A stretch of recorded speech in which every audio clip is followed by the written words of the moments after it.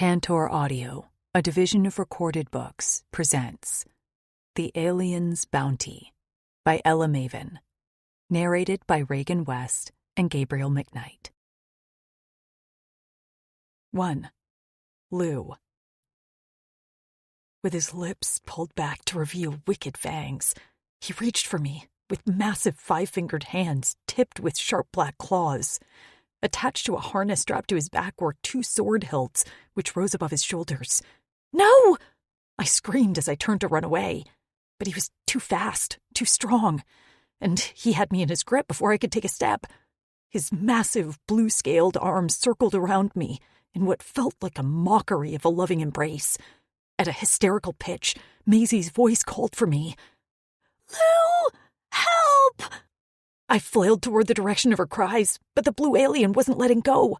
Suddenly, a loud hiss blasted around us, and a rush of air whipped at my clothes.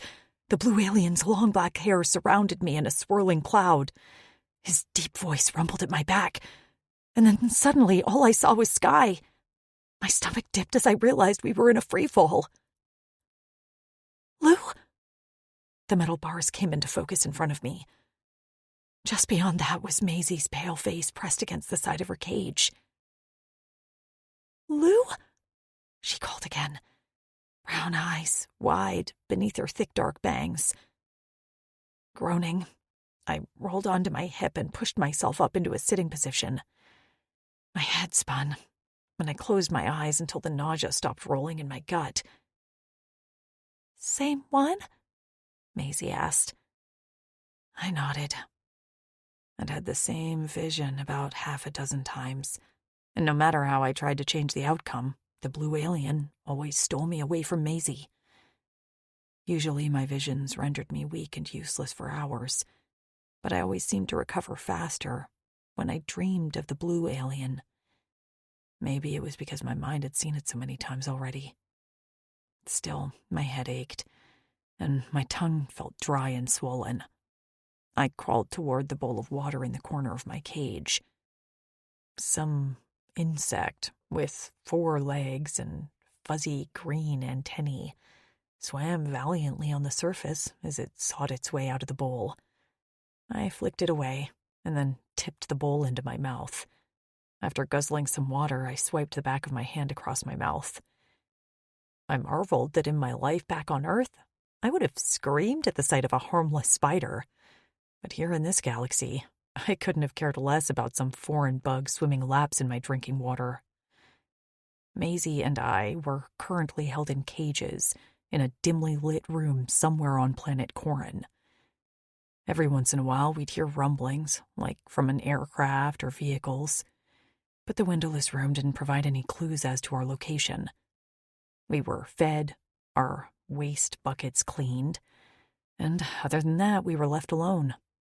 The aliens who held us now were greenish-gray with V-shaped faces, fangs, and claws.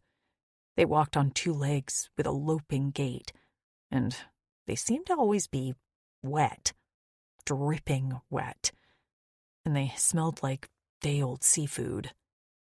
We'd been passed between 3 species. The first ones who'd stolen us from our camp where we'd been living with 4 other human females, our friends, were smelly warthog-looking creatures. Then it was the 4-armed red aliens who looked straight from hell. And I couldn't be sure if these wet aliens were our final destination or not. It's been... I rubbed my forehead. What, weeks? And no sign of this blue alien. Usually my visions come to fruition within hours or days of me having them. Maisie sat back on her heels. "Maybe your altar is changing?" I shrugged. Who knows? It wasn't like I knew exactly what my altar was capable of. I wasn't born with visions of the future. My brain had been experimented on in a lab full of evil gray aliens who wanted to make me into some sort of psychic. My visions were never completely clear, and they lacked context. But I'd never been truthful to the Oldani sadists who put me through hell. I'd acted dazed and vacant, like they'd scrambled my brains, and they'd assumed I was a lost cause. But I had known the truth, that the other female humans and I, who were used as lab rats, would get free, and the Oldani would meet their demise. We had, in fact, escaped, and while I didn't know the status of the Oldani city where we'd been held, I had seen visions of battle and bloodshed. I hadn't told Maisie that the blue aliens had always been in those visions, too, cutting down the Oldani with blades that emerged from their blue and black scales like something out of a horror movie. But on this planet, in this galaxy, it couldn't be assumed that an enemy of an enemy was our friend. My visions weren't wrong. A blue alien would come for me, and I had to be prepared. I'd never been able to change the events shown in one of my visions before. But I had to do something this time. I couldn't let myself be separated from Maisie. She was all I had left. Who knew where Tasha was, and if Trix was alive? What happened to Amber and Nev? Knowing Tasha and Trix, the oldest of us women, they'd be worried about Maisie and I. We were like their little sisters, and I wished now more than ever that I had my big sisters with me. Maisie nibbled on a tuber our captors had left us with our last meal. It tasted a bit like a carrot if we closed our eyes. I glanced at my meal, but the thought of eating made the bile rise in my throat. I still felt lightheaded from my vision. "What do you think Trix is doing now?" Maisie asked. The thought of our friends not being alive was something we never voiced. Ever. While they'd also been taken from our camp by the smelly warthog aliens, we always talked about them like they were free and looking for us. It was truly the only thing that kept us going. Well, that and each other's company. "She's found a way to track us," I said. "I know it." But the words we told each other were starting to sound hollow. I wasn't sure I believed them anymore. We sat in silence for a while until I couldn't take it anymore. "Homework," I blurted out. "No more essays." Maisie lifted her head, and I waited for her to blurt out her response. But she remained silent, and her eyes glistened in the low light. When her lips began to tremble, my heart sank. "I can't do it," she whispered.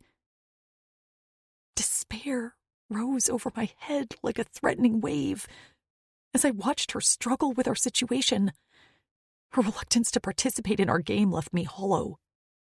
When life threatened to suck us into oblivion, we would talk about things we didn't miss about Earth. When Maisie and I had been stolen from our homes, we'd been college students, me in Ohio and her in Texas. "Come on," I pleaded. She shook her head as tears spilled over her dark bottom lashes. I bit my lip as I held in my own cry. Maisie had been slowly slipping away from me, and I couldn't do a thing about it. Both of us craved physical touch and to see each other, but not be able to hold hands or embrace was torture. Maisie was slowly losing it, and I didn't feel equipped to bring her back. I could barely hold myself together.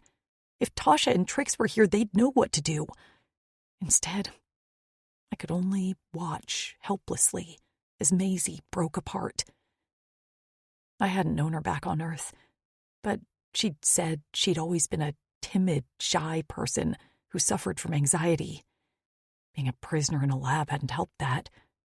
But since we'd been free, her and I had established a sibling relationship where Maisie came out of her shell. We teased each other, bickered like sisters, and I'd really enjoyed getting to know Maisie once she was out from under the thumb of the Oldani. As for Tasha and Trix, she'd looked up to them like big sisters. But I hadn't realized just how much she saw them as her anchors. I hadn't realized just how much I relied on them as well. Maisie wept silently, and I did what I did best. I began to babble to fill the silence, because anything was better than silence, even my verbal diarrhea. "So, when we see Trix again, I think I'm going to ask her to teach me how to shoot." I mimicked shooting a bow and arrow. You know, I think I could be good at it. I've thought a lot about it, and I want to be more useful to the girls, not just the one who has weird visions. I think I get in the way a lot and annoy Tasha, so I'm committed to learning some skills. Maisie still wept, but at least she watched me talk and had lost that vacant stare in her eyes. I tapped my chin.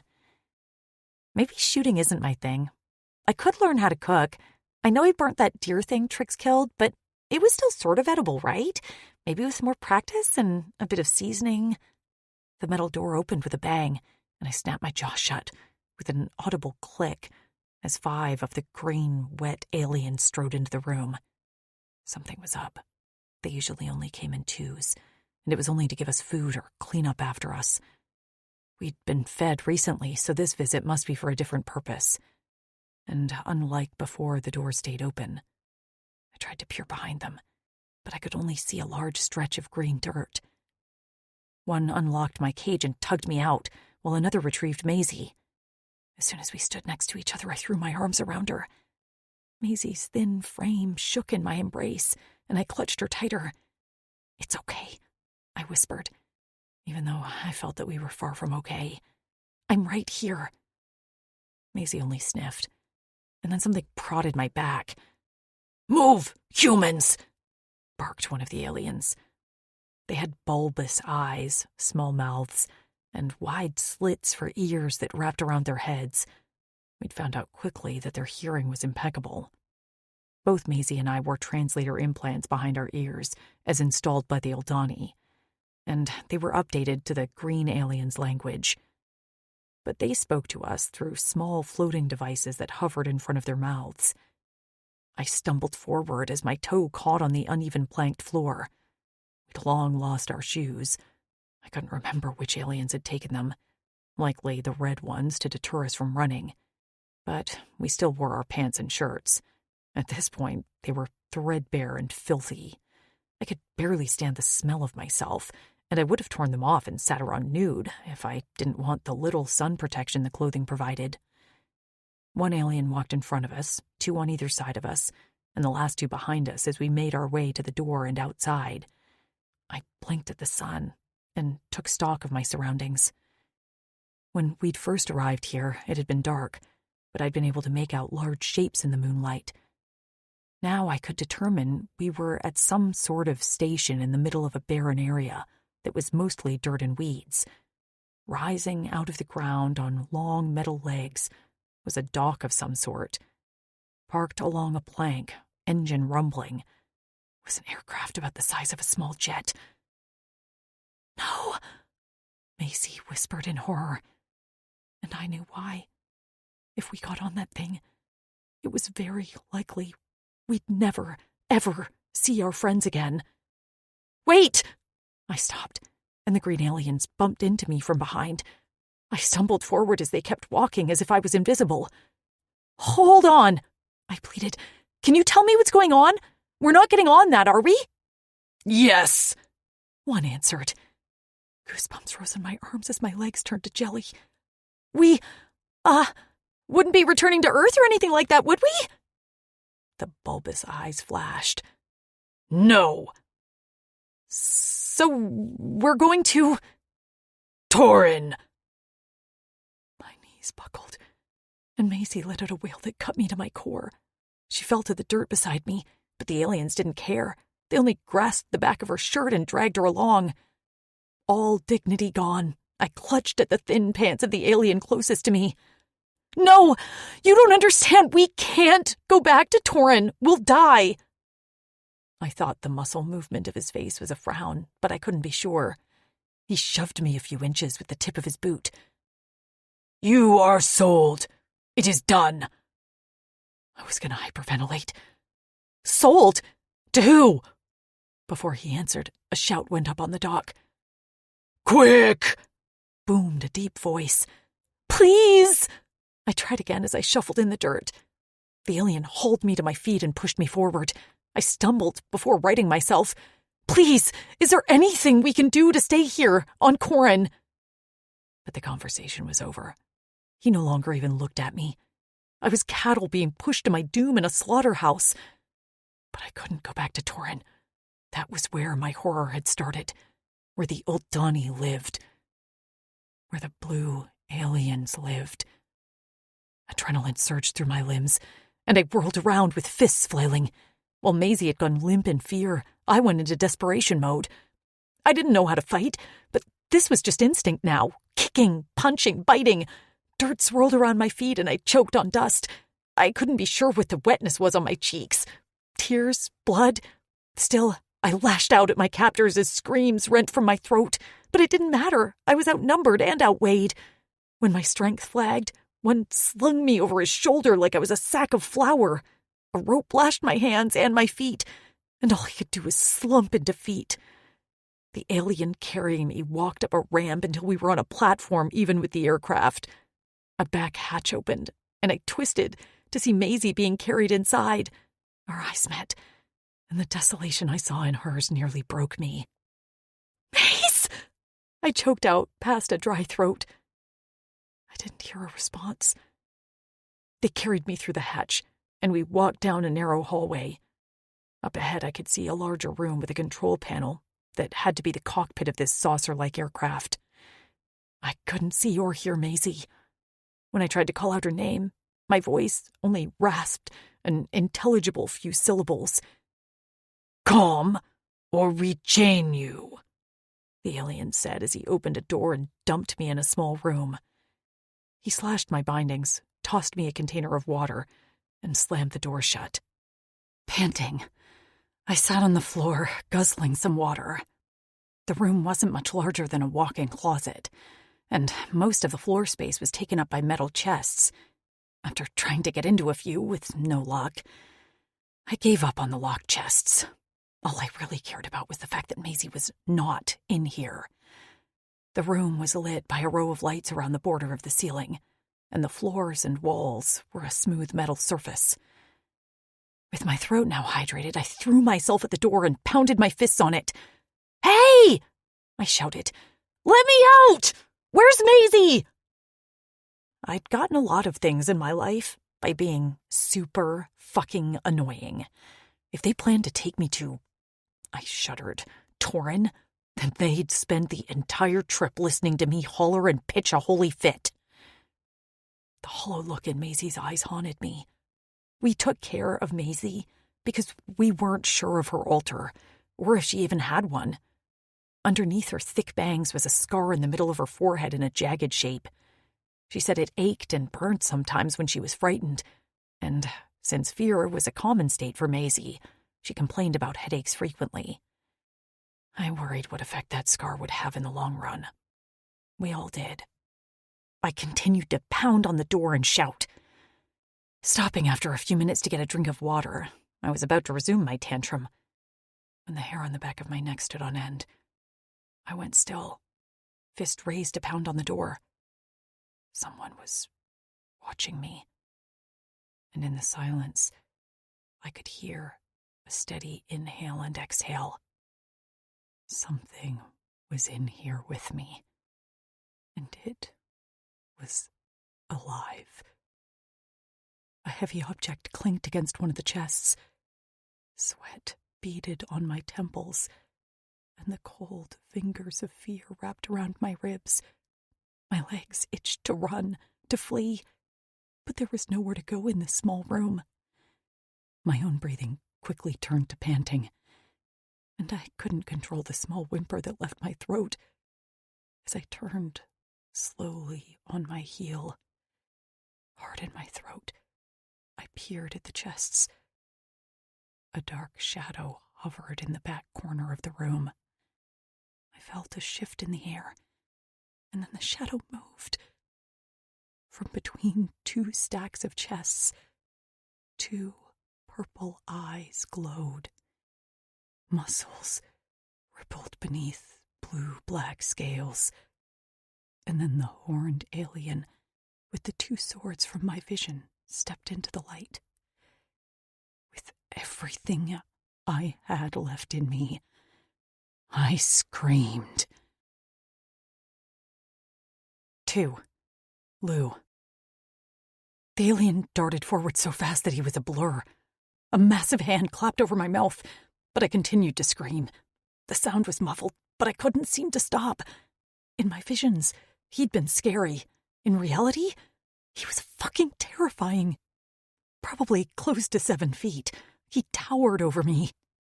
The hilts of his swords were the size of my forearms, and his bulk nearly took up the whole room. Dark hair hung down to his waist, and a furred cape bracketed his shoulders. How had I not noticed him before? He was huge. Those eyes, they glowed fiercely, menacingly, as his lips peeled back in a snarl to reveal those wicked fangs I'd seen so many times in my visions. "No!" I shouted from behind his hand. Despite the ache in my muscles and my near exhaustion, I swung my fists at his torso and kicked my legs at his shins. But I might as well have been kicking a wall for all the good it did. He didn't even look angrier. He just continued to watch me with mild disdain, like I was an ant.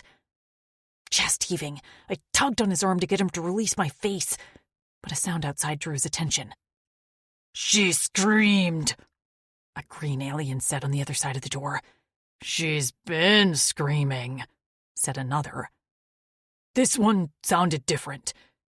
You check her. I must return to the cockpit." Footsteps retreated, and as the lock to the door clicked open, the blue alien pushed me against the wall face first. He held me there with a hand on the back of my neck. No one was my friend here, but at least the green aliens had kept Maisie and I somewhat together. This blue one would separate us. Plus, he was fucking scary. "Help!" I called out just as the door opened, but the green alien didn't get very far. With an eerie shring, the blue alien unsheathed a sword from his back and cleaved the green alien in two. Blood sprayed in an arc across the once pristine room, and I couldn't hold back my scream. The blue alien muttered something in irritation, and then once again clapped a hand over my mouth. The floor rumbled beneath us, and the alien let out a barked sound that could have been a curse. He took a staggering step as the aircraft lurched, and the roar of the engines drowned out the sound of my heaving breaths and muffled screams. Once he got his balance, he hauled me over the body of the fallen green alien and strode out of the room. In the hallway, he took a hard left away from the front control room, but the commotion we'd made had already drawn attention. A shout went up as a green alien spotted us. Soon, 6 pounded down the hallway after us. From behind the blue alien's bulk, I could see Maisie's tear-stained face from where she sat in the cockpit. When she caught sight of me, her eyes went wide, and she lurched to her feet. "Lou!" she cried. With the last bit of energy left in me, I went into a crocodile death roll. The blue alien's hand slipped from my body, and I hit the hard floor on my hands and knees with a painful jolt that clacked my teeth together. But I didn't care, because I was free. "Maze!" I screeched as I surged to my feet.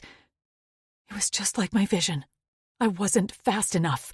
Those blue arms circled around me, and my head spun as reality clashed with my premonitions. No! I wept, because just like all my visions, even though I knew what was going to happen, I was powerless to stop it. The green aliens were bearing down on us, and the blue alien fainted right and then left into a windowless room. A door slammed shut that separated us from the green aliens. "Maze!" I hollered. I heard 5 words from the other side of the door that sent my heart thudding to my feet. "She's a loss! Cut them!" There was an eerie hiss, a blast of air, and then we were suddenly airborne.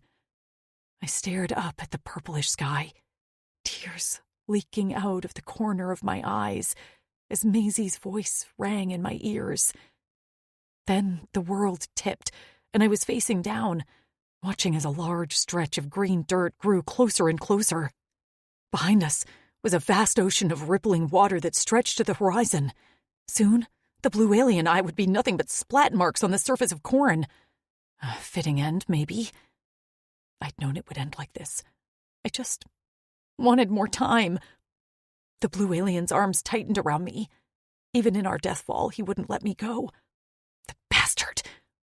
A strap tightened around my waist. and with a jerk that nearly snapped my neck, our mad descent stopped abruptly. My bare feet dangled below me, and farther beyond were the blue alien's big black boots.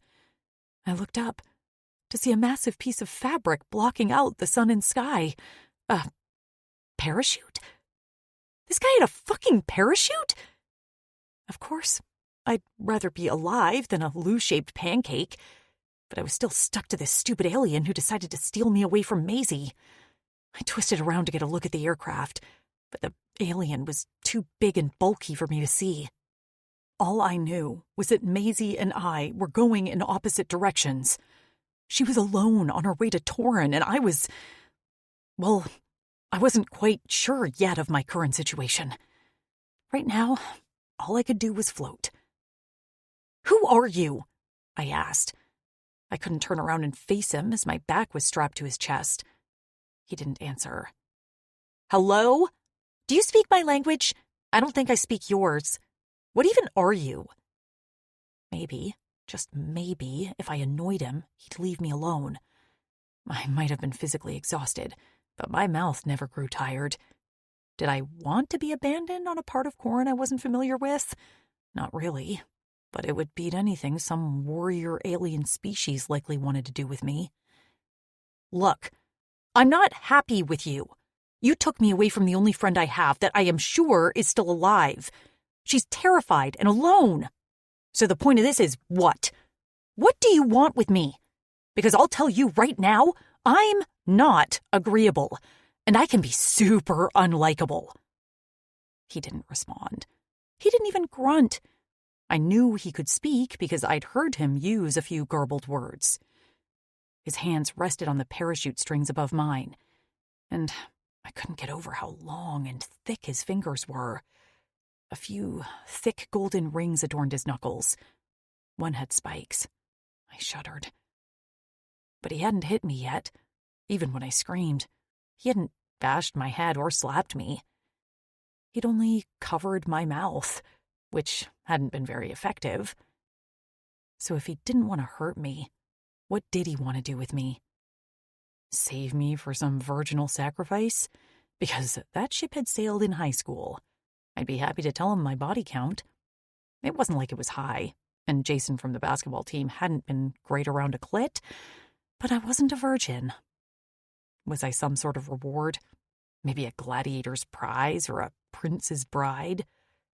I didn't want to be either, and I would show everyone just how annoying humans could be. The ground drew closer, and I wiggled my feet as I prepared to make a run for it. Would I beat this guy? Likely not. But I wouldn't be his willing little captive.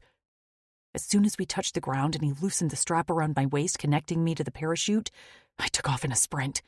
Behind me, I heard a groan before there was a rustling of fabric and then the pounding of footsteps. I risked a glance over my shoulder and stumbled as I realized he was already right behind me. A hand closed around my hair and yanked back. Ouch! My back slammed into his rock-hard chest and the air rushed from my lungs. As I gasped for breath, he spun me to face him and clapped his massive hands on my shoulders. The top half of his hair was pulled back at his crown, and his black horns jutting from the sides of his head tapered to sharp points. His prominent brow was studded with small nubs instead of eyebrows. In fact, other than the top of his head, he was hairless.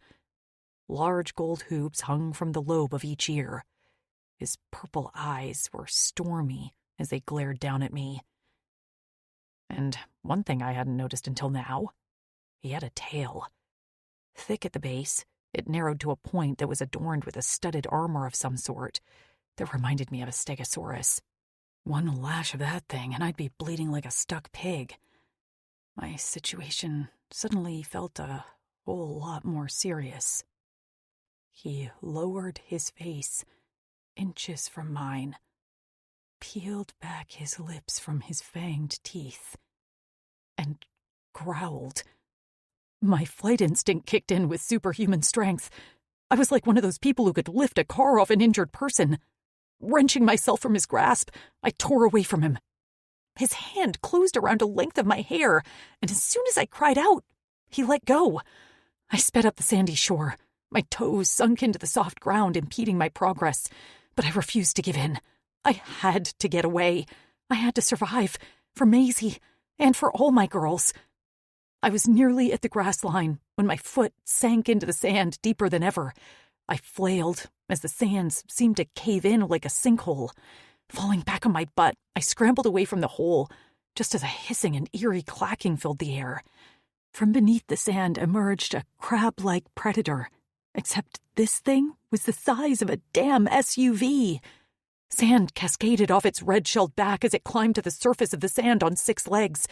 4 claws, the size of a windshield, snapped in the air over my head. Long antennae, topped with black eyes, twisted toward me as the alien crab fluttered its jawed mandibles the size of my arms. Sand rained down on me as I screamed with every breath left in my body. The crab reared back at the sound, letting out a whistling hiss before its claws swung and closed around my torso. The ragged edges bit into my stomach, and my focus tunneled down to the white-hot pain shooting through my middle. My first, and likely last thought, was gratefulness that my visions hadn't shown me the horror of being ripped apart by massive red claws. A roar filled the air. Something shiny caught the corner of my eye, but my vision was too blurry to see anything. A horrid, sickening crunch sounded somewhere close, and the tension in the claw holding me went slack. I cried out as I fell to the sand with a thud. A severed claw lay in front of me, green goo oozing from the amputated end. What the? I shook my head and blinked until I could focus on what was in front of me. My heart skipped a beat as the blue alien leapt into the air, 2 swords flashing in the sunlight, before he landed on the crab's shelled back and plunged his weapon straight between its antennae eyes. The creature's screaming sounded like 1,000 dying cats. As the crab flailed in its death throes, the blue alien tumbled from its back and rolled into the sand before coming to a stop on a crouch, swords still poised. Green goo poured from the crab's head, and with one final weakened screech, it collapsed onto the stained sand next to its severed claw. From my prone position, I stared at the crab as I half expected it to get up and attack me once more. But it remained still, lifeless, dead. The sand stirred near me. Black boots came into view. I lifted my head to take in the blue alien who stood above me, with his hand extended. It dawned on me with a bone-chilling realization that I would never survive alone. I wasn't sure why this blue alien was willing to fight to keep me alive, but I wasn't stupid. As much as I hated him for taking me from Maisie, he was also my best chance at survival. 3. Axton. None of this was going to plan. First, I hadn't known there were 2 females.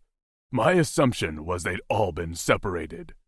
While hiding as the Horazians boarded the aircraft, I'd only heard one very loud, very shrill female voice, which belonged to the little thing currently sitting on the sand with fire in her eyes. I hadn't intended to take a dive out of a flecking aircraft, but at least I'd grabbed a parachute before we'd been sucked out. And I hadn't intended to be stranded on a foreign part of the planet with a vast stretch of fresh ice making our return home very difficult. What had I been thinking getting on that flecking aircraft? I should have sent a comm to my Drexel and then waited for backup. But no, I hadn't done that, and my pack of supplies had fallen somewhere in the deep fresh ice during my descent. So now I was without a comm and an implant updater, and stuck with a female with escape on her mind. Really, all of this was above my ability. My main strength was in battle, and even then I was more brute force than actual skill. I wasn't even sure why I was here other than the fact that I knew I was one of the most expendable of the Drixonian warriors, so I'd volunteered to go on a hunt for the captive females. I hadn't realized I'd found 2 until it was too late. Now this one, I was pretty sure her name was Lou, saw me as an enemy. And maybe that was for the better. It seemed all the rest of my friends managed to find their mates in one of these females. That would not be me, so she could spit and kick and be angry all she wanted. That didn't change the fact that she was coming with me back to the village, where her friends were waiting for her. She couldn't survive on her own. If it wasn't for me, she would be in several pieces by now, some in that crickle's stomach. She wore no shoes, a pair of threadbare pants, and a shirt with enough holes in it to nearly render it useless. Catching my eye on the sleeve of her ragged hem was a dark red stain. I gripped her arm, pulled her to her feet, and yanked up her sleeve as she let out a yelp of protest. Ignoring her panicked sounds and flailing legs, I frowned at a bleeding gash on her arm. As if she just noticed it too, she fell silent. I don't even remember that happening, she said as if to herself. My knowledge of humans was limited, and while my friends' mates were tough, they were still slightly fragile. She couldn't die from this, could she? I still had my quaw skin strapped to my harness. I untied it and poured the clear liquid over the cut to clean it. After that, I tied a strip of fabric around her arm to cover the cut and keep it free of dirt.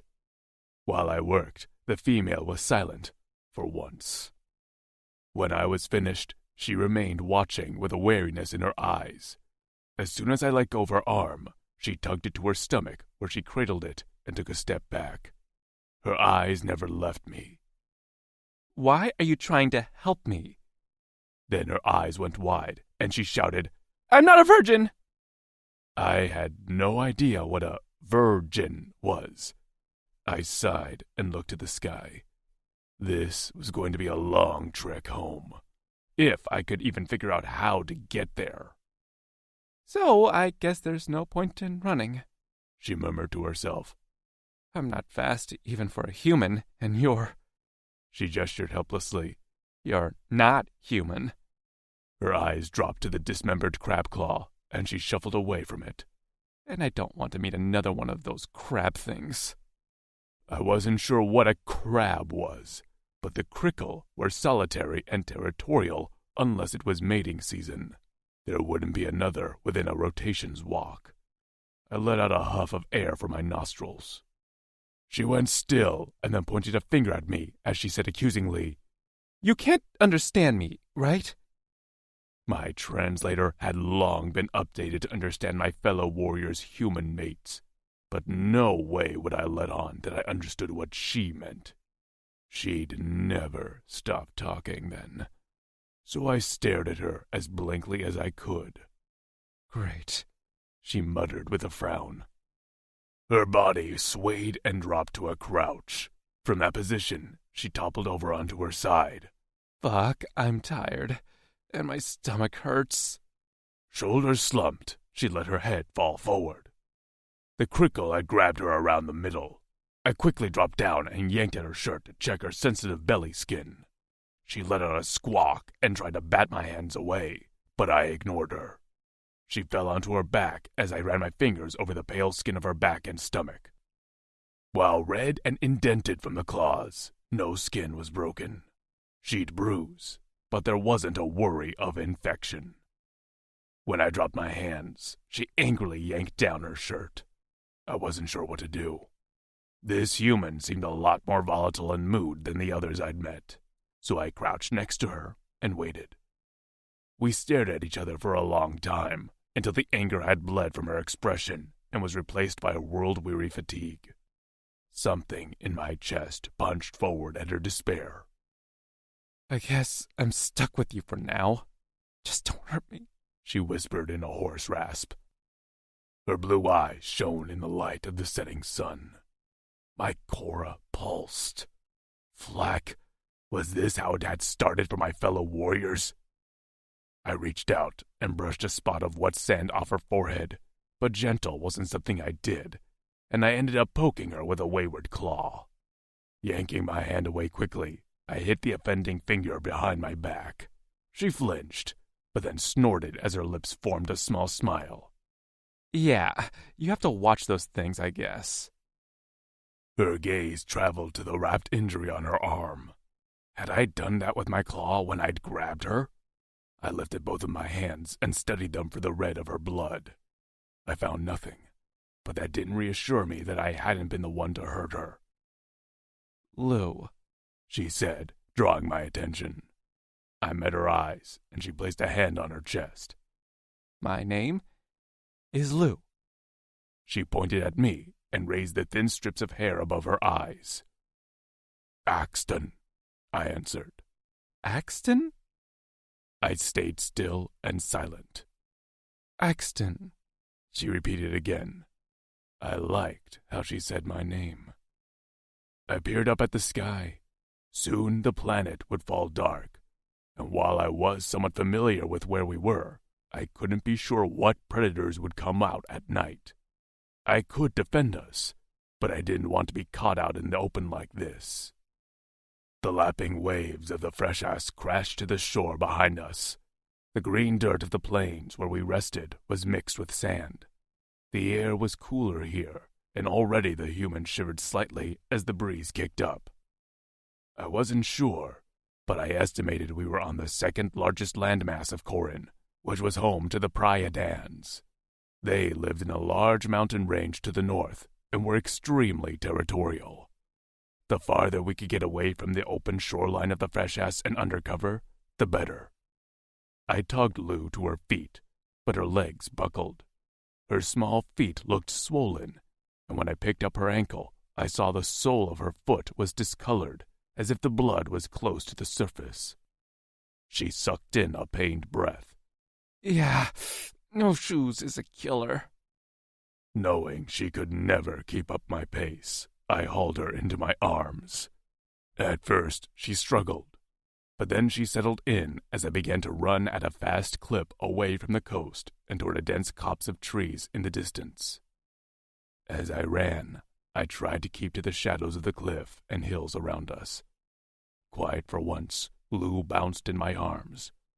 Her eyes were open, and while I preferred to remain hidden during the night, I felt it best to cover as much ground as I could.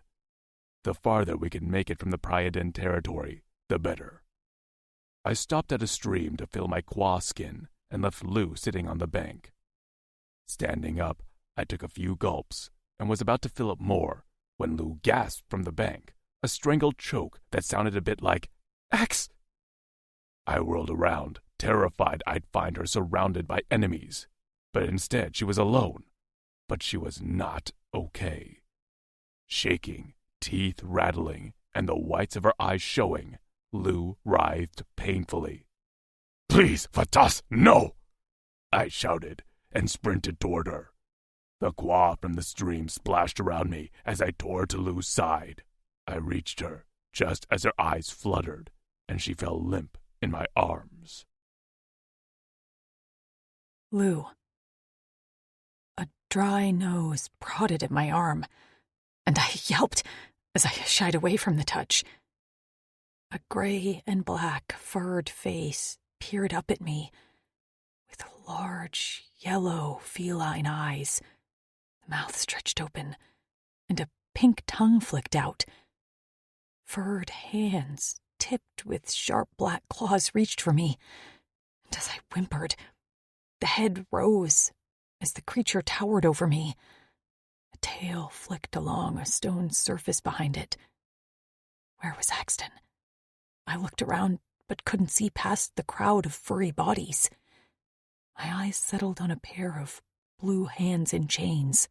"Axton!" I cried out. I scrambled away, but found my space limited. Then the giant bipedal lion opened his mouth and roared. My eyes shot open. My heart raced, and my head pounded. For a moment, all I saw was black, until I could just barely make out Axton's large head looming over me in the moonlight. His fingers ran through my hair clumsily, and he was talking in a deep, low voice. Suddenly, he stopped and bent down until our faces were inches away. Then he rumbled in a surprised tone. "Lou?" Yeah, X, I murmured. I'm alive. I struggled to sit up, but he held me firm. I realized I sat in his lap, my head cradled on his thick thighs, and the fur cape he wore over his shoulders was draped over me. I settled into the warmth of it. Water? I was about to mimic drinking when his water skin appeared in front of my face. Wait, could he understand me? Nah, it was probably just a lucky guess. Sitting up, I took a few gulps of the cool water he'd gathered from the stream, and then let my head fall back into his lap. I hated the visions. They always left me weak and confused. My hands felt cool and clammy when I touched them to my forehead, and there wasn't a way to explain any of this to Axton. Maybe he'd realize I was damaged goods and wouldn't try to sell me to anyone. So far, he'd been kind. Sure, he'd stolen me from Maisie, but I'm not sure separating us was part of his plan. He seemed to just want to take care of me, from wrapping my injury to carrying me. Other than that initial growl, he hadn't even been aggressive. What was his deal? And in this latest vision, I'd been looking for him for protection, for safety. If the lion-looking aliens had him in chains, then he wasn't working with them. So who were they? I tried to sit up again, and this time he let me. I groaned as I rubbed my forehead. My visions were accurate, but sometimes hard to decipher. Sometimes I felt an urgency behind them, but this one didn't feel that way. But really, I couldn't be sure. All I knew was that I'd definitely be meeting these furry aliens in the future. There was no way to avoid it. It was only a matter of when. Axton let out a huff, and his jaw ground together. He seemed to be thinking quite deeply, and eventually he settled on something, because he positioned me under the cover of a nearby bush, and then crouched to meet my eyes. He mimed eating, and then pointed to one of his swords. "Food?" I asked, using the same gesture. His lips worked awkwardly, but then he echoed, "Food." I hadn't even thought of food, because I'd been too damn scared up until this point. But the visions always sapped my energy. Food would be great. Okay, I nodded.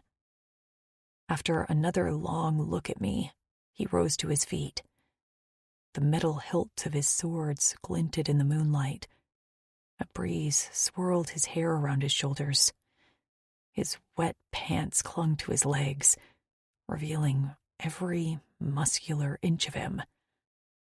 I swallowed before looking away. Yeah, that vision messed me up if I was ogling this guy's legs. Freaking weird perving on him, Lou. What is wrong with you? When I looked up again, he was gone.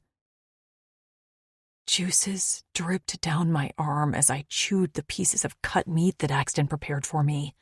He'd returned with the meat already cooked and smelled like a campfire, so he must have prepared it somewhere away from me. Maybe he hadn't wanted to make a fire where we could be detected? By the time he handed me the meat, I was ravenous. He sliced the meat into strips, and I ate 3 of them before I began to feel full. The meals the green aliens had provided us were small, so my stomach had drastically shrunk since my captivity. Before I finished eating, Axton settled with his back against a tree, closed his eyes, and slept. Just like that. He reminded me of my best friend's brother, who was a naval officer and could doze off in any position at any time of day, at any temperature. In my room in college, I'd had a fan, a dehumidifier, and a white noise machine. With my belly full and my body warm with Axton's fur, I nodded off as well. When I woke up, I didn't feel very rested, but the sun was rising, and Axton hadn't changed position. He remained crouched with his back to me, his head on a swivel as he gazed around us. I wondered how long he had slept. His broad back was corded with muscle, and the tip of his tail remained poised and tensed at his side, like a cobra waiting to strike.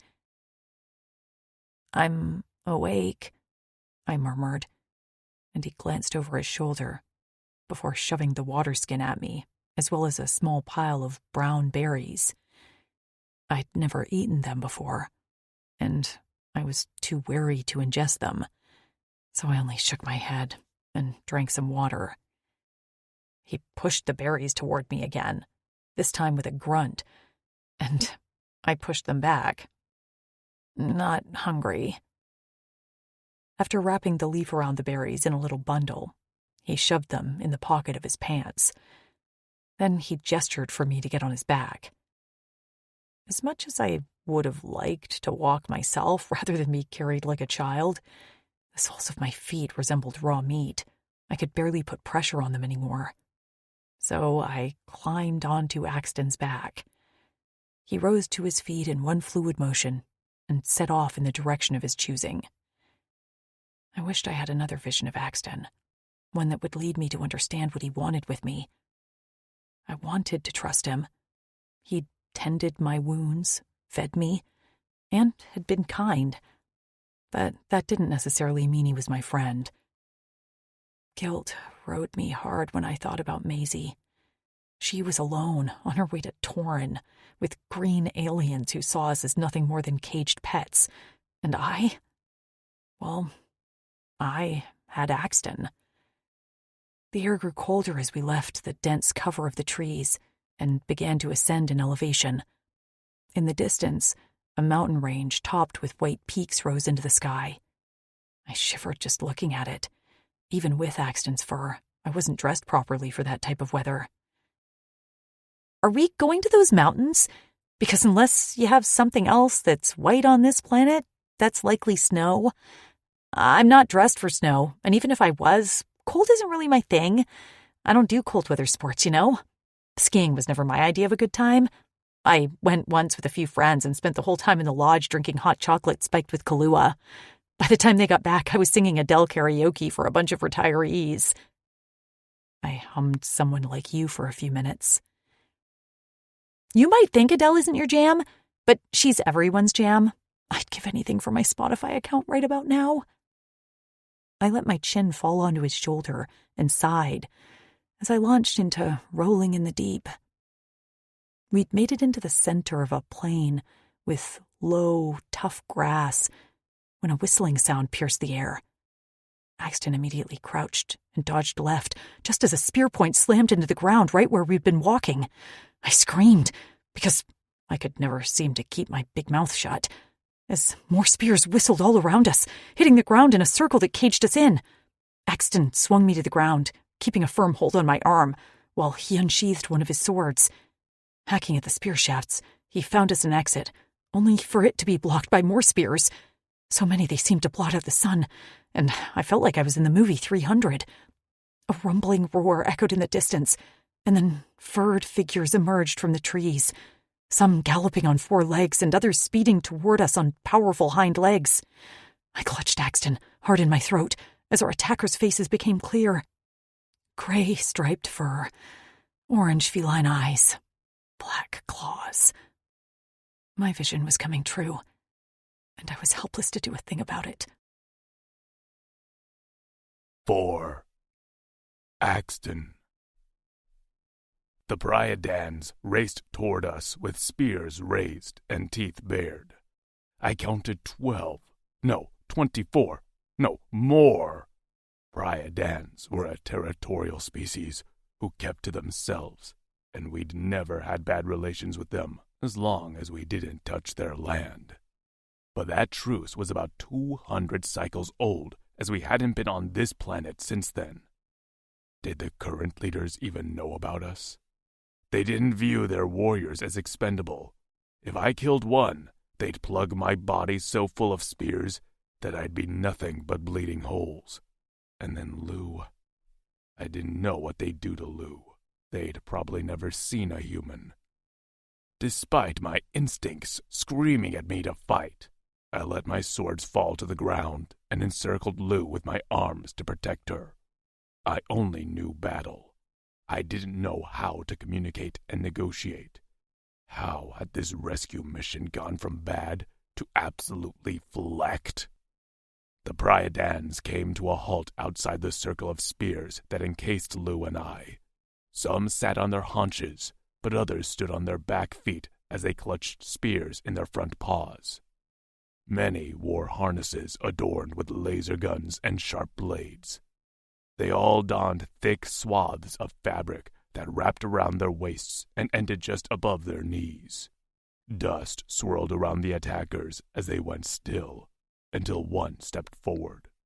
With a swipe of a massive paw, he snapped a few spears stuck in the ground and stepped into the circle. He was the largest among them, and gray streaked his gray and black fur. One shoulder was mangled with scars and twisted flesh where fur no longer grew. He also wore a simple gold band around his head with an ornate jewel resting on his hairline. He had to be the Quozel, the leader of the Pryad. The Quozel stood as tall as me, and his orange eyes shone with wisdom, experience, and age. They also flashed a warning. I heard the Juxodians had returned. His voice wasn't much more than a rocky growl. I expected our truce to be honored as it was signed in blood. It had been. Long before I'd been born, the Pryadans and the Juxodians fought a bloody battle for control of Corin.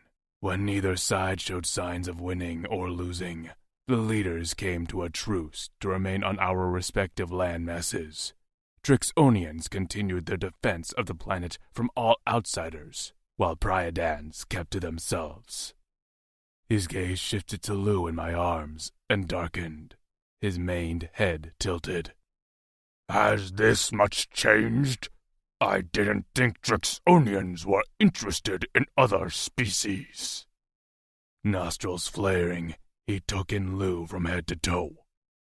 What is this thing? Lou trembled and seemed to want to burrow under my scales. By the way she fought me when we first met, I'd never expected her to trust me at all. But now, she clearly found me the lesser threat of the two species. I wasn't sure whether to be offended or honored. I wished Kutzal was at my side. He was gruff and uninterested in making friends, but he was smart and would know what to say. My tongue felt thick in my mouth, and I swallowed as I sought to communicate what I needed to. The truce is still honored. I'm not here because I want to be. In trying to save this human, I was launched out of a Horasian aircraft and landed in your lands. I chewed the inside of my cheek. I apologize. I only want to return to Granite. He didn't speak for a long moment, until finally he queried, Human? Yes, we mate with human females. That must not have been the right thing to say to the Quozel. His lips peeled back. Oh, how far the Juxodians have fallen from she is all. My chorus stuttered. Wait, separate them, he roared. Paws grabbed at Lou, tearing into her clothes, and her screams ripped apart my insides. Don't hurt her! I thrashed to reach her, but with my swords on the ground, I was helpless against the pile of Pryadan bodies pouncing on me. My hands were bound behind my back with chains, and my arms lashed to my torso. Unable to run with my feet also hobbled, I could only watch as Lou was dragged away from me. Axton! She screeched, her small hands reaching for me as she twisted and writhed in the grip of a Pryadan. The sight of her crimson face and heaving chest had me fighting my bonds. You're hurting her!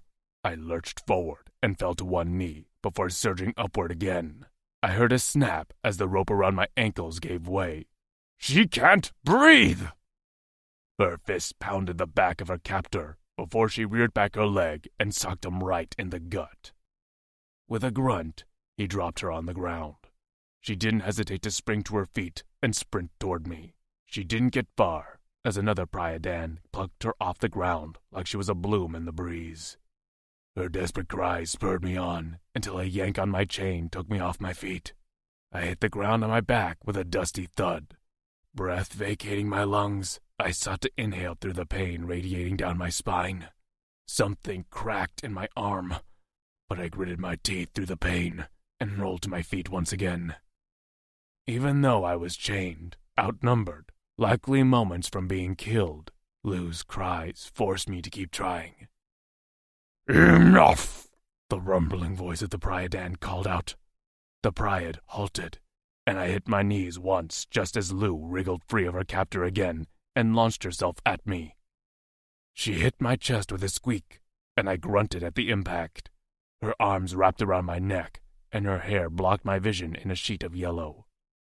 As the strands shifted, I saw the Pryad part in front of me as we were once again approached by the Quozel. He held my swords in his hands, and I wondered if this was the moment he'd chop my head off with my own weapons. Panting, I knelt on the ground while Lou clung to me and stared up at the Quozel. He stopped in front of me and leaned on one of my swords. Silence reigned over the Pryad, and a distant call of a brigger sounded on the breeze. Finally, he spoke. "I'm Gragik Takir of the Pryadans. What's your name?" I blew Lou's hair out of my face. "Exten Viran." "Does the human have a name?" I swallowed. "Lou." At her name, her head perked up. She turned slowly in my arms and looked at the Quozel in the eye. Please, leave us alone. He seemed uninterested in her. "I don't know what she's saying. She's asking you to leave us alone." His lips quirked. "You would say that." Lou wiggled her finger in her ear.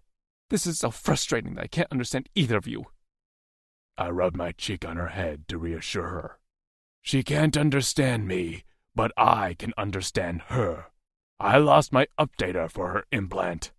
If you have one, she can tell you her truth." "And who gave her the translation implant?" "The Uldani." He went silent again.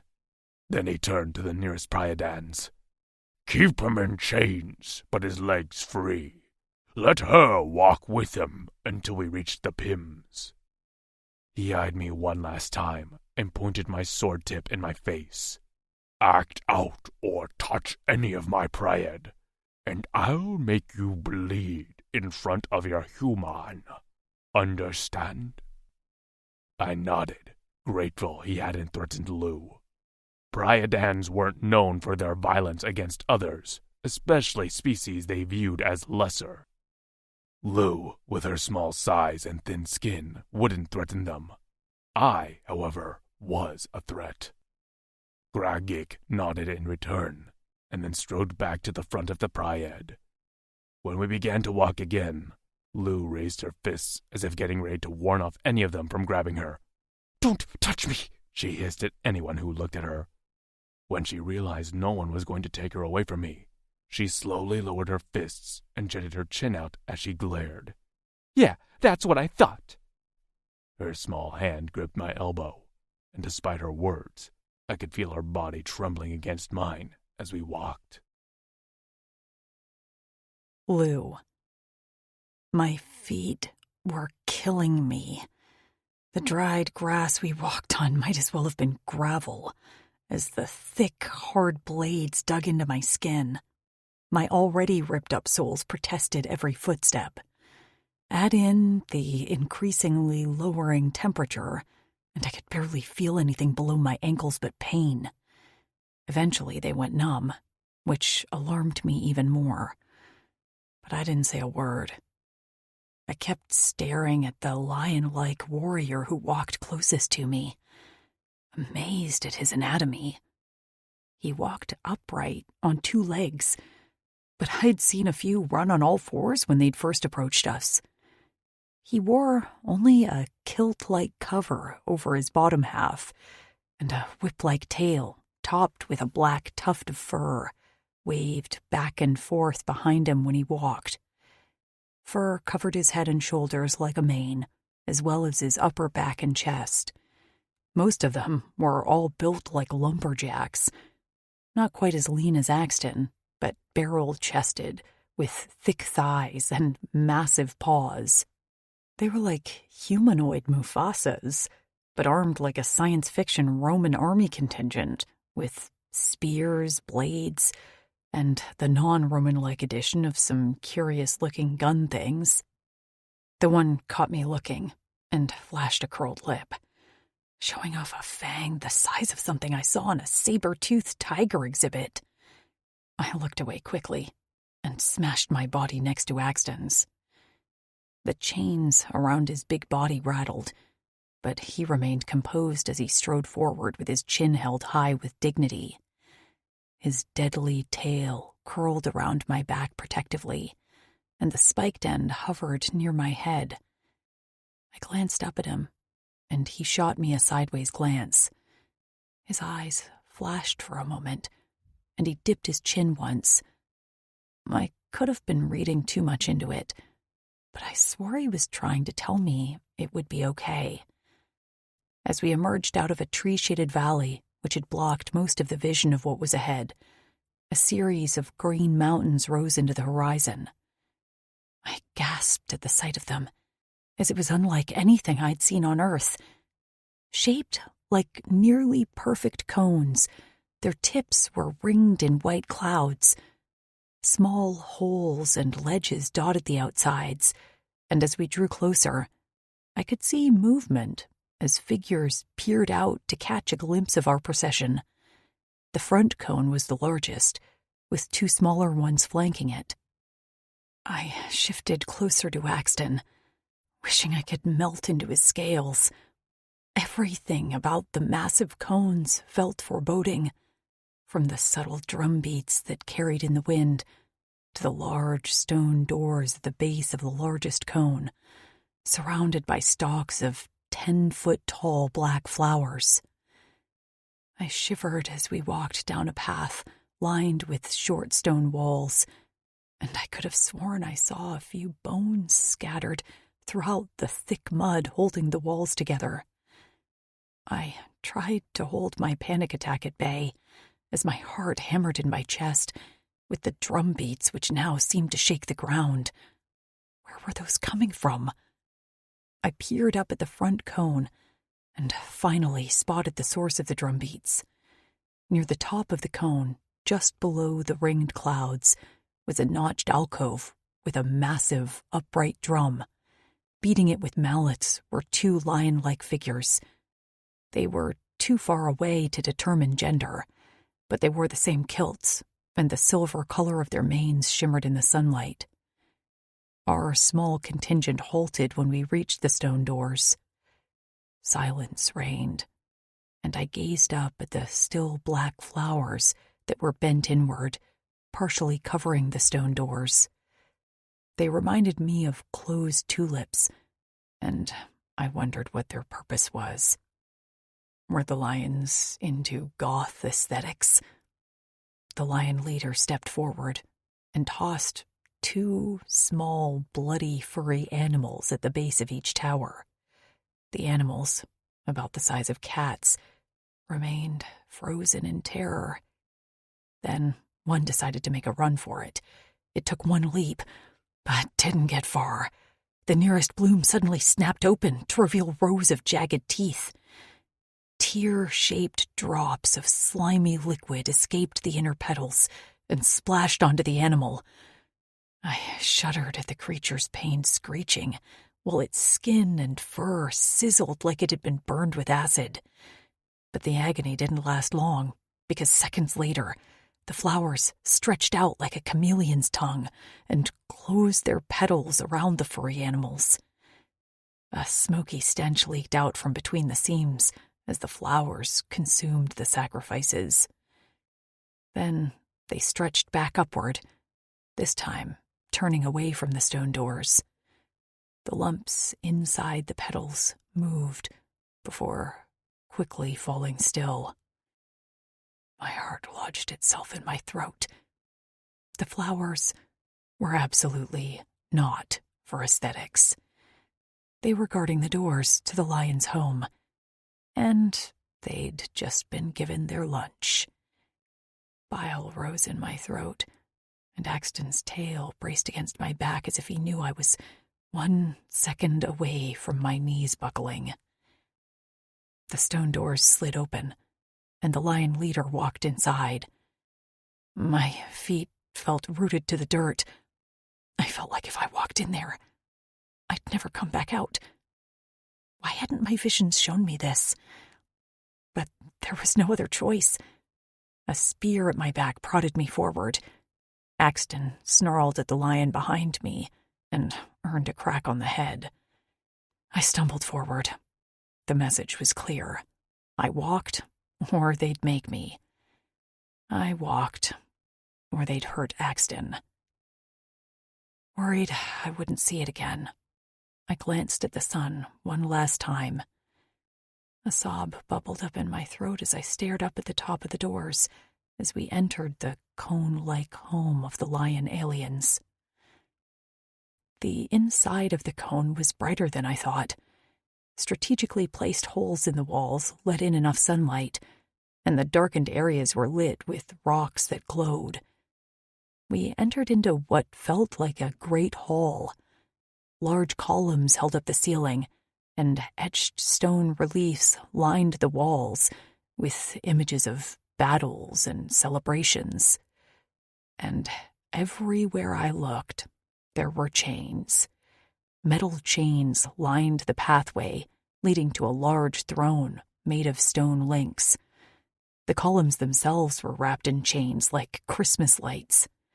The lion leader wore thick chains around his chest, and as he approached the throne, a figure stepped out from behind the seat. She wore only a long skirt with high slits up each side, and her long mane was studded with gold links and decorated with intricate braids, while a small crown sat on top of her head. 6 breasts hung from her torso, and multiple strands of golden chains strategically covered her nipples. Large hoops hung in her triangular cat-like ears, and her eyes were rimmed with a dark kohl. She placed a delicate paw on the lion leader as he stepped up to the throne.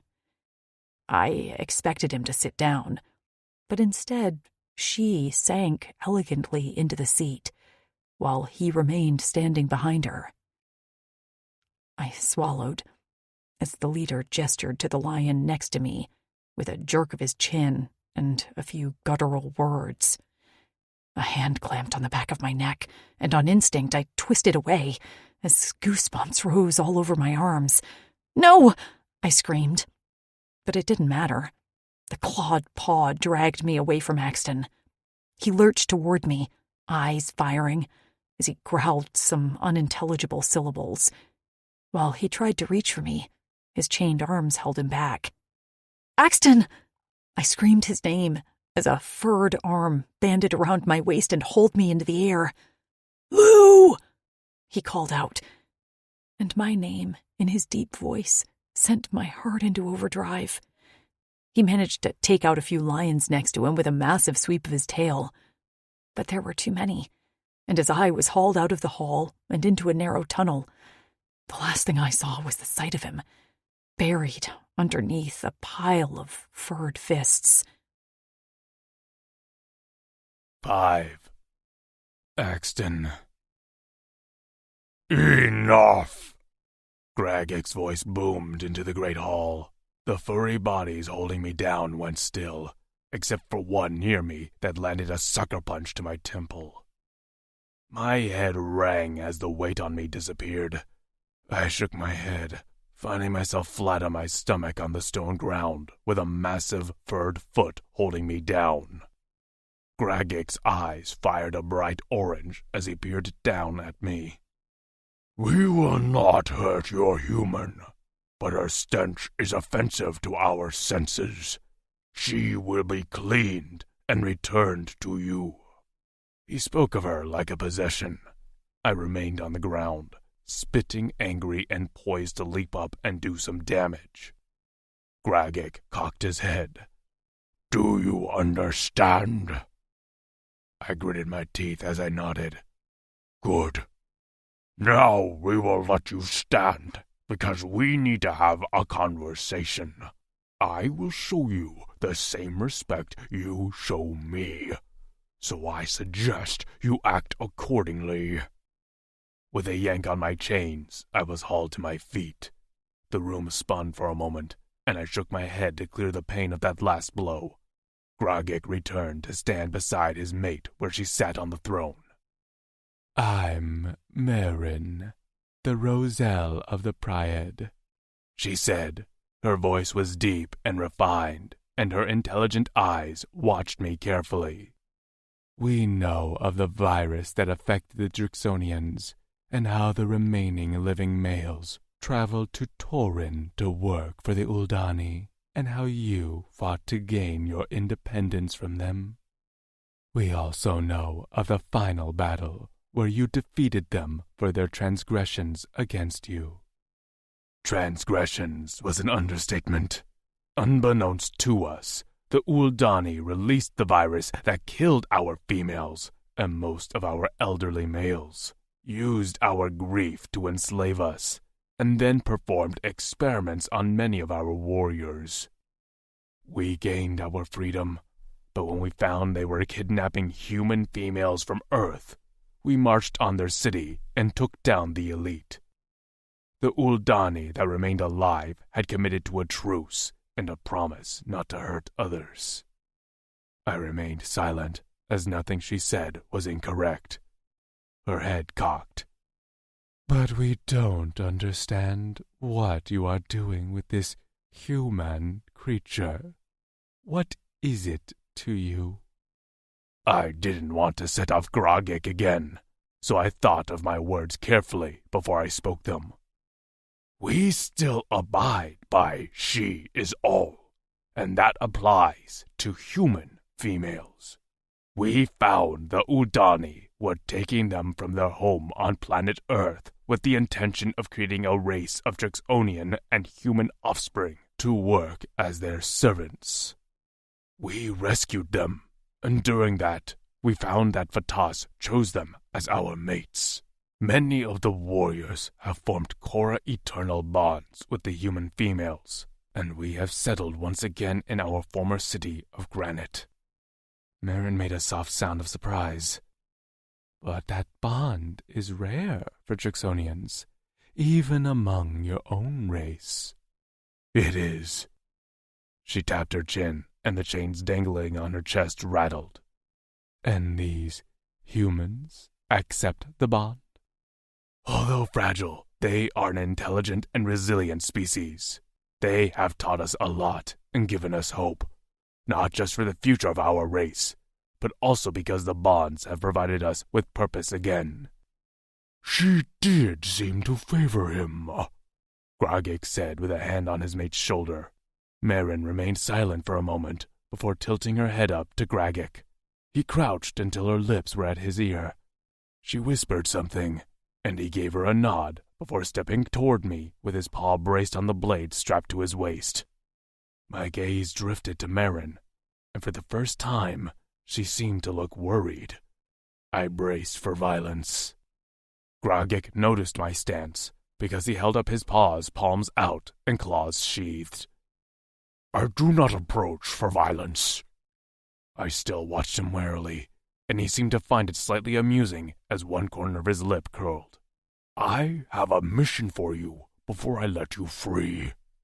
"A mission?" I glanced around at the members of his Pryad lining the great room. "You look like you have plenty of warriors for a mission." He flinched as if I'd struck him.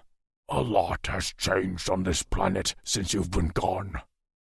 "You don't have to tell me that," I murmured under my breath. We'd had enough run-ins with other species who'd taken advantage of our absence and settled on Corin. Gragik lifted his chin. "Rescue our son, and I'll escort you and your human back to Granite myself." Surprise nearly knocked me back on my heels.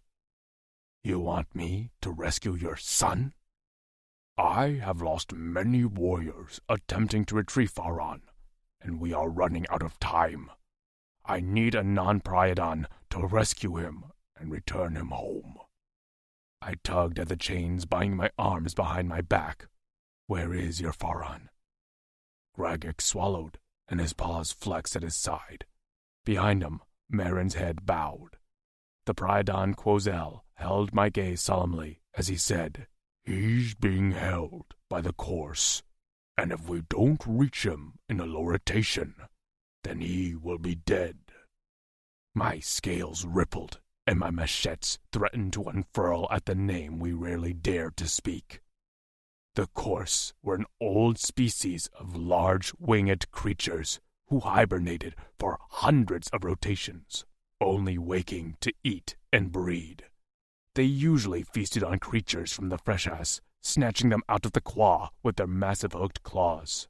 But sometimes, for their elders who required more sustenance, they capture larger prey. Course were dangerous, angry, and hungry. From the apology in Gragik's eyes, I knew he was aware that he was sending me on a nearly impossible mission that would end in my death. "And if I don't return?" Groggett's jaw shifted. "Then I will return the human to Granite, once we have confirmation you attempted but failed." And that was really the final piece of information I needed to make my decision. I had to do everything I could to return Lou to her friends, and if anyone was willing to take on the Course, it was me. My odds were terrible, but they weren't zero. All I had to do was try. Even if I failed this mission, I would succeed in my greater one, saving Lou. So I lifted my chin and spoke the words that I would likely come to regret. "I'll do it." Lou. I fought until I was too exhausted to even swing a fist. The lion aliens took me down a corridor before handing me off to a group of female aliens, dressed similarly, but less elaborately than the one I had seen in the main room. They bore fewer chains, their breasts were smaller, and they wore long skirts with high slits. I could have been wrong, but they seemed younger, even though they still towered above me. With soft paws and sheathed claws, they handled me more gently than the warriors had. In fact, they touched me as if I was a stinky rag, pinching the edges of my clothing with their paw pads and turning away from me with wrinkled noses. They talked amongst themselves in higher-pitching rumblings and purrs, as if I wasn't there, and I got the sense they were talking about me, and not in a nice way. "Hello?" I called out, just to see if they'd respond. The nearest lion made a face like my breath was rank, but otherwise ignored me. I breathed into my hand, and had to admit I was less than minty fresh. I was just about to launch into another struggle again to see if I could run back to Axton, when the sound of rushing water drew closer.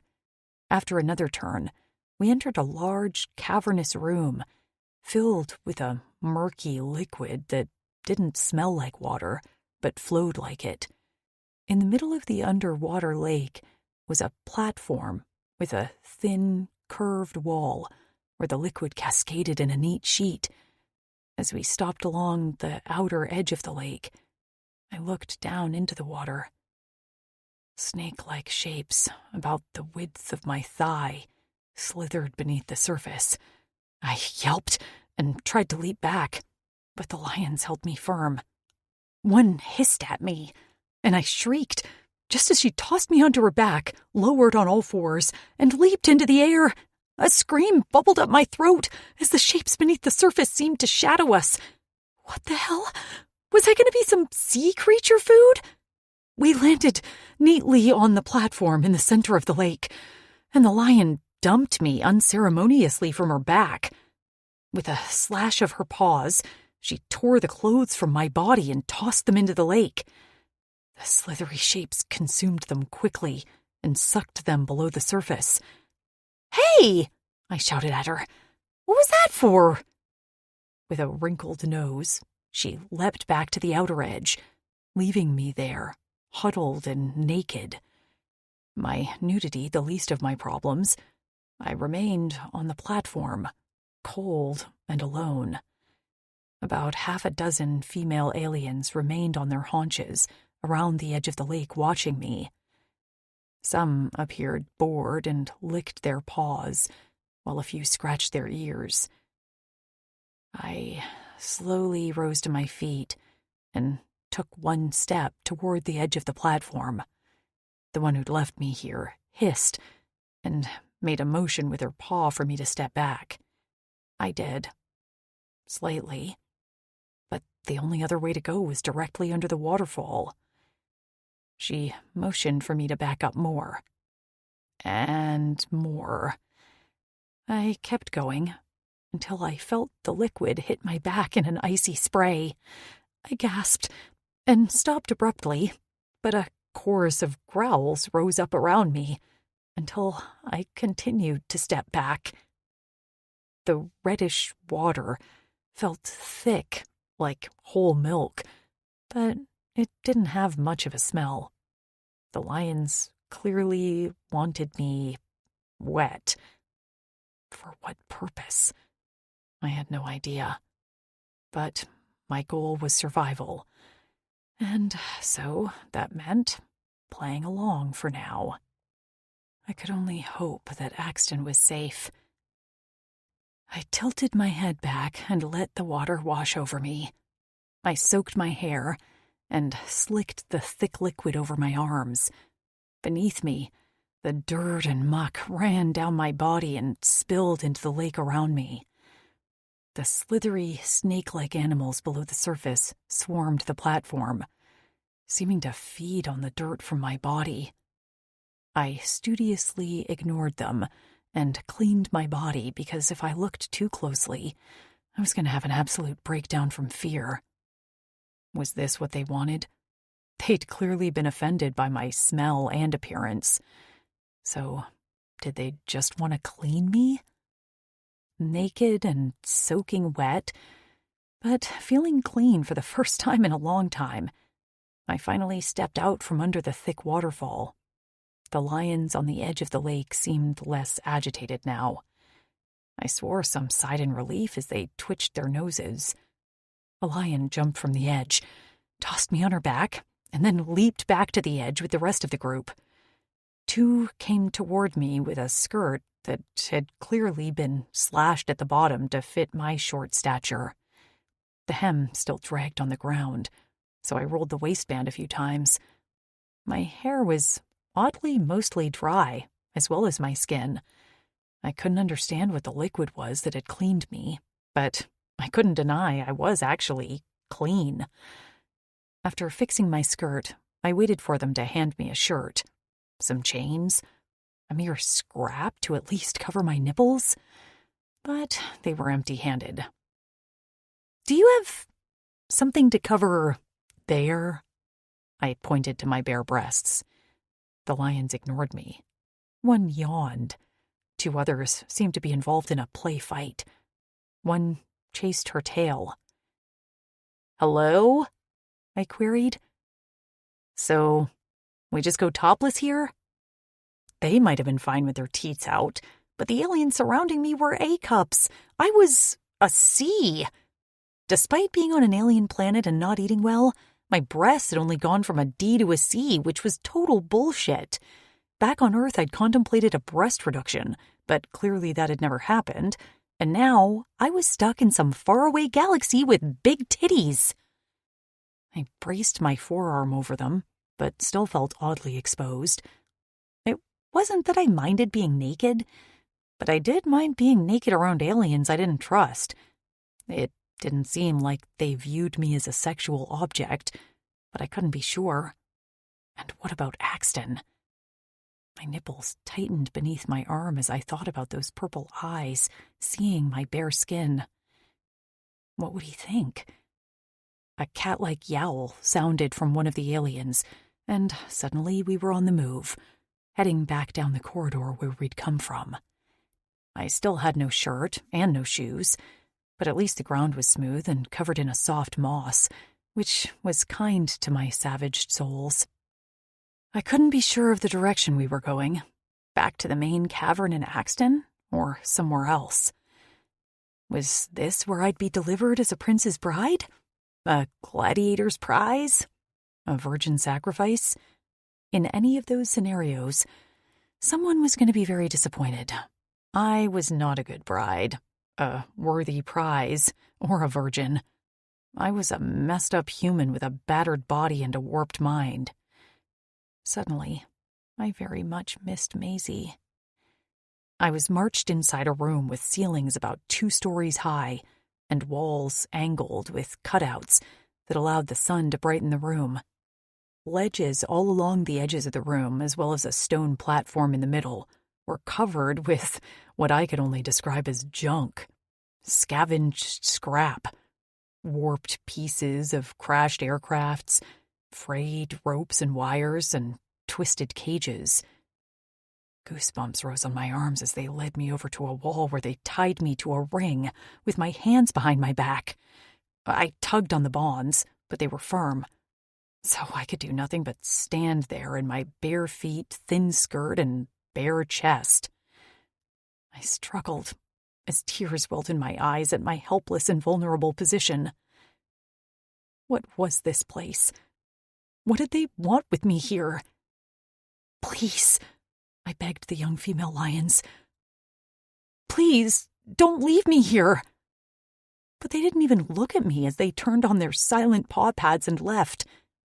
The door slammed shut behind them, and I was left alone in a room full of junk. 6. Axton. You have until the next meal to find what you want. Graggett grunted at me while he stopped in front of a large door in the tunnels of the main PIMS. Is there one in there? I asked. He shrugged. Maybe. The door opened, and I was thrust inside, and I heard the bolt of the lock behind me. Growling, head aching, I stared at the mess in front of me. Junk was everywhere. A collection of scraps piled on tables and the floor. This was going to take fucking forever. Hex, came a breathy voice. I whirled around to the sight of a bound Lou. She stood along the wall with her arms tied behind her back, wearing nothing but a skirt. Her eyes were red-rimmed and her cheeks stained with tears. Her body trembled, but her gaze roamed me from head to toe, as if taking an inventory of my condition. Her eyes lingered on the side of my face, and she tugged on her bonds as if wanting to reach out to me. You're bleeding! I barely registered her words as I sought to check her over myself. While Grogake had said she would only be bathed and unharmed, I needed to see it for my own eyes. Her chest was bare, and only her yellow hair covered some of her breasts. Her pink nipples peeked out through the strands. When she caught me looking, she seemed to hunch in on herself, and I looked away quickly. The human females I met were not known to walk around unclothed. Vince had accidentally walked in on Trix hanging her shirt, and she'd beat him over the head with his own axe handle. Amber, his mate, had found it funny. So I couldn't imagine Lou was happy about her topless state. Yet despite that, her first reaction had been to make sure I was unharmed. Me, a Trixonian warrior, while she stood tied and vulnerable in a messy, dirty room that had far more scrap in it than I imagined. The Pryadans must have been hoarding this for many cycles with no intent to organize or use it. I couldn't imagine I'd find an implant updater in here, but I had to try. I could not abandon Lou here without explaining why I had to leave. But first, I had to find something to cover her chest, and maybe something for her feet, too. I noticed a heap of discarded clothing in a pile and clawed my way through it until I found a long length of fur. When I hurried over to Lou, her gaze was still on my head. "Those jerks," she muttered. "They hurt you. You're bleeding." I wasn't concerned with my injury as I stretched out the fur to judge how to put it on her body to cover as much skin as I could. I remembered Amber had arrived at a morning meal one time with a complicated wrap around her chest. I scratched my head trying to decipher how to tie it around Lou. "Axe?" My name was a question. I hadn't wanted to converse with her when we first met, and now I would have given all the claws of my left hand to explain to her who I was.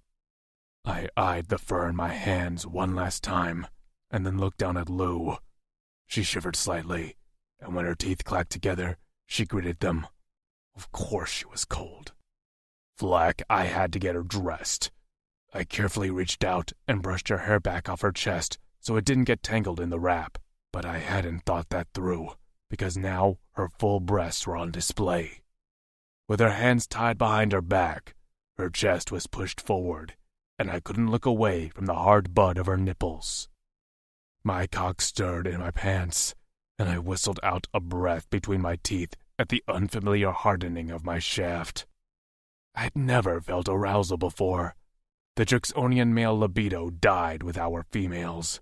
But now I understood why my fellow warriors found the human women so enticing. I imagined palming the soft skin of her perfect breast and delivering that hard nipple to my waiting mouth. I'd roll my tongue around the peak and suck until she cried out beneath me. Then I'd slide down to my knees and bury my face between her thighs. Flack, it was disgusting. Imagining taking her while she was tied up and helpless in front of me. I ground my molars together and avoided her gaze. I'd stood too long staring at her breasts, so surely she'd caught me. I didn't want to look up and see the utter disgust in her eyes, but as I wound the fur around the back of her neck, our eyes met. Her cheeks were flushed with pink, and despite the cool temperature in the room, a drop of sweat slid down her slender neck. She strained against her bonds toward me, and her breast swayed with the movement. Her blue eyes seemed almost feverish. There was no anger or disgust. If anything, she looked as aroused as I was. A scent perfumed the air, something delicious that I wanted to wrap my tongue around, but as quickly as it came, it was gone. I had to have imagined it. I quickly crossed the fur below her throat, and then spread each end to cover her breasts. The back of my knuckles brushed a nipple, and a bolt of heat slid up my arm. Her breath hitched. A sound, something like a groan, filled the air between us, and I couldn't tell if it came from her or me. Swallowing, I focused on my task. The quicker I finished, the sooner I could step away before I lost all control and ravaged her. I wrapped the fur around her back, crossed it, and brought it forward again where I tied a tight knot below her breasts. By the time I finished, I was panting, hard as a rock, and salivating. I whirled away from her face to the opposite wall, but I couldn't get the sight of her heated blue eyes out of my mind or the way her breath caught in her throat when I brushed her nipple. Without looking back, I busied myself looking for a pair of shoes.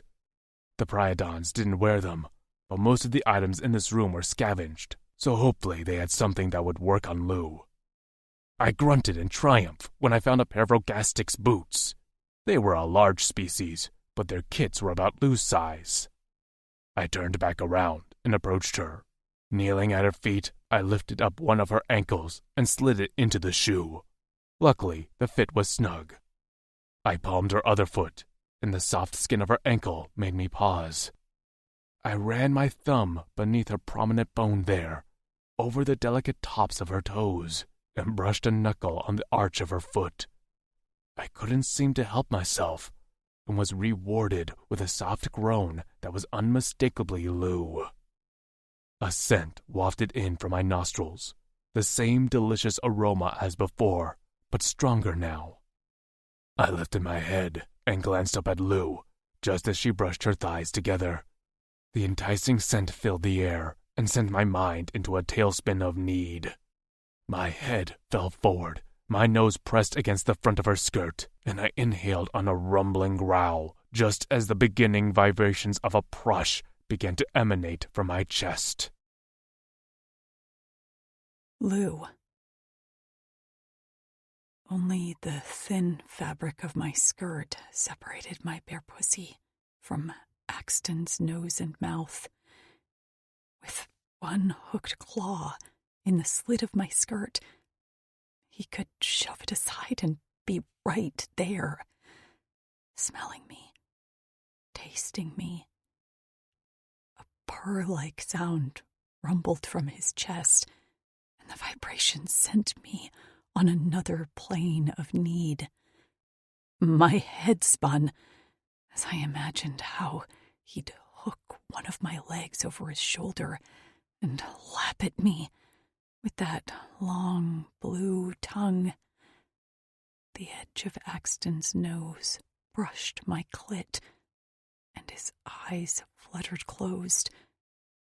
He was smelling me like some sort of primal animal, and he seemed drugged by the smell of my wet pussy. I made a strangled sound in my throat as a drop of my arousal slid down my inner thighs. I'd never felt this turned on, this heated, like I would come out of my skin if I wasn't touched. Straining against my bonds, I clenched my damp palms. What was happening to me? How had I gone from terrified and vulnerable to getting wet over this big blue alien? Axton, I whispered. I wasn't sure why I said his name. I didn't even know what I wanted. His eyes fluttered open, appearing glazed and unfocused. But with a quick shake of his head, his pupils cleared the haze. With a quick flick of his wrist, he shoved my foot into the shoe and leaped back. His chest heaved, and my gaze roamed down his chest to the obscene bulge in his pants, like he had shoved a damn baseball bat in there. Holy shit, I murmured. Fleck! He barked out like a curse and whirled away from me. His arm moved as if he was adjusting himself, and for some reason that turned me on even more. But my mouth had gone dry, my legs trembled, my shoulders ached. His head tilted back as he looked at the ceiling. Suddenly, his body tensed, and black blades emerged from the outside of his forearms and from the top of his head down to the base of his tail. He turned toward me, eyes flashing. I wasn't scared. I should have been, and the Lou of 2 days ago would have been absolutely terrified. But I wasn't afraid of Axton. Every instinct in me screamed to trust him, that he would care for me. He was bleeding from the head and a little battered, but he'd taken the time to dress me. He'd covered my chest as if he knew I was uncomfortable. He stalked toward me, reached behind my back, and with a jerk of his hands, the bonds around my wrists went slack. As soon as his blades appeared, they sank back beneath his skin. The rope fell to the floor at my back, and I rubbed out the soreness of my wrists.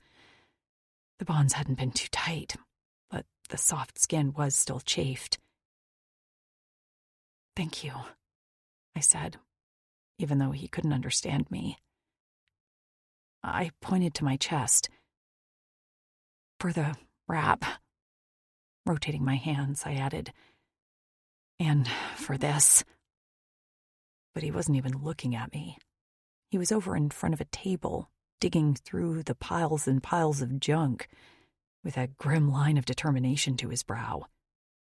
I stepped over next to him, trying to forget about that weird moment of aroused insanity. I plucked at a warped metal box. "So, are we looking for something? Why are you in here with me? They made me bathe in this weird lake with snake things in the water and then tied me up. I figured they saw me as junk, so they left me as junk." I glanced up at the window cutouts. "Are we going to MacGyver our way out of here?" Of course, he didn't answer me as he continued his search. Wandering over to another table, I pawed my way through it, even though I had no idea what we were looking for. I didn't think a hooked ladder or climbing gear was going to magically appear. Underneath a pile of rusted wires was a shape that caught my eye. I'd seen it before. It was a translator implant updater. This one looked a little worse for wear than about 3 models ago. I was about to toss it back into the pile when Axton appeared at my side like a ghost and snatched it from my hand. He fiddled with it, smacking it a few times and making a series of frustrated grunts. "Yeah, I don't think that's working," I said, strolling away to examine another table. "It'd be nice to talk to you, but I guess it's not meant to be." The room went silent, and when I turned to see what Axton was doing, I found the updater gun pointed at me. I had to cross my eyes to see it. "Wait, what?" He shifted it toward my ear, pressed a button, and pain shot through my head like laser fire. I gripped my skull and screamed. I'd forgotten what it felt like to have the implant installed, and the updater pain wasn't much better. But the pain faded quickly, and when I blinked my eyes open, I found myself on my knees, hands cradling my head, and Axton crouched beside me. "Are you all right?" he asked. I stared at him, barely able to believe that I could understand his words. I'm okay," I answered. His face creased in an almost smile. "You can understand me?" I nodded, still in awe. "Can you understand me?" "I can." "Does it not hurt when you update your implant?" He shrugged. "The pain is minimal." Well, mine had felt like my skull was on fire. "You didn't even make a sound." "I didn't update mine now." I felt like we weren't having the same conversation. "What? Why?" He answered calmly, as if this wasn't brand new information. "My implant has been updated to your language for cycles now." I blinked. "I'm sorry, cycles?" "Rotations around the sun." "Years?" I screeched. "You've been able to understand me this whole time?" He nodded, and then cocked his head. "What is an Adele?" I collapsed onto my butt as I stared at him. Oh my God. Oh my God. He reached for me. "Are you hurt again?" I batted his hand away. "I'm not hurt. But why didn't you let me know that you could understand me? That would have changed everything." "What would it have changed?" Just, I sputtered. "I don't know. Everything." Then I narrowed my eyes as a thought occurred to me. "Wait. Why do you know my language? Have you met humans before?" This time he did sort of smile, and the expression brightened his face into something alien handsome. "Many." The door swung open with a bang, and Gragik strode inside with 2 of his warriors behind him. He'd barked some words at Axton, who rose to his feet and nodded. I found it. I still have to update her implant to your language yet. Gragic growled a few more words and gestured toward me, like, get to it. Axton pulled me to my feet and murmured a soft, I'm sorry, before firing the gun at my ear again. This time, I braced for the pain and managed to stay on my feet as my brain scrambled for a moment. Is it done? Gragic asked. I looked at him and nodded. It's done. Gragic looked down his nose at me before holding out his hand for the implant updater. I guess I should understand it too. I should have been offended he called me an it. But honestly, that was the least worst thing the Lions had done since I'd arrived here. He barely flinched when he held the gun to his ear and fired. His eyes went unfocused for a moment before he looked right at me. I see you smell less offensive now. In fact, there's a new scent in here that is somewhat appealing. He sniffed the air, his nose drifting toward where I'd been tied up. Immediately, heat flooded my face. Did he smell my arousal too? This was mortifying. Axton let out a low growl and stepped in front of me. I need time to speak with her. Gragic, thankfully, stopped sniffing the air and leveled a glare on Axton. That should have been completed already. I had to find the updater. That's not my problem. Axton made a displeased sound. I never saw the Pryden's as cruel. Gragic's nostrils flared, and he bared his teeth. Then you have until after the next meal.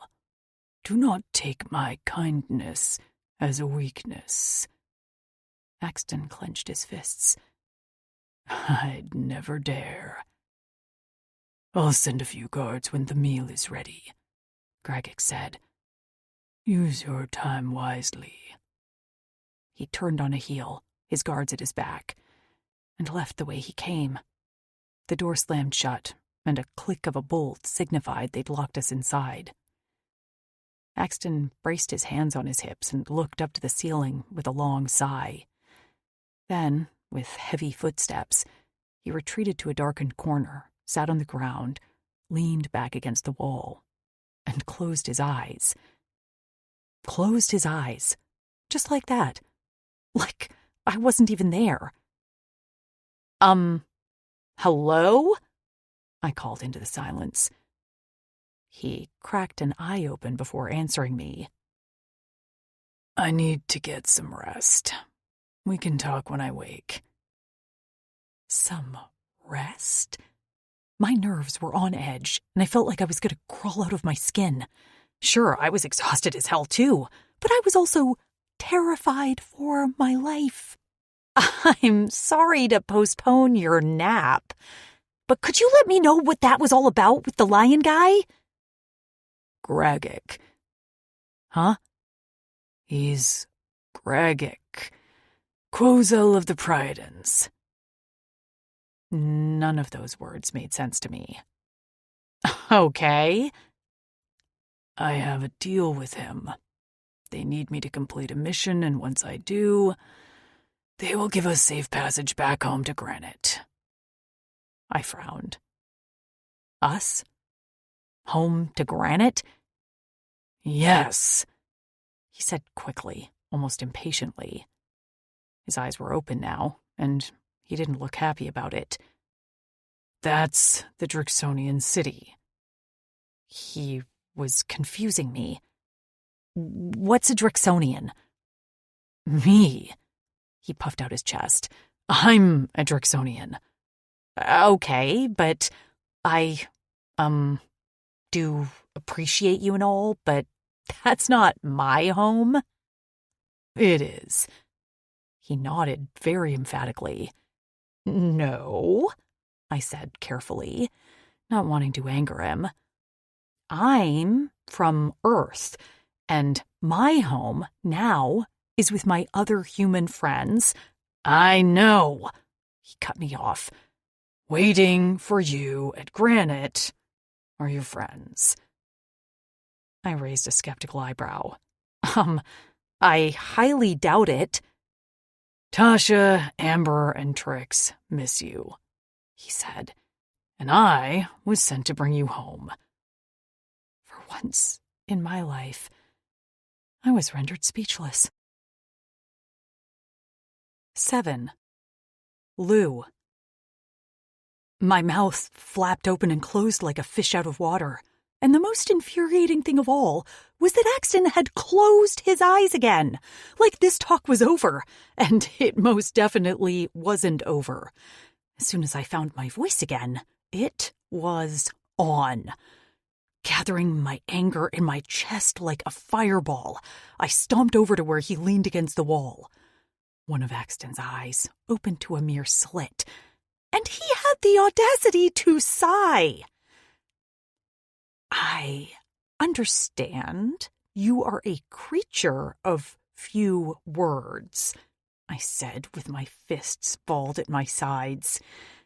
But I'm going to need you to find your latent conversation skills and give me an explanation. How do you know Tasha, Trix, and Amber? Are they okay? What have they told you about me? He blinked at me lazily. Which question first? Oh, no. I wagged my finger at him. We're not doing this by question and answer.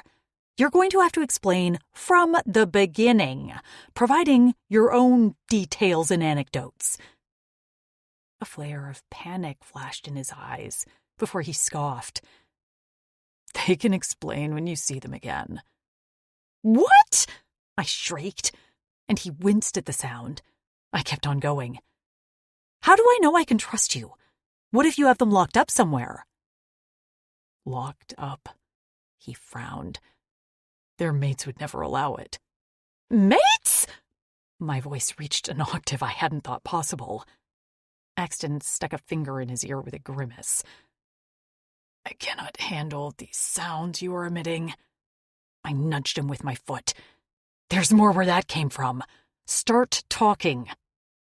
His nostrils flared as he slowly rose to his feet and stretched his hands above his head like he had all the time in the world. I will condense. Fine, I spat. He pointed to himself. Drixonian. I braced my hands on my hips. Yeah, I got that already. He gestured to me. Human. Uh-huh. I'm very aware. We are stronger than humans. We rescued Tasha, Amber, and Trix from the Wutarks and Joktals. Human females are attractive to some Drix, and some Drix are attractive to human females. Because I was angry, I snorted and crossed my hands over my chest. Sounds impossible. His lip curled. I agree. But his heated eyes fluttered down to my chest. I ignored the way my nipples pebbled beneath the wrap, and I pretended like I couldn't remember the brush of his fingers on my sensitive skin. Anyway, he continued, Tasha, Amber, and Trix mated with some warriors from my clavis. We are called the Lone Howl. They are happy and cared for. They want you back, and... He squinted. The other two.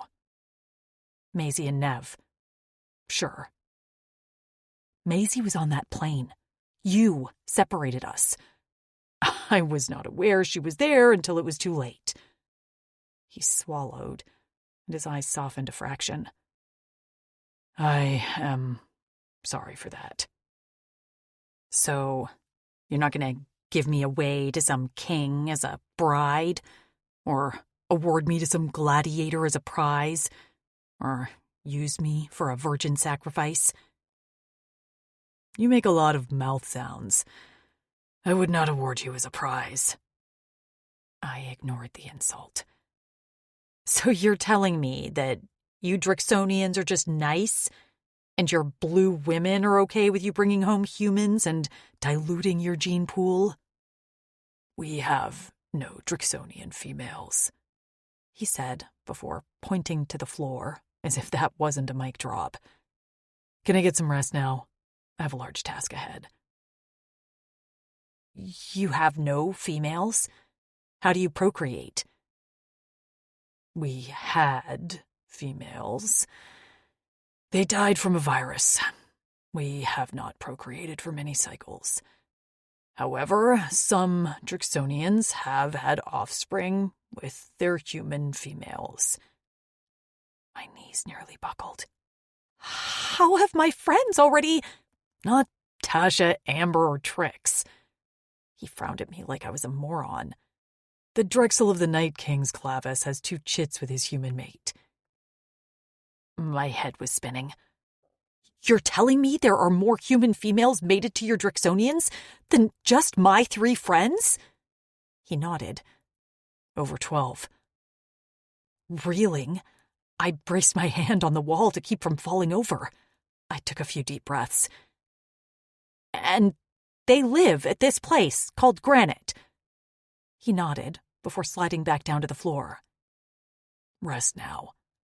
I'm sorry, but this is just a lot to process. He settled in with his arms crossed over his chest and his head leaned back against the wall. His eyes fell closed. You will get back to them, but first I must complete the mission for the Pridens, and to do that, I need some sleep. He yawned. They will come for us when the next meal is ready. I sank down on the floor next to Axton as he once again closed his eyes. I watched him for a while and marveled when his breath evened out in mere seconds. I couldn't understand much of what had happened in the last day. Had it only been a day? Axton had gone from sniffing me like a bloodhound to dropping the mother of all bombs into my life to sleeping like a baby. I knew I should be sleeping too, but I was too keyed up. My friends were mated to aliens? It was nearly impossible to believe. But I couldn't find it in me to heavily doubt him. He hadn't hurt me. He'd protected me. And now he vowed to get me home to my friends. And I had to admit, even if they were locked up in a dungeon somewhere, call me crazy, but I wanted to be locked up with them. I just couldn't picture Axton being cruel. The rage and desperation with which he'd called my name when the Pridens dragged me away wasn't fake or rehearsed. And the relief that had been etched on his face when he saw me again. I just couldn't believe he would hurt me. Maybe I was crazy. Or maybe I was just desperate to trust someone who was stronger and more capable than me. I'd been treated like property from the moment I'd been dropped into this galaxy from my abductors. But Axton hadn't made me feel like that. Are you really going to be my hero? I whispered. His nose twitched, but he didn't wake. Please be a hero, I said into the quiet room. Because I really need one. Axton. Lou's head rested on my thigh. Her hair lay splayed over my groin, and a knot in the yellow locks near her temple caught my attention. With the tip of my claw, I tried to detangle it, but only succeeded in snagging her scalp. She wrinkled her nose and let out a little grunt of protest. Huffing quietly to myself, I snatched my hand away. What was I doing? Why did I care if she had knots in her hair? She settled quickly, and her lips fluttered with a long exhale. Her skin seemed so thin it was nearly translucent, and her cheeks were blotted with a pink flush. I hadn't paid much attention to her looks at first, as she'd mostly been a dirty, bedraggled human. But now I begrudgingly had to admit she was pretty. So pretty that I'd nearly lost my head there for a moment when I'd smelled her. But Fleck, for such a small thing, she had large breasts and rounded hips that beckoned for me to touch and lick and squeeze. My cock once again stiffened in my pants, and I sucked in a breath as I shifted. With my movements, the soft strands of her hair brushed over my hard shaft. Flecking thing had a mind of its own. I needed thicker pants to contain it. Maybe chains. A cage. I sighed and thunked my head back against the wall. It didn't matter. I'd leave her soon anyway, and I likely wouldn't return. She'd get home safely to her friends and make a life for herself. I'd be but a distant memory for her soon, and it was better that way. I wasn't like the other Drixonians. I was of the Lone Howl Clavas, and I was an outcast. I had the brand on the back of my neck to prove it, burned there when I was a chit and my father deserted the Drixonian army.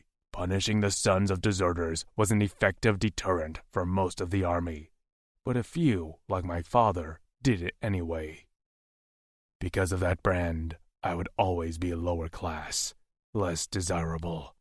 Sure, some of my fellow outcasts in Lone Howl had found mates, but they were the exception. I would not be, no matter how much Lou smelled and looked like a flecking dream. I wasn't like Kutzal or Lou Kent, or even Vinz. They had skills and smarts and charm. I was just killing time until Fatas decided I'd been alive long enough.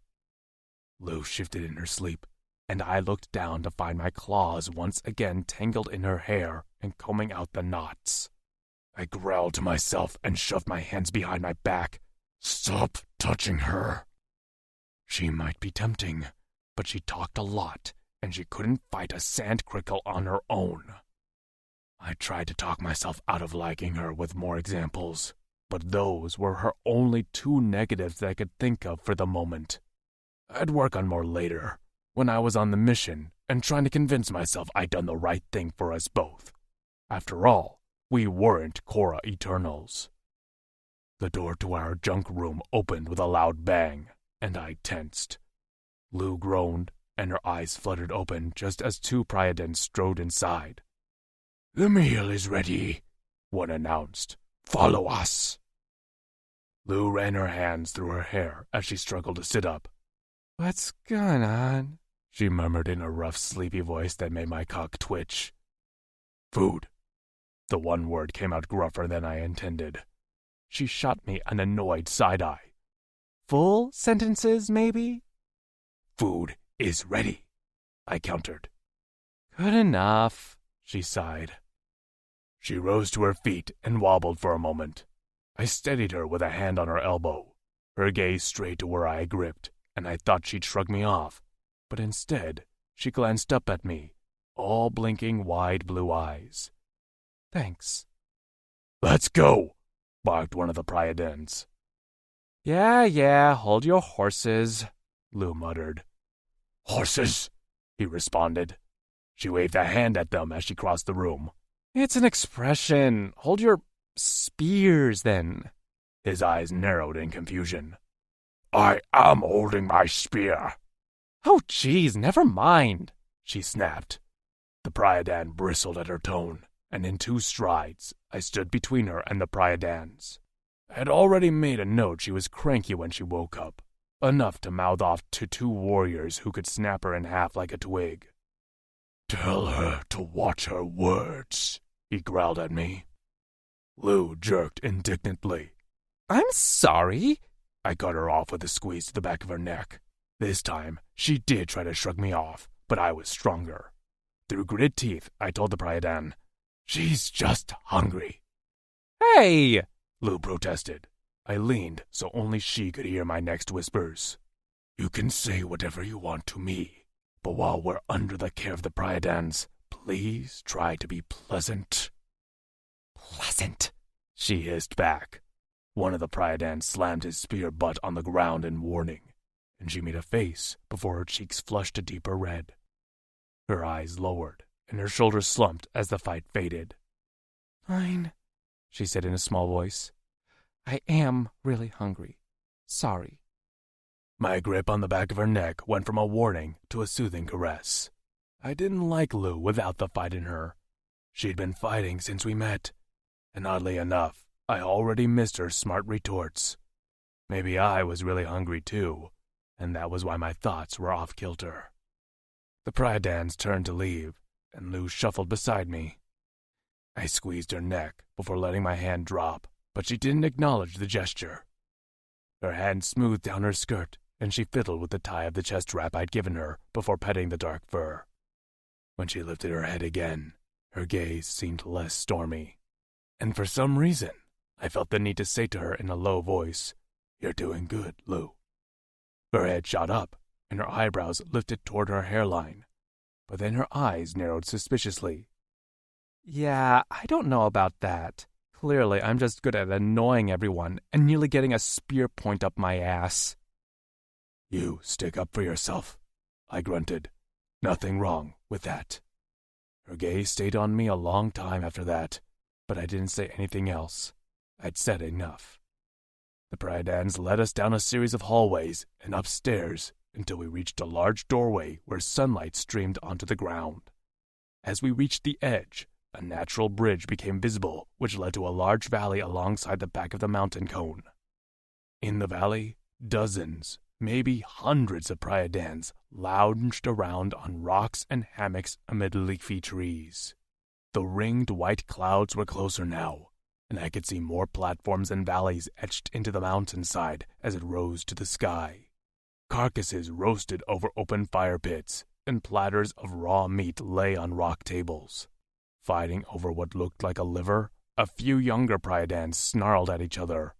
One eyed Lou and licked his lips before an older female Priadan cuffed him on the head. After that, he ignored us, but I didn't take my gaze off him for a long time.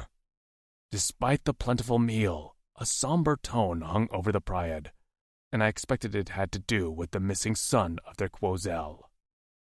What caught my eye after that was a Priadan wearing a long robe made of linked chains sitting under the shade of a tree. They remained still and silent, but their orange eyes glowed as they surveyed the valley. Suddenly, their head tilted to me, and our gazes locked. I refused to look away, even as my cora beat rapidly, and my scales seemed to itch around my machetes. The robed Priadan nodded at me once, and then closed their eyes. "Drixonian!" I turned to find Gragik walking toward us with his mate at his side. I kept a firm grip on Lou's arm as he approached. He pointed to a platform nearby with plates heaped with meat. "Sit, please." Surprised by his manners, I sat and tugged Lou down next to me. She stared at the meat with large eyes, and I noticed why moments later. The meat was raw. She leaned in to say something to me, but I was one step ahead. "I'm sorry, but the human can't ingest raw meat." Grogik stared at me blandly. "And you?" "I can, but I prefer not to." His long tongue licked his nose. "Well, if it's your last meal, I guess I should feed you something you prefer." Lou elbowed me in the side. "Last meal?" "He's just talking," I muttered back, which wasn't really a lie. Moments later, cooked meat, still sizzling from the fire, was placed in front of us. My mouth watered at the smell. I'd been hungrier than I'd wanted to admit. I thought I'd have to slash the meat into smaller strips with my claws for Lou, but she was already holding the large slab of meat in both hands and tearing into it with her blunt teeth. She struggled a bit, but in the end, she was able to chew and swallow with satisfied little grunts. I ate quickly, barely chewing. Grogik plunked a beverage in front of me, and by the smell, I could tell it was fermented. It didn't smell like a spirits I had had before. When I sipped, The bubbles fizzed on my tongue, and despite the coldness of the brew, the liquid felt warm sliding down my throat. I glanced around, seeing that only Gragek and a few of the more decorated warriors enjoyed the drink. My suspicion grew. What's with the hospitality? Gragek watched me over the rim of his cup before he plunked it down on the table with a satisfied exhale. He licked a drop of the brew from his chin. His mate's tail swept the ground as she tapped a claw on the table. Gragek's nose twitched. I'm hopeful for your success. I laughed bitterly. That makes one of us. Wait, what? Lou cut in. I wiped away a drop of juice that snuck out of the corner of her mouth as I thought about what to say. It's a difficult mission. Her eyes turned to Gragek, and the fire returned to her eyes like a smoldering ember as her back snapped straight. What exactly is this mission? How long will it take? Gragek's posture stiffened, and I knew this topic made him uncomfortable. I got the sense he didn't like that he had to ask for any help at all outside of his pride. Our son has been taken. Lou held her arms out at her sides as she gestured to the warriors around us. And none of these jerks can go get him? You have to send him? She jerked her thumb toward me.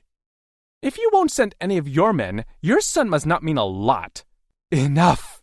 Marin shouted as she pounded her thick paw on the table. Lou nearly toppled to her back in shock as her face blanched white. Rolling her lips between her teeth, she braced herself against my side as I readied myself to fight. Marin's chest heaved as she panted, and the chains on her neck rattled. Our son means the galaxy to us, she said, gaze steady on Lou. We have lost many of our pride in an effort to rescue him, and even more. Her voice cracked, and Gragek palmed the back of her head in a comforting gesture. Her paws flexed on the table. I have never been more heartsick. Lou sucked in a breath as she bowed her head and murmured a sincere, I'm sorry. You didn't know, so I will not hold your words against you, Marin said, even though Gragek absolutely looked like he wanted to send Lou flying off the mountain. Our Greer told us that a foreigner would be our hope, and when you arrived, they said you will be the catalyst for us getting our son back. Who's the Greer? I asked, even though I had an idea already. Them. Marin pointed to the roped Priadon, who remained still with their eyes closed. So, wait, Lou said softly. Is this mission really difficult? Our Greer did not say the Drixonian would be successful. I could see Marin choosing her words carefully. Only that he would be influential. Lou wasn't satisfied by Marin's answer. So if Axton isn't successful, you'll still let us go home? Gragek spun his drink cup. If he's not successful, we will still take you home. Lou's brow furrowed. But why not him? If he's not successful, Marin said in a firm but kind voice, then that means he is dead. Lou's raspy breathing was deafening in the pregnant pause after Marin's words. I'm sorry, what? Dead? He's either successful or he's killed by the Course. Gragek's voice was a growl. Those are the only two options. Lou's head spun so fast to face me that I thought she pulled a muscle. Did you know this? Her voice had raised a few decibels, and some of the Pryad had begun to fall silent and look at us. I swallowed. I did. Her eyes bugged out. And you didn't tell me? You just slept? I told you I needed sleep. She reared back her fist and punched me in the shoulder, hard. It didn't hurt, but I was surprised at her strength. You asshole! Marin leaned toward her husband. That word isn't translating. I'd heard Tasha use that word a time or two toward Kutzal. It's not nice. I said to Maven. "Look at me!" Lou demanded. Fatas helped me, I didn't want to, but I did, meeting her eyes and seeing the broiling emotions plain as the sun. Anger, betrayal, and worst of all, fear. Lou, I placed my hand on the back of her neck. The priority is getting you home. Why am I the priority? She looked at Gragek and Maven helplessly as the panic began to cause her lips to tremble. What am I missing here? She is all, Gragek muttered after taking a long sip of his drink. What? She snapped. He didn't correct her on her tone. You're male here. He's a Drixonian. I know that already, she said dismissively. But do you know what that means? What he stands for? She eyed him, nostrils flaring, before shaking her head. No. Drixonians originally lived on this planet in a society ruled by their beloved females. She is all, they proclaimed, as their females were prized, until a virus killed them. But the Drixonian males still believe she is all, right? I nodded, Cora pounding as he summed up our tragic past in a few words. So he will do anything for you. They all will do anything for their females. That includes you, even as a human. He'll fight for you and die for you, because you're his purpose. His gaze shifted to me and held mine. Lou's hand touched my arm, and the warm puff of her breath blew on my chest. Axon? She was closer now, but I refused to look at her as I held gazes with Gragek. Is that true? Yes, I answered, as an invisible heavy weight settled on my chest. I hadn't wanted her to know this much about me. It's all true. Every word. Lou opened her mouth to speak, but before she could get a word out, she began to shake.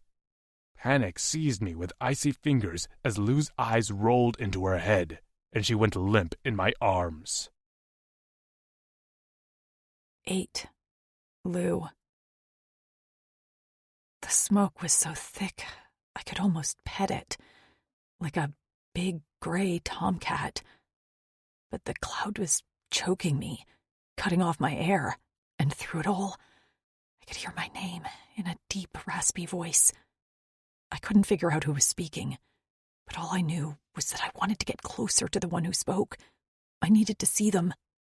Stumbling on uneven ground, I dodged flames and steaming rocks that burned my skin. "Where are you?" I cried. "Axton!" The only response was muffled jargon, as if he was underwater. I wasn't supposed to be here. I was supposed to be gone, running away, getting safe. But something held me back. Something important. Something I needed like air. Suddenly a blue face streaked with oily black liquid appeared in the smoke. The smell of burnt flesh stung my nose. Was that my skin or theirs? "Why are you here?" The fanged mouth yelled at me in a pained growl. "For you," I answered. "I'm here for you." My head pounded, and I felt a trickle of something wet slide down my cheeks. That voice was back, but less broken now. Stronger. Healthy. "Lou!" The voice dug into my brain like a spike, and I groaned. "Stop yelling." I didn't think any sound came out of my throat, so I tried again. "Please, stop yelling." "Quoi?" the voice shouted. "Give me quoi?"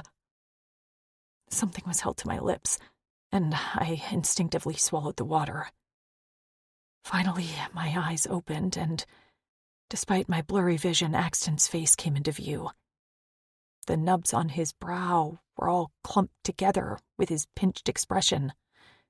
I reached up to try to smooth them out, and he flinched when I touched him. "Lou, are you okay?" I rubbed my forehead as my stomach rolled.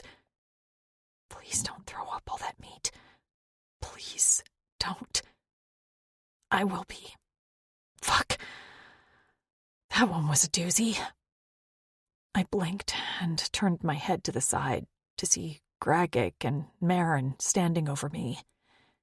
They wore matching expressions of concern, and I thought that was kind of sweet they gave a shit about me. Or maybe they just knew they needed me to hold over Axton's head. If it wasn't for me, he could tell them to take their dangerous mission and shove it. A blanket lay over me, woven with a type of fern. I guess the Pridens weren't huge fans of using furs as clothing. Was that why they kept glaring at me? Was I covering my boobs with Cousin Vinny? I had to make some sense of the vision before the entire thing evaporated from my mind. The voice had belonged to Axton. He'd been hurt. Dying, maybe. And I'd been there. Was that a good thing or a bad thing? I stared up at Axton. I couldn't be sure of my vision's purpose, but the thought of Axton going on this mission alone without me filled me with a choking dread. I licked my lips and swallowed. I have to go with you.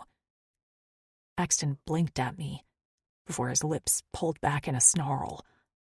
Absolutely not. I have to go, I repeated.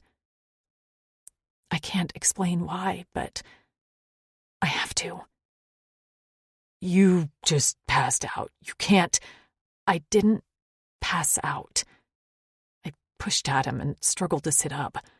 My head swam, but I managed to get upright with the help of the table. Then what was that? Axton snapped. I didn't know what to say to him.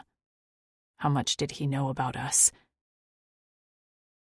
Do you know anything special about Tasha, Amber, and Trix? He looked even more confused. What does this have to do with anything? Just answer me. They are stubborn human females like you, he growled. I pressed my lips together.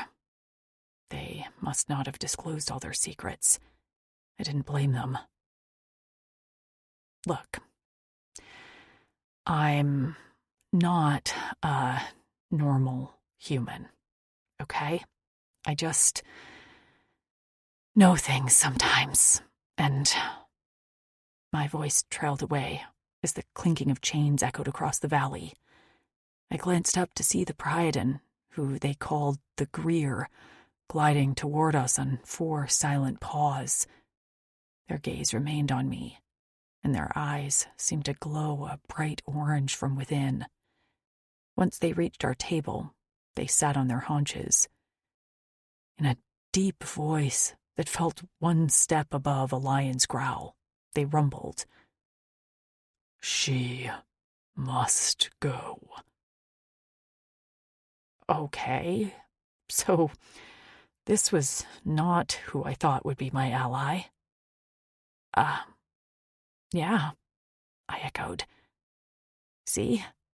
They think so too. Axton did not look pleased at all. He turned a furious gaze on Gragik. What's going on? Gragik held up his paws, palms out. I have no part in this. Our Greer only repeats what they see. And it sounds like your human does too. She must go, the Greer said again, this time speaking directly to Axton. And with that, they returned to their spot under the tree. After turning in a circle on the matted grass, they settled down into a ball like a contented house cat. Axton remained furious. I don't know what's going on, but... The Greer is right, I interrupted him. Please, Axton. No! He barked at me, and his eyes took on a wild, panicked desperation. You can't. This is a mission that will only end in death, and you cannot join me. My heart pounded so hard I thought it'd fly out of my chest. I thumped the table with my palms. Then why are you willingly going? For you! He shouted, spit flying from his fangs. I'm going so you can go home. Maybe I don't want to go home at the expense of your life, I shouted back. Did you ever think of that, you big dumb asshole? His nostrils flared. So did mine. We were in a standoff, and I didn't care that he had a tail, horns, black blades under his scales, and weighed 3 times the size of me. I was going on that damn mission if it meant chaining myself to his back. Axton's expression lost some of its fierceness. His clawed hands clenched the top of the table. I can't allow it, he said in a pained voice. I nearly caved, but the images from my vision were still fresh in my mind. I shook my head. It's not up to you. Your friends will never forgive me if something happens to you. This is my choice. I found a grit in my tone I hadn't known was there. My choice, Axton. Please respect it. His eyes closed, and he leaned his head back as his shoulders slumped. I knew I'd won, but the victory didn't feel triumphant. I worried my instincts were wrong, that I was only leading both of us to our deaths. What if I was more of a burden and less of a help? How could my presence be an asset? But I couldn't deny the way my heart pulled me in his direction. This was something we had to do together, and if I was wrong, then it was my choice. I turned to Maven, trying to appeal to her as another female. If something happens to me, and you ever speak to my friends, please let them know this was my choice. Maven held my gaze solemnly. I will. Axton drank the rest of his brew and slammed the cup onto the table. Then you must let us rest here for the night in a proper room, and be given supplies at sunrise for our mission. Gragik opened his mouth, but Maven placed a paw on his arm. We will agree to that, she said, and her gaze shifted to mine. I swore I saw a flash of guilt before she ducked her head. I wasn't hungry after that. Axton ate with jerky motions and refused to look at me as he muttered under his breath. Doubt plagued me as I watched the rest of the pride continue the feast. Gragik ate too, while Maven picked at her food with a sharp claw. I'll show you to your room for the night. I hoped it wasn't the junk room again, and I wanted to say something snarky, but I couldn't find it in me. I worried that the minute I opened my mouth I'd burst into anxiety-ridden tears. I need to speak with the Drixonian, Gragik said. Maven nodded and motioned for me to walk back into the mountain tunnel. When I glanced back at Axton, he didn't meet my gaze. I didn't like the defeated slump of his shoulders. I followed Maven down a series of tunnels and stairs before she stopped in front of a solid door. With a flick of her paw, she opened it, and I followed her inside. The room wasn't large, and it was mostly dominated by a massive bed pallet, hanging from the ceiling by chains. Seriously, they loved their chains here. Maven lit 2 lanterns hanging on the walls, which illuminated the space. The floor was made of a colored tile that was warm beneath my feet. A pitcher of water and a basin sat in the corner near a ringed curtain that hung from the ceiling from, chains. This is where you can relieve and bathe yourself. Maven pointed to the curtain. I trust you want to sleep, so I'll leave you to it. She took a step away as I blurted out, What's with the chains? Her head went up, and her eyes widened in surprise for a moment before her paw drifted to caress the chains on her chest. They are a symbol that our pride is linked. Everyone means something to us. No one is expendable. We are stronger together. I remembered how angry she'd been when I'd suggested they send their own warriors to rescue their son. I see. She turned fully to face me and lifted her chin in the air. Her whiskers twitched. I realize we are asking a lot of you and the Drixonian. You think? Well, apparently I did still have snark. There are those who you care about, right? Who you'll do anything for? Marin took a step closer to me. That's how I feel about the Pride and my son. I'll do anything for them. I know I'm using you and the Drixonian to get what I want, but I'm a mother, and a Priden first. She was a desperate parent who wanted to rescue her son, while also ruling as the queen of this colony. To her, I was an expendable human, and Axton was just another blue-scaled Drixonian. I didn't like her, but I also understood her. I couldn't deny that I would consider sacrificing a stranger for Maisie's life. For Trix, Tasha, Amber, and Nev. I remembered their screams when our camp had been invaded. I pictured that last time I saw Maisie's face, and the tears pricked the back of my eyes. I'm not judging you, I said. I don't like your choice, but I understand you will do anything to get your son back. Are you a mother? No. My voice cracked. I would have given anything to hug Maisie and to feel Tasha's fingers comb through my hair. I wanted to eat Trix's meat she roasted over the fire. I wanted to fall asleep on Amber's thigh.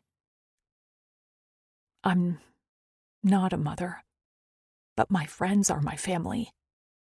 If they were in danger, I can't say I wouldn't make the same choice if I was in your position. I do feel guilt, she said, and I was surprised at her honesty. But not enough to forsake my son. Not after I've already lost so much. I sensed there was more to that last statement, but when she didn't elaborate, I let it slide. We will do our best to bring him home. Her eyes glowed. And then we will bring you home. My throat closed up, and I knew I was about 2 seconds away from bursting into tears. So I only nodded. Maybe Marin knew I was on the verge of a breakdown, because she ducked her head and said in a soft voice, "See you at sunrise," and walked out the door. As soon as it clicked shut behind her, I began to sob. I did want to go home and see my friends, more than anything. But I couldn't ignore the feeling that my only purpose wasn't to get home. I had to go on this mission with Axton, even if it scared the hell out of me. Axton. My stomach threatened to dispel its contents, and I didn't understand. The meat wasn't bad, the brew wasn't strong, and I had drank plenty of qua, but my scales itched, my head ached, and I wanted to vomit. Had Gragic poisoned me? I eyed him as I placed a hand over my stomach. He lifted one brow at me. Sick? Did you taint the food? He lifted one lip in a sneer. Absolutely not. You're just nauseous over the human. That didn't make sense. Whatever I felt had nothing to do with my digestive tract. That's impossible. You're worried. That can make you feel ill. I've never felt this before. Have you ever been this concerned about something? I tried to remember. I'd been so young when the virus had taken our females, and at the time, I hadn't realized what was happening and what was to come. But now, Now I was very much aware of what was to come, and the thought of Lou at risk sickened me. I flinched at my thoughts. Could my feelings actually manifest physically? What the fleck was that about? You get it now. Gragic was smug. Shut up, I growled at him as I took another sip of my brew. By now, most of the Pryad had finished eating and now had retreated inside of the mountain. The sun was nearly gone over the horizon, but the Greer remained sleeping under their tree as flickering torches lit the valley. I remained at the table with Gragic and fretted over whether Lou was all right. In a way, I hated her for making me worry and for upsetting my stomach. Gragic drummed his claws on the table. Do you have any questions? How long have the Course been out of hibernation? They typically only stayed awake for less than half a cycle. Their sacrifices were kept alive until they returned to slumber. As I said before, we have about a low rotation before they sleep again. 14 rotations. Not a lot of time to take on a Course clan. I don't make this request lightly, Gragic added. Request? I barked out a sour laugh. This is a demand. He shrugged. And you'd do the same to me if your female was in the clutches of the Course. She's not my female. She's a female. That's all that matters to you. He didn't phrase it as a question, and he didn't need to. I'd throw him off this mountain if it meant saving Lou from a splinter. I was over this conversation and just wanted to see Lou and the rest. It wasn't that I required more sleep than other Drixonians, but sleep was a way for me to pass the time until my next mission. This was the first time I didn't want the time to pass quickly. I ground my teeth together. I'd like to check on Lou now. Gragic nodded. I'll take you to her. He led me back inside the mountain to a solid door.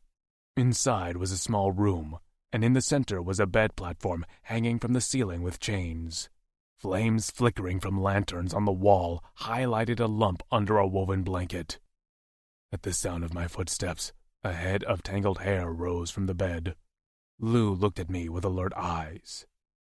I'll leave you to the rest, Gragic said, and before I could utter a word, he closed the door and locked it behind him. I stood awkwardly just inside the door. I hadn't expected to be left in the same room as Lou, but as I turned around to see her pale face in the large bed, I had to admit that I was happy she remained in my sight. I walked over to a pitcher of qua and poured a cup for myself. As I drank, Lou sat up in the middle of the bed with her legs crossed in front of her. She plucked at a few loose strands on the blanket and watched me from under her lashes. Are you mad at me? I finished my cup of qua and placed the cup near the pitcher. No. No? I didn't repeat myself. Her face flushed. Are you frustrated with me? No. A muscle in her jaw ticked.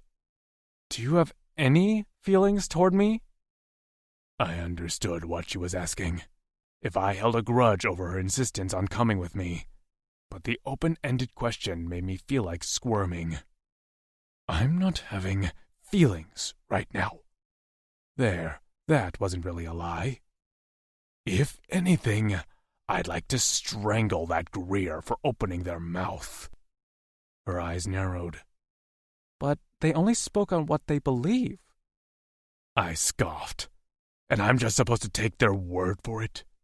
Sometimes people just know things, she said. I shook my head. Well, I don't believe that. She sighed. Look, I'm sorry. I promise not to be useless. If you give me a few directions, I can maybe even be useful. I sat on the edge of the bed and bent forward to clasp my hands between my knees. I need you to know what we're getting into. Okay. She nibbled her lip. I explained about the Course and how the mission would be dangerous. So, how big are these things? She asked. Maybe 5 times the size of me. Oh, damn, she whispered with a wince. And they have wings? And claws, and lots of teeth. Cool, cool. She nodded, while her hands fidgeted. No problem. Just alien dragon things. Do they have a weakness? Fire. Fire? So they aren't dragons? I don't know what dragons are.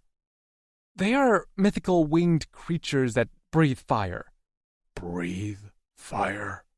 I frowned. How does that work? I don't know, she scoffed. I didn't write Game of Thrones. What? Never mind. So these coarse things don't like fire. They have thin bones so they can fly, and the oil of their feathers is highly flammable. So the Priadans don't have a rocket launcher, flare gun, anything like that? I rubbed my forehead. Grogek told me the methods they used already to try to rescue his son. Cores are fast and live near water for this very purpose. You have to corner them where they can't get away and light them on fire. She grimaced. Sounds horrible. So is being eaten alive in a sacrifice, and that's exactly what will happen to their son in 14 rotations. Lou gagged and placed her hand over her mouth. Alive? She said in a muffled voice. One piece at a time. Face paling, she gagged again. How old is their son? Still a juvenile, nearly an adult. Course prefer younger meat.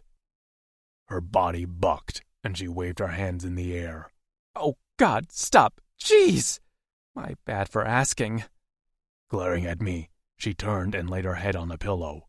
Now that I have that image in my head, I guess I'll go to sleep and have nightmares. I slid off the bed, and the chains rattled as the pallets swayed. I'll sleep on the floor. Why? She shot up again, hair in disarray around her face. I retreated to a corner of the room. You can have the bed undisturbed. But it's huge. This is bigger than a king. What does that mean? Axton, it's stupid for you not to sleep here. There's no way you get proper rest on the ground. If I'm sleeping, all my rest is equal. Her eyes narrowed. Okay, how's this? I don't want to sleep here by myself. I pointed to the corner. I'll be right. She pounded the blanket with a small fist. Get in the fucking bed, Axe! I blinked at her tone. She seemed to realize her anger and slowly withdrew and unclenched her fist before smoothing the blanket with her palm. Her lashes fluttered as she said in a sweet voice, Please sleep in bed with me? She smiled at me, and I nearly lost my balance. The blanket had fallen to her waist, and she still wore the fur wrap I tied around her chest. The fabric had slipped lower to reveal the valley between her breasts. Lou talked a lot. She infuriated me, and she was stubborn. But she'd been burrowing under my scales with her inner fire and bravery. And fleck it, I couldn't deny that I was attracted to the little human. If I got into that pallet with her, I wasn't sure how my brain and body would react. I had to warn her. She wanted to make her own choices, and I'd let her have one more. What if I told you I'm having feelings about you now? Her smile faded, and her eyes widened as the flames flickered across her dark pupils. Her fingers curled into the blanket as she swallowed slowly. Feelings? I nodded. She spoke slowly. Are these negative feelings? I shook my head. Another swallow. Positive feelings? Depends on how you look at it. Her hand slid up and settled at the base of her throat. I wondered how she'd taste there. My head swam as I remembered that musky scent she'd given off when she'd been aroused. Could I smell it again now, or was I imagining it? I took one step toward her, and her chest hitched as her breathing sped up. Do you still want me in bed with you, Lou? Her gaze dipped lower to the bulge in my groin that I could feel growing with every passing moment. Fatas help me, but I wanted this stubborn human. At first, she'd been nothing but a parcel I needed to retrieve, but she refused to remain a quiet charge. Stubborn, feisty, and not afraid to face what terrified her, Lou had wrapped her slender fingers around my Cora. She remained frozen, and the fingers around my heart turned cold. She'd reject me now, and I'd come back to my senses. Maybe I'd finally pushed her too far, and that was for the better. I'd nearly forgotten what tomorrow would hold. Slowly, she leaned forward onto her hands and crawled out from under the blankets. I hadn't realized she wore no skirt, and only a small scrap of fabric covering her cunt. Her scent perfumed the air as she rose up to her knees and reached out one hand. Flesh pebbled, lips trembling slightly, she reached out a hand. "Come into bed, Axe." 9. Lou. This was crazy. I was crazy. I knelt on this monstrosity of a bed hanging from the ceiling, wearing nothing but underwear and a fur boob wrap, beckoning this giant blue alien into bed with me. I'd put him through the ringer the last few days. I knew I wasn't an easy person to deal with. But even as he frustrated me, Axton had continually respected me. I'd never forget the way he covered my chest when I was scared and vulnerable. I loved the way he walked slightly in front of me like a bodyguard and stood between me and what he considered my biggest threat. He'd gotten on his knees for me, and ever since then, I'd wondered what he'd do to me if he got in that position again. I could still feel the nudge of his nose at my clit. He respected me enough to let me make my own choices, including now. His fingers flexed, and his claws sheathed. "You need to be sure, Lou." "I'm sure."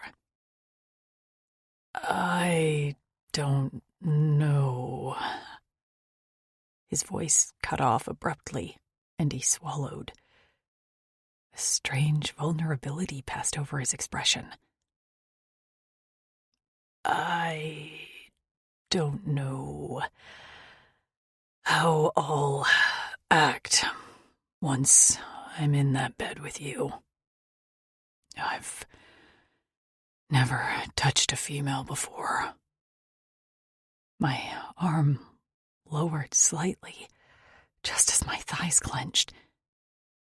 This huge mountain of a male was a virgin? "But you want me?" His voice came out on a choked rasp. "More than I thought possible." The gasp left my throat just as he lunged toward me. I saw a long tongue and the flash of something metal before his hands gripped my face, and suddenly that tongue was on me, lapping at my lips and sliding into my mouth. I couldn't do much but hold on as he tasted me with a voracious hunger that left me only wanting more. As suddenly as he grabbed me, he pulled away. I gasped as his knees hit the tile floor beside the bed pallet with a thud. With his thick arms, he yanked me off my knees, pulled me to the edge of the bed, and buried his face between my legs. I found myself staring at the ceiling while he slid the gusset of my panties aside and attacked a whole different set of lips with his tongue. My inner thighs brushed his head, and I scrambled for something to hold on to before finally settling on the shaft of his horns. He let out a growl when I grabbed them, but it was a heated sound of pleasure instead of a warning.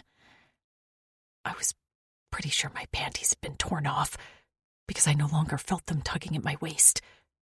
Glancing down, I found a shredded piece of fabric on the blanket that looked like it had been mauled by an animal. And Axton? He was lost. Eyes firing like purple flames. He swirled the tip of his tongue around my clit while plumbing it with a thick thumb. I bucked into his mouth on a cry, and that only seemed to spur him on. With a loud groan, he plunged his tongue into my entrance and began to make that sound he had before, the vibrating purr that sent me into orbit. "Axe!" I screamed as I used his horns to tug him closer to me. It was too much, and not enough, all at the same time. The heat of his breath flushed over my whole body, and the obscene sounds of him lapping at my pussy filled the room. His strong fingers gripped my thighs, and just when I didn't think I could take any more, he glanced up my body and met my gaze. Nostrils flared, eyes lit from within. He was a wild madman on a one-way mission to make me cum my brains out. The orgasm hit me like a gunshot, firing through me as I screamed out the pleasure pain, all while thrusting against Axton's face like a Mustang. He kept at me the whole time, swirling a thumb on my clit, all while twisting and turning that tongue inside me like it had its own mind. When the sensation got to be too much, I pushed him away weakly. He let out a sound of protest, but moved back an inch as I sought to bring feeling back into my noodle limbs. His face was shiny with me, and I'd never expected that to be hot. But on Axton, it was nearly enough to send another shudder down my spine. He rose slowly above me, and when his groin came into view, my mouth dropped open. The bulge looked painful, pressing against the seam of his pants so hard that I imagined he had an indent in his skin. He took a step back, and I managed to get an arm under me and reach for him. "Come here." This time, he didn't argue. In fact, he looked a little dazed. He took an awkward step forward and then half fell, half sat in the bed, like he didn't know how to move with the monster in his pants. Braced on his elbows on his back, he stared down at his pants before looking up at me with wide eyes. "It's never been like this before," he nearly whimpered. "It's so hard, Lou. Hurts." This massive alien warrior, admitting something hurt, stole the breath out of me. I slid a hand up his thigh, and he shivered. "I know," I said softly. "I can make it not hurt." "I don't." He seemed almost terrified. "I don't know what to do." "You said I make a lot of mouth sounds, but my mouth can do other things too." His nubbed brow twitched as I unclasped his pants while I knelt at his one hip. As soon as I pulled down the placket of his pants, a pale blue cock emerged from his pants like an X-rated Jack-in-the-Box. When I wrapped my hand around it, my fingers didn't touch, and I swore it pulsed in my hand. The tip leaked profusely with a clear, sticky liquid that dripped down his shaft to pool in his hairless groin. An odd lump protruded from the base at the top of his cock, and when I prodded it, he moaned. I'd seen him fight a car-sized crab, and he'd barely breathed hard. But now his chest heaved rapidly, and he panted like he completed a triathlon. Hell, I was worried he was about to have a heart attack. His gaze was on my hand around his shaft, and then he let out a groan while another gush of liquid slipped down his shaft. "Lou," he whispered in a daze. "Please." Right. Get to the blowy, Lou. Damn, it had been a while since I wrapped my lips around a cock. But I didn't have a big mouth for nothing. I knew how to use it for more than just annoying people. I lowered my head and lapped at the clear liquid. I braced myself for a bad taste, but instead it was relatively flavorless, if not just a little sweet. Emboldened, I slipped my lips over the bulbous blue head of his cock and sucked. Axton howled. I hadn't thought it was possible for him to make that noise, but his crooning exclamation of intense pleasure made me smile around the massive shaft in my mouth. Look at me, Lucia Woodrow, turning an alien putty in my hands. And not just any alien, but Axton, this big, silent warrior who somehow found me something to cherish. I couldn't go down very far on his shaft before the head of his cock hit the back of my throat, but I used one hand to slick him up with his own liquid and my saliva. Soon I had a rhythm going. Suck, slurp, pump. Suck, slurp, pump. And Axton's hips were writhing beneath me. I felt a hand smooth down my back as I knelt at his hip, facing his side, and then his palm cupped the bare cheek of my ass. Just as I was about to suck, a third finger plunged into my pussy, and I screamed around his cock. Gagging, I pulled off, but he didn't relent, now using 2 digits to finger fuck me.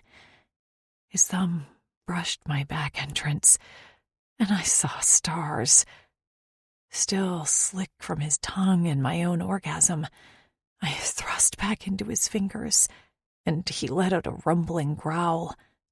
Glancing up his chest, I found his gaze on my undulating body. "You like me touching you?"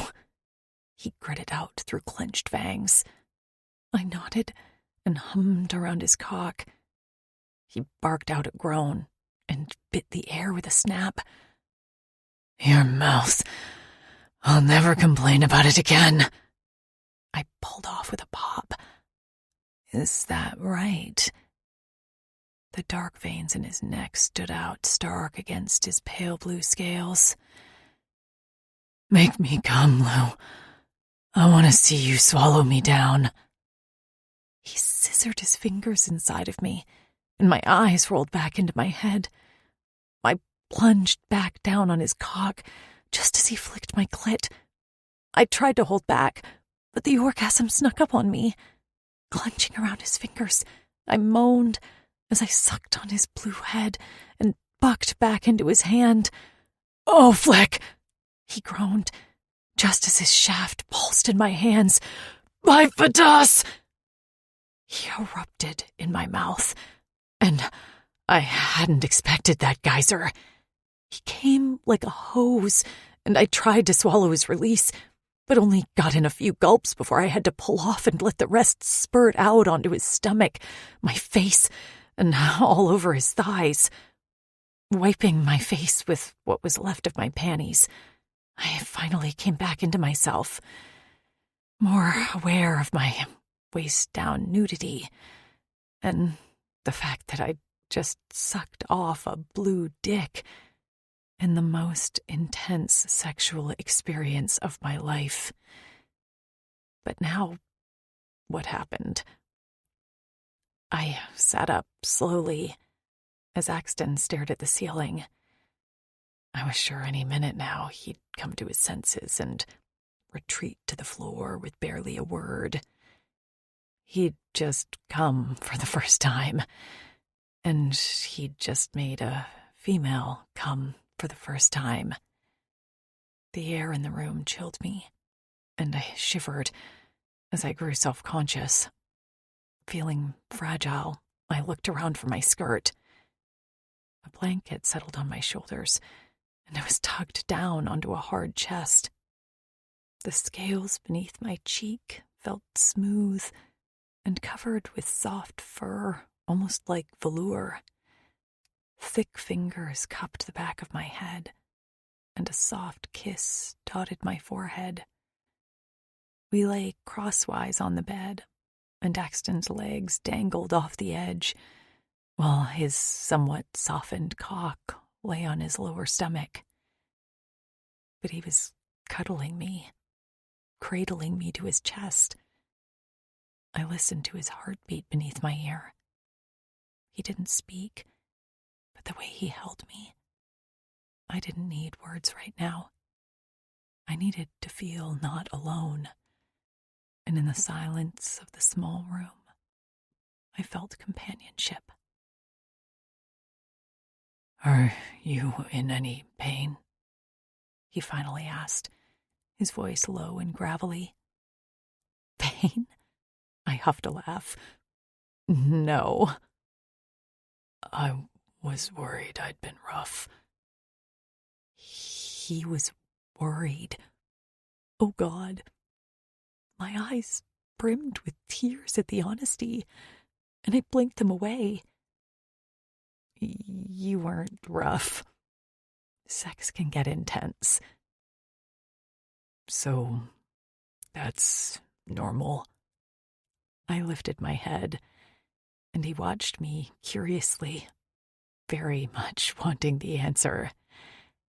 I propped my elbow on his chest and rested my chin on my palm. "No, I wouldn't say that was normal for a first time between two lovers." "How so? I can improve." The earnestness nearly undid me. "No, I mean, it's not usually that good. I came twice, Axton, and I came hard. I didn't even get into the emotional mindfuck it had been. Suddenly, doubt prodded at me. Was it not good for him? Are you hurt at all? Did you enjoy it?" His eyes went half-mast, and a lazy smile that was all male pride curled his lips. "How could you think I felt anything other than enjoyment?" "Okay," I whispered. "Okay," he echoed back in my own language. His hands sifted through my hair. "I can see why your friends miss you so much." We don't do those kinds of things together. Not that there's anything wrong with that. I don't mean that." "Well, then what do you mean?" "I'm not sure what I mean. All I know is that I crave your presence in a way I hadn't expected." Struck a little speechless, I stared at him. He pressed my head down on his chest and covered both of us with the blanket. "Rest now, Lou." I closed my eyes and fell asleep to his heartbeat. Axton. Lou had curled into my side during the night, and I had to admit I liked waking up to her plastered against me. Her breath left her lips in short puffs, and her fingers twitched where they rested on my stomach. My cock was hard again, and it was starting to concern me. Would this happen all the time now around her? How did any one of the mated Drixonians get anything done? I was about to embark on the most dangerous journey of my life, but all I could think about was getting my tongue on her cunt again. I hadn't expected any of this to be so complicated. Part of me thought that the way my fellow warriors hadn't been able to think straight around their females had been a weakness. I had felt guilt over that, especially toward my Drexel Kutzal, but it hadn't made sense to me. Until now. Until Lou. I hadn't expected to ever find a human female intriguing. But there was something about her that yanked me out from the ground I'd felt buried under since the last of our Drixonian females died. Around Lou, I found myself wanting to stay awake and savor the time in her presence rather than wishing the sun would set. The colors were brighter, smells more intense. What was this power she had? Even now, I wanted her to wake up and chatter in her high-pitched voice. With a frustrated huff, I shoved my misbehaving cock in my pants. My jostling woke Lou as her eyes fluttered.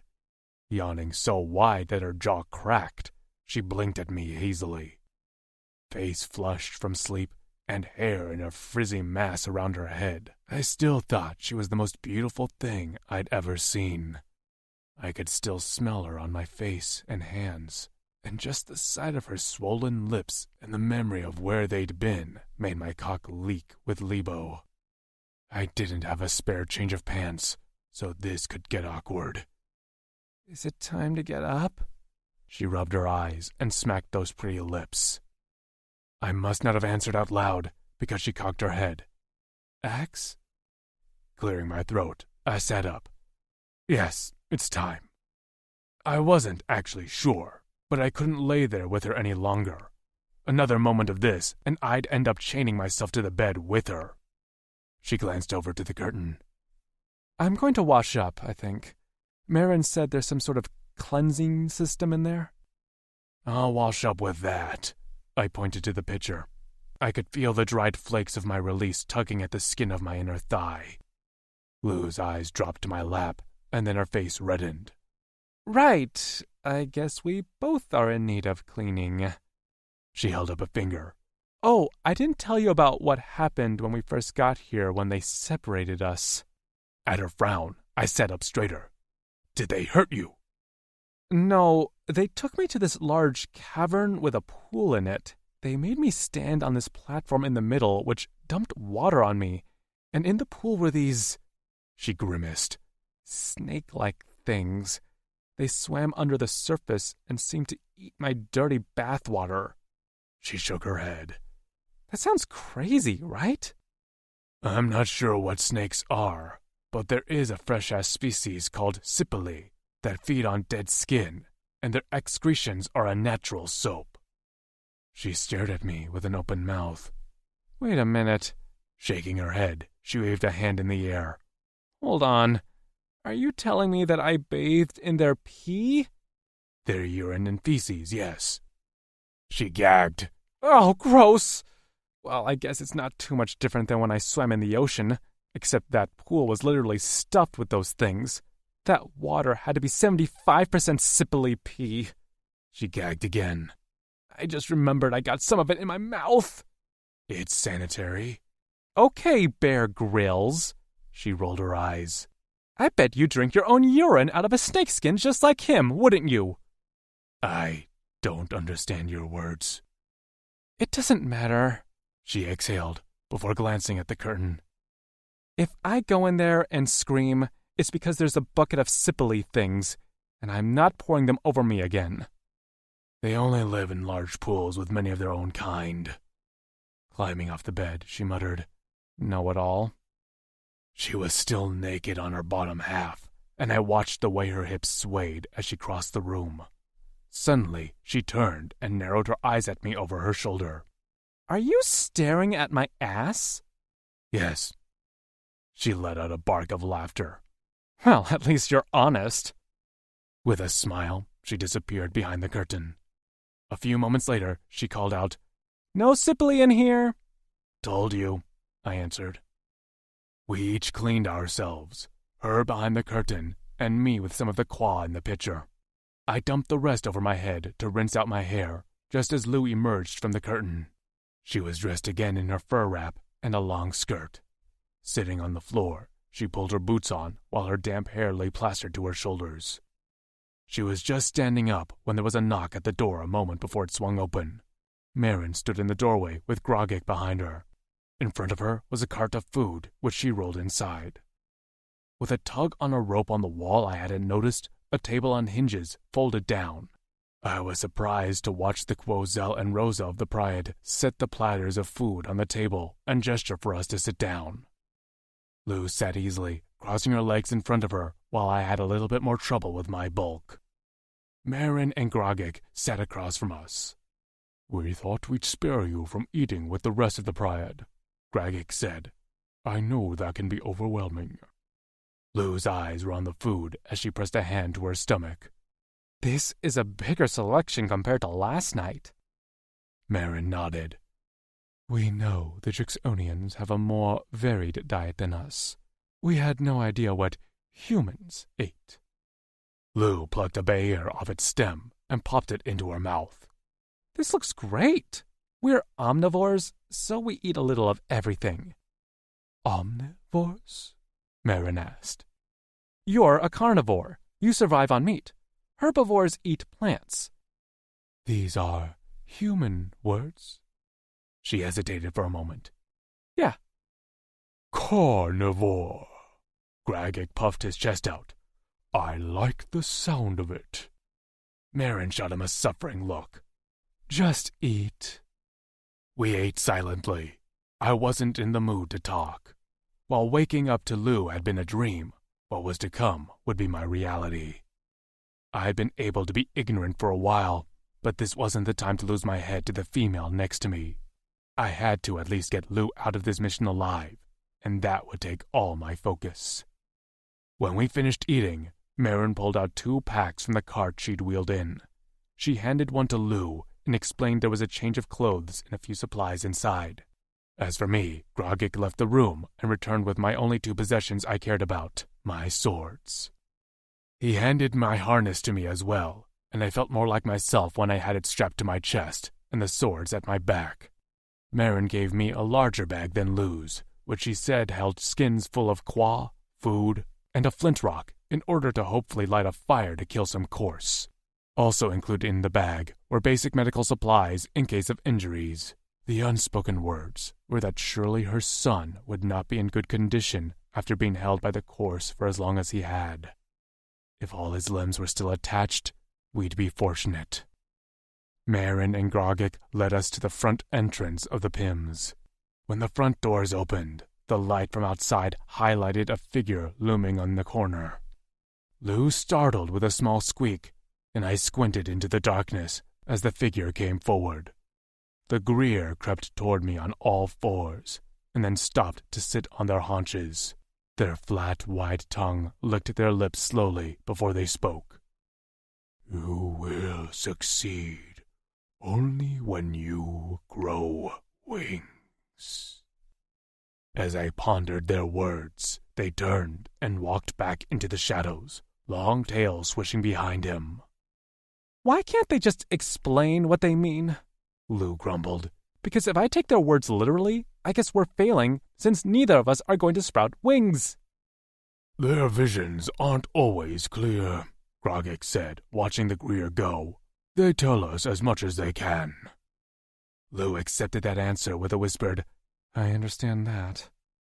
Before I could ask her what she meant, Grogik handed me a length of chain. "Please give this to Faron when you see him, so he knows you are sent by us." I wrapped the chain around my harness so I wouldn't lose it. "I hope to see you no later than 2 lore nights." Marin's paw fisted. "I'm sorry we have to ask this of you." I only nodded, and Lou gripped my arm tightly. Without another word, we stepped into the light of the sun to begin our journey. 10. Lou. Now that I was dressed properly, this weather wasn't so bad. I wore a long skirt with thigh-high socks and thick boots. Marin had given me some salve for the soles of my feet, and they'd healed surprisingly fast. I had some more stowed in my pack if I needed it. On top, I wore the fur wrap Axton had first given me. I was kind of attached to it now, and a cloak that covered my arms and clasped in at the front with a crude bone button. I wore my hair in 2 braids on either side of my head, but already some hair escaped from the plaits and flitted over my face in the breeze. Of course, I didn't know where we were going, but Axton walked with purpose. It wasn't until the scent of the air changed that I realized we were heading back toward the coast. Not the same one we'd landed on, but a coast nonetheless. I stopped abruptly, and it took Axton a moment to realize I wasn't walking next to him anymore. I held out my hand. "Can I have a weapon?" He looked at my hand, and then back up at my face. Weapon? "I can smell the air. We're heading back to the water, and if one of those crab things emerges from the sand like a tremors worm, I'd like to be able to do something about it rather than wait for you." He scratched his chin as if thinking. "What weapon do you have proficiency in?" I tried not to laugh at his dead serious tone. I wasn't proficient in anything, but I was scrappy. "Stabby weapons." He blinked at me. "Not one of those swords, because the thing weighs like 50 pounds. Do you have a knife?" He thought some more before sifting through the pack on his back. He pulled out a dagger about the length of my forearm. "Marin gave me this, but I don't prefer short blades."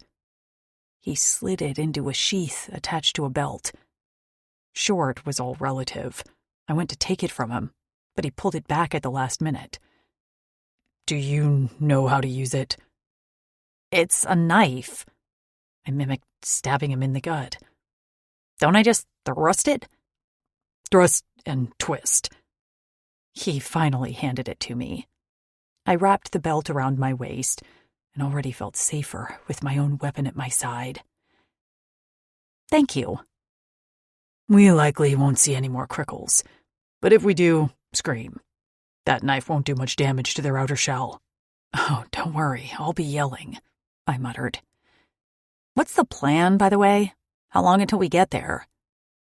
"When we are closer to the coast, we will follow the tree line until we reach the northern cliffs, where the Kors live. Farron will likely be held in one Kors cave, but will be guarded by several." "What are Kors like? Do they speak a language you understand?" He shook his head. "They adapt their language often, so we have never been able to translate it." We continued walking, and the dagger sheath slapped the outside of my thigh. The ground was hard, but fairly flat, and not littered with too much debris. We seemed to be on some sort of path. Through the trees in the distance, some winged creature circled overhead. "Is that them?" I gasped. Axton kept walking. "No, those are just Yayos. They are a freshwater brigger." By brigger, I realized he meant bird. "Oh, like seagulls." "I cannot confirm that." "What do they eat?" "Huppas from the freshest." "Fish. Okay, so, yeah, like seagulls." As the trees began to thin, we took a turn along the path. On our right was the mainland, and to the left was the ocean coastline. We remained under the tree cover for protection.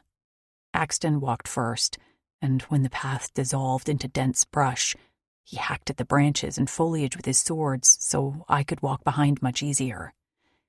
With his long legs, he likely wouldn't have had to clear anything, but I appreciated that he understood I wasn't built like a mammoth. Axton was quiet because, well, he was usually quiet. And while I started out the walk humming and asking questions, as the day went on, my energy flagged. Even when we stopped to eat and take a break, I couldn't find it in myself to annoy him with my ramblings. And by the time the sun was setting, I could barely lift my legs anymore. Every muscle in my body felt like it hurt, even my eyelids.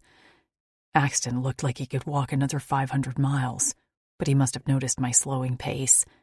Abruptly, he stopped at a small clearing and dropped his pack to the ground. "We will rest here for the night." I immediately fell to my knees.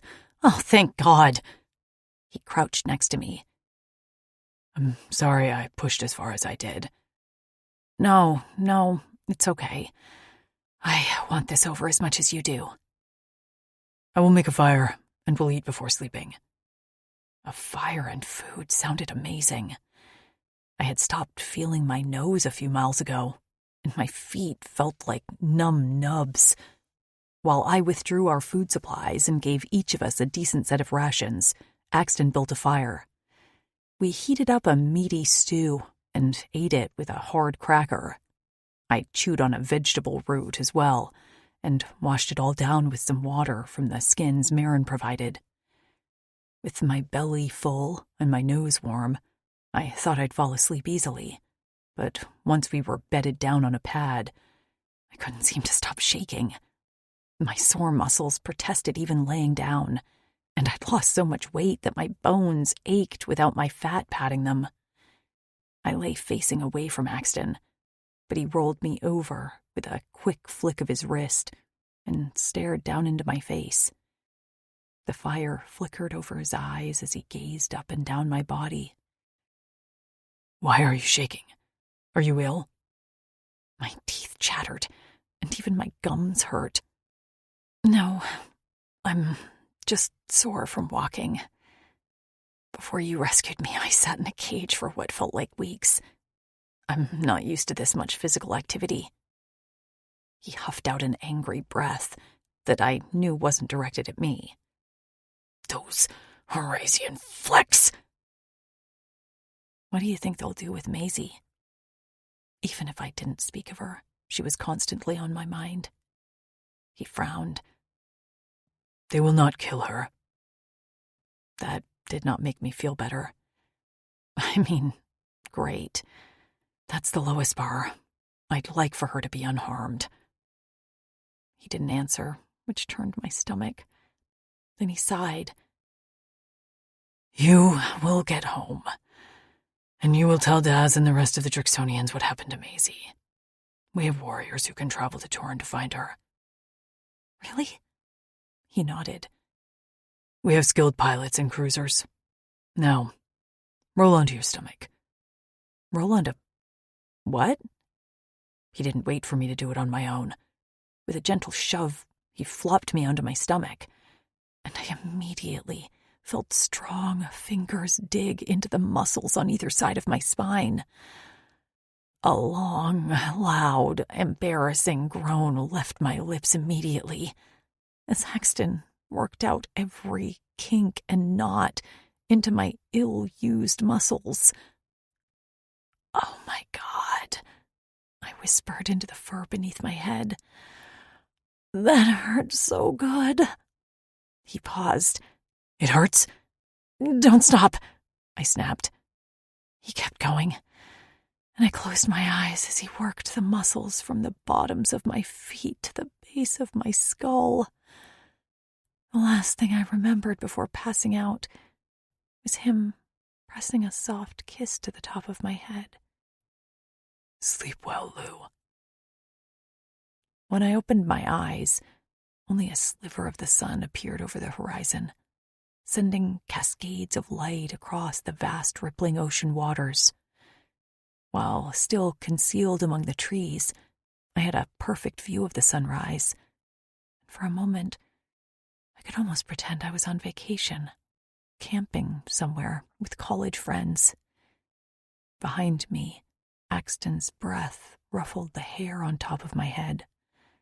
His heavy arm lay around my waist, and his big hands with sheathed claws lay at rest on the dirt.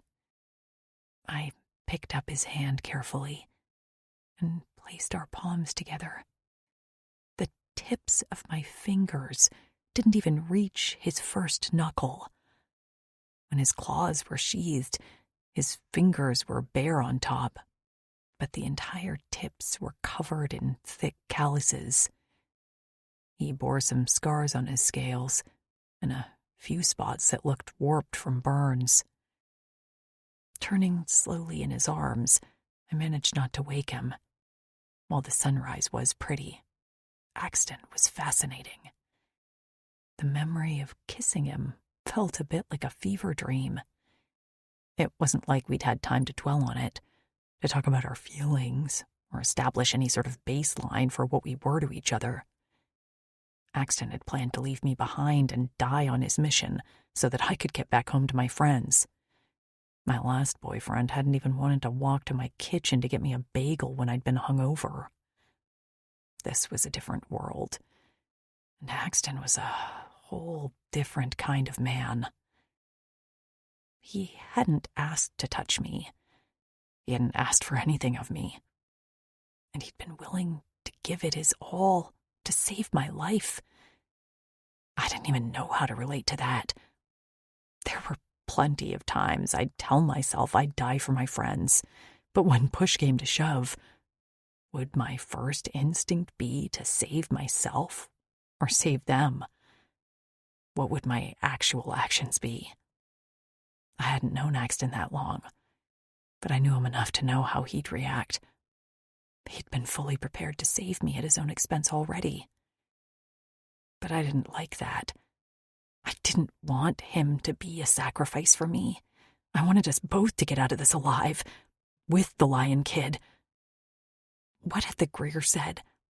We'd succeed when we both grew wings. I snorted softly. That was cryptic and altogether not happening. But then, they weren't my Greer. I didn't have to believe in their words.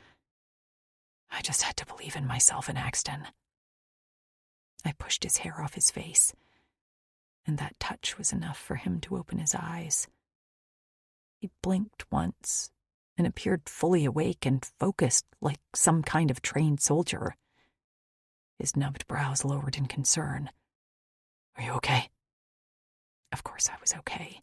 I got a good night's sleep. My muscles felt loose thanks to his strong hands, and most of all, I felt safe for the first time since I left Earth. My hand slipped down to rub across his full lips, and his muscle tightened. Something hard poked me in the stomach, and I didn't have to look down to know what it was. His cheeks grew ruddy, like he was embarrassed, and he shifted back in an effort to get away from me. "Sorry," he murmured. But I didn't want him to feel sorry. I didn't know what would happen in the next few days, and I craved physical touch from Axton. I snuggled closer to him and draped my thigh around his hip. He went very still at the touch, and then leaned closer. His nose bumped mine, almost hesitantly, and I smiled at the gentleness. "I would like words to describe what you see happening next," he said in a gravelly tone. Fuck, consent was sexy. "I'd like you to touch me." His nostrils flared. "Like last night?" "More." I palmed his cock through his pants. He swallowed. "Mating you is... I should not do it." He remained stiff, and I withdrew my hand. If he respected my consent, then I had to respect his. "Why?" "I should not encourage your attachment to me." His eyes flickered. "And I should not become more attached to you." He told me that he craved my presence. But why not? If we have limited time left, then why don't we enjoy ourselves? He shook his head. "I can't think like that. I cannot allow myself to accept that you will not survive. You must, or I have failed. Axton, we had a differing belief system, and we were going to have to come to some sort of compromise. Then how about this? If you only have a limited time left, why can't you let yourself have what you want? I paused. You said you wanted me. You still do, right? His groin jutted forward, so I felt the prod of his cock. I think that answers the question. So... His voice trailed off, and his jaw worked as he was searching for his words. I worry, he said in a wavering voice, that I won't fulfill my duty if I let myself imagine a future with you. I don't know that I'll make the right decisions when it counts, that I'll act selfishly out of wanting to be with you, and in the end I'll doom us both. That is why, Lou. That is why I'm denying myself, when all I want to do is sink between your thighs and hear you scream my name like you did last night. I can't be that weak. I hadn't realized I was crying until his face blurred. A tear slipped out of the corner of my eye, and I sniffed. Here I was thinking about getting off, and Axton was having an outright war within himself. "I'm sorry," I murmured, as I clasped his face and pressed kisses to his light blue skin. "I'm sorry I pushed you. I'm sorry I made you make that confession. I'm so sorry, Ax." His chest rumbled, and soon he was making that soothing vibration that settled into my muscles like an invisible massage. I'm sorry, he mumbled back until our mouths found each other. Our lips tasted like my salty tears as Axton swept his tongue inside my mouth and let out a pained groan. His cock pulsed against my stomach, still hard and straining in his pants despite his fear. Remembering his words, I shoved him away, and a sob bubbled out of my throat. Scrambling up onto my knees, I lurched forward as the tears came faster. I needed to get away from Axton, from the rumbling in his chest to the feel of his hands and the taste of his mouth. But he didn't let me get far. Before I could take a few steps, his body hit me from behind, sending us careering into a nearby tree trunk. He saved me from smacking face first into the bark by a strong hand around my waist and a palm on the trunk. We stayed frozen like that, me still crying, him braced behind me. I could hear him inhaling deeply, and I wondered if he was scenting my arousal, because despite the tears, I still wanted him just as badly as when I woke up. I reached back hesitantly and brushed my fingers on his thick thigh. "Ax?" The arm banded around my waist lowered until his big hand palmed me through my skirt. I sucked in a breath and couldn't help the moan that escaped my lips at the pressure on my sensitive flesh. "But does help me," he whispered, his lips teasing the rim of my ear. "But the feel of you, the smell of you, I just can't help myself. All I can think about is feeding my cock to that greedy cunt of yours. until all you know is me. How's that for selfish? 11. Axton. She trembled against me like a scared antella, and that only ignited my predatory instincts. Fleck, but I wanted to conquer her. I wanted to own every patch of skin and swallow every one of her cries. I wanted to drink from her cunt and suck at her pink nipples. But really, I was the one who was lost to her. She'd conquered me, and despite my defenses, she now owned me. I nuzzled into her neck as I ground my hand against her cunt. She gasped and spread her legs like I knew she would. My Lou was loud and passionate and loved to be touched. She craved contact with me, and I'd let her chain herself to me if she wanted to. Slipping my hand under the slit of her skirt, I found her bare to the touch, and so wet that my fingers slipped through her cunt with ease.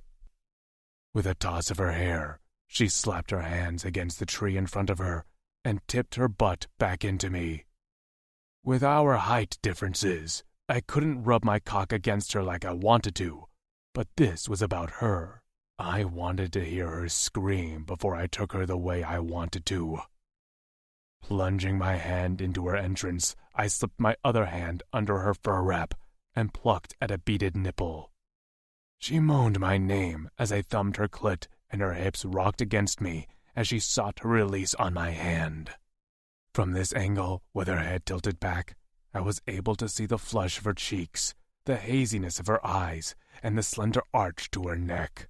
Fleck, I wanted to bite her, mark her, and for the first time, I let myself imagine the way she'd look with locks around her wrists. She barked out a shriek and shuddered. Her inner walls clamped around my fingers as she came, and just as she began to pant, her knees buckled. I hauled her into the air by her waist and carried her back to the bed pallet I'd made. She hung limply in my arms, and when I laid her out on the pad, she stared up at me with wet eyes. Are you sure? I've never been so sure, I answered, just as I shoved my pants down to my knees. My cock sprang out, and I groaned as the cold air touched my heated shaft. Libo leaked copiously from the tip and dripped onto Lou's bare stomach. Her skirt was shoved up around her waist, bearing her cunt covered in yellow curls. The hair glistened with her juices, and I sucked on my fingers to get a taste of what I'd been craving since I'd first licked her the night before. Jeez, she whispered in a harsh breath. You're so hot. I am not cold, I answered. She laughed, and her breasts jiggled from where I'd tugged them out of her fur wrap. I leaned down to lap at a nipple, and she moaned as she carted her fingers through my hair. When I lifted my head, her eyes glittered. Go on, she said. Feed my cunt that cock. As soon as I sank into her wet heat, I knew I'd never be the same. Her back arched as my cock found home, and her mouth opened on a wordless cry. So big, she whispered as I pulled out and thrust again. Her body bucked, and she ground against me as I began to pump into her on a rhythm. My subcock extended and latched onto her clit. She screamed, eyes wide, and then her mouth stretched into a wide smile as she laughed hoarsely. Oh, that's a special trick you have there. It's no trick, I growled as I plunged into her again and again, sending her body sliding up the fur blanket. I'd worried that the lack of cock piercings that most Drixonians have would make my skills lacking, but with Lou shuddering and moaning under me, I felt on top of the world. A shiver slid down my spine and pulled in my guts, then dropped into my balls. They felt near bursting, and my cock was a hard spike plundering the female beneath me. Lou, I choked out, because the pleasure coursing through my body was bordering on pain. Yes. Let each note be a step inward toward calm. Enjoy this musical break before we continue. Thank you for your time and presence.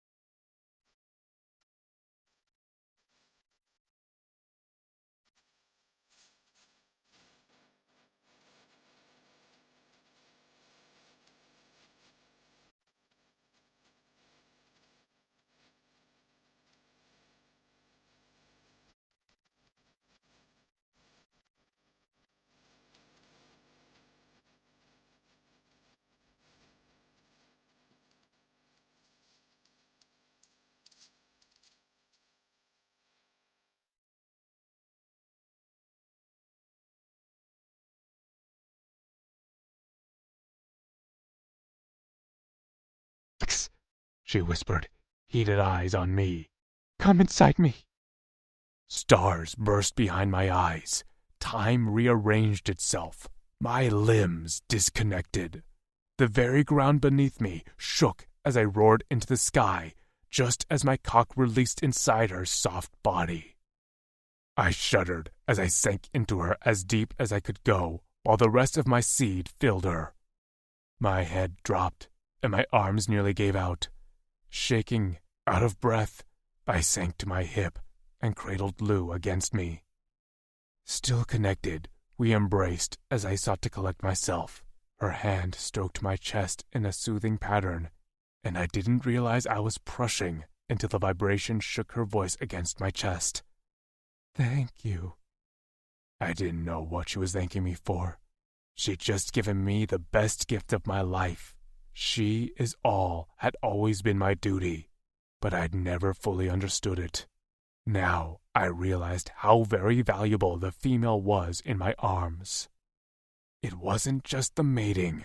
She gave me purpose, the promise of a future of happiness. As I cradled Lou to my chest, I thanked the generations of past Trixonians who created and supported our beliefs. She is all, indeed, I murmured into Lou's hair. I glanced down to see her eyes were closed and her breaths were even. Smiling to myself, I let her sleep. I had worried that I'd be distracted as we continued our trek toward the coarse caves, but as Lou walked along beside me, I felt even more focused. Kutzal always said that while I fought like a beast, I went through life strictly following orders. When times were peaceful, I was also peaceful. I hadn't really understood what was so wrong with that. But now I get it. Deep in my sola, I hadn't known what she is all meant, and I hadn't really believed it. Not until Lou. Now, every single bit of my attention was on our surroundings. It was like my vision was clearer, my hearing more pronounced, and I felt strong as I strode through the bush. I cut wide swaths out of the path with my swords so Lou had an easier walk with her short legs. When she'd woken up, she'd seemed almost embarrassed. Her cheeks had been flushed, and she'd stuttered a bit with her words. I'd helped her clean herself, which seemed to surprise her, but then after that, she'd touched me often. Even now, as we walked, she held onto the belt loop of my pants. By nightfall, we'll be close enough to observe the area, I explained to her. Then another half a rotation to a full rotation to get to the caves. She nodded, and then tripped with a little cry. When I glanced down, I saw one of her boots had become untied. I quickly turned and bent at one knee to take her laces in my hands. Her hand settled on my shoulder. I can tie my own shoes, Axe. I knew that, but I wanted to do this for her. I wanted her to be as safe as possible. Plus, the ties on the Rogastix boots could be difficult. Lou's fingers plucked at my hair. Too late, I felt the cool air on the back of my neck, and it was like being plunged into the cold fresh-ass. What? She murmured. I reared my head back, and she jerked in alarm at my sudden movement. Rising to my feet, I refused to look her in the eye. Maybe she hadn't seen anything. Maybe my hair had covered it. What's that mark on your neck? She asked, and a band tightened around my chest. I swallowed and turned to keep walking. Nothing. With nimble feet, she leapt in front of me, so I had to stop in my tracks. Her eyes narrowed. Look, you're a terrible liar. It's definitely something. Vatas, help me. Fine, it is something, but I don't want to talk about it. She cocked her head. It looked like a brand. The band tightened further, and an exhale wheezed out of me. Her lips parted.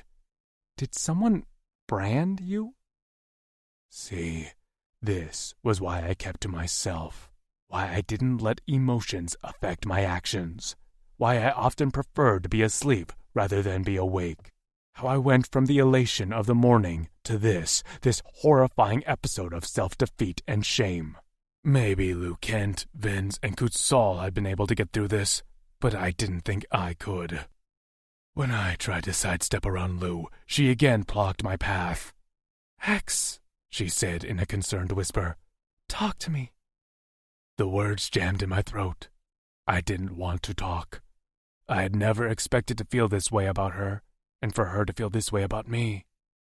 My concern had been that I'd be dead in a few rotations, so the truth of what I was and my place in Drixonian society hadn't even been an issue for me. Until now.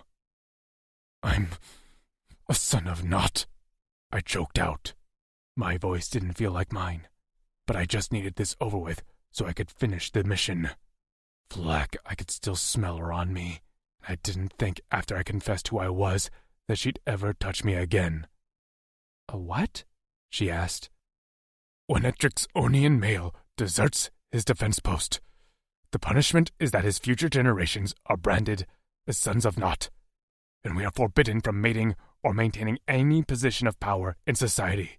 We are sons of Nott, and we are branded to deter others from affecting their own offspring. She blinked at me. How North Korea of you? What? She shook her head. Jeez, it's not like your father killed someone. She paused. Did he? No. So you're telling me that you're like some outcast?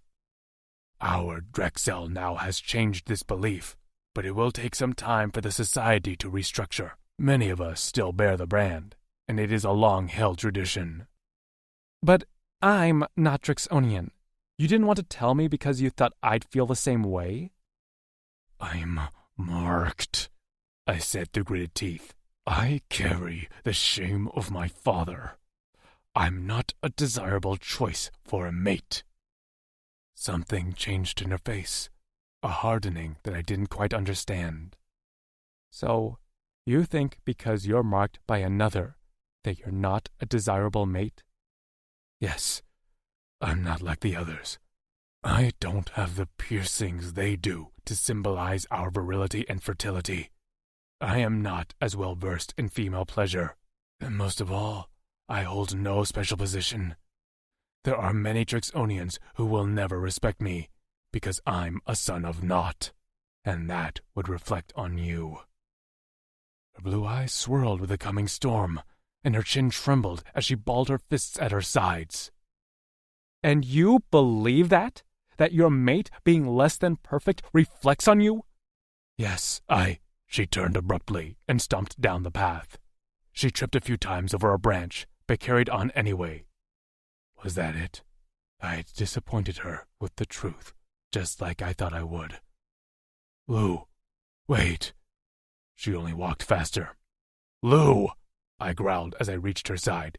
You're going to hurt yourself. She whirled around, and the tears staining her cheeks took me aback. Is that so? And will my stupidity reflect on you? Face red, veins in her neck protruding, Lou was furious, and I couldn't figure out why. What? I'm not perfect either, she spat. With jerky movements, she parted her hair and pointed to a long scar running along the hairline at her temple. A chill ran down my spine. How had I never noticed that? I'm marked, too, by someone who saw me as less than. But your secret is safe. You don't have to tell anyone what I am. I wouldn't want to reflect badly on you to the rest of your people. In the back of my mind, her words registered, but one emotion roared to the forefront. Heat flooded my veins as I sought to keep myself from screaming. Who had touched my Lou? Lou. I had always felt shame at what the Uldani had done to me, but never like this. Tears blurring my vision, I blindly stepped into brush that was nearly taller than me. I let out a grunt as I furiously swiped at a branch next to me. Suddenly I was yanked backward into a tree, and then Axton's big, warm body loomed over me. His eyes like thunder as he gritted out, "Who hurt you?" He had used this tone when we'd first met, and I'd been scared shitless. But now I knew he wouldn't hurt me physically. Unfortunately, I'd given him the power to hurt my heart with a well-placed arrow, and he'd notched a perfect 10. It doesn't matter. It matters to me, he growled. I don't know why I lost my head and thought males in another galaxy were going to be any different. I glared up at him. But sounds like you still have egos, and I want no part of it. His big hand cradled my neck, and he inhaled deeply as he forced some of the anger out of his expression. Lou, please, tell me who hurt you. The Uldani, I snapped. You want to know just how tainted I am? They didn't just leave a visible scar. They messed with my brain, Axe. I don't know what they were trying to do, turn me into some superhuman, but they fucked up. You thought the pride in Greer was a hack, but I'm not much different than them. What? He whispered hoarsely. The hand around my neck went slack as his arm fell to his side limply. The loss of his touch shouldn't have hurt me as much as it did. I can see visions. I saw you in mine before we ever met. All I knew was that you'd separate me from Maisie, and that was why I fought you so hard. I saw the Pridens in a vision too. They aren't always clear, just like the Greer, and I don't always know when they will happen. But they've all come true. I met his gaze. Every single one. He took a stumbling step back. You saw me? I nodded. You grabbed me and took me away from Maisie and my visions. What made you start to trust me? When you saved me from the crab thing? When you didn't hurt me? And when I saw in my vision that the Pridens would chain you, but that I'd seek you out for protection. He took a few more steps away from me until his back hit a tree. Cradling his head, he slid down. I remained where I was, unsure where we'd go from here. Maybe I wasn't worth the dangerous mission anymore. When his voice came again, he sounded broken. I have harmed you, haven't I? He gazed up at me with wounded eyes. I nodded. Because yes, he did hurt me. We were both branded in different ways, but if he saw himself the way he did, how could he see me as anything different? Will you tell me about your time with the Uldani? I spoke haltingly. How we were taken from Earth, delivered to the Uldani on Tauren, and were then taken to their underground labs. I didn't speak of what happened to the other girls. That was their story to tell. But I explained the torture I'd gone through, and how I pretended like my brains were scrambled. Next, I told him about how we escaped, traveled to Corin, and had been living off the land on our own. I admire you even more now, he said quietly. I looked away, wishing I didn't crave his admiration. But I didn't care about that mark on the back of his neck, or that his father deserted the army. His place in his society wasn't of importance to me. I cared that he protected me, made me feel safe, and cherished me. He rose slowly and came toward me again. I braced, because despite my hurt, I still craved his presence. I don't think less of you, he spoke gently. If anything, I respect you more, knowing what you've gone through. I remember seeing you when you boarded the ship with the Heresians. You fought them with all your strength. Like, you even fought me. You still have the spirit in you, Lou. Tears brimmed over my lower lashes, and I sniffed. But I have visions. When we were eating with Gragic and Marin, and I passed out for a moment, I had a vision then. They come suddenly and usually leave me feeling weak and sick. He braced his hand on the trunk near my head. Then I will care for you every time you have a vision, and I will believe them. I stared up at him, wanting to believe him, but... And how do you feel about yourself now? He blinked. What? You can't accept me but not yourself, Axe. Until you can prove to me that you see value in yourself as a worthy person, then I'm not sure I can believe you. His mouth flapped open, and his throat worked. The purple of his eyes swirled. Ooh, don't you get it? If you're marked and tainted and less than, then so am I. And if I'm not, then you're not either.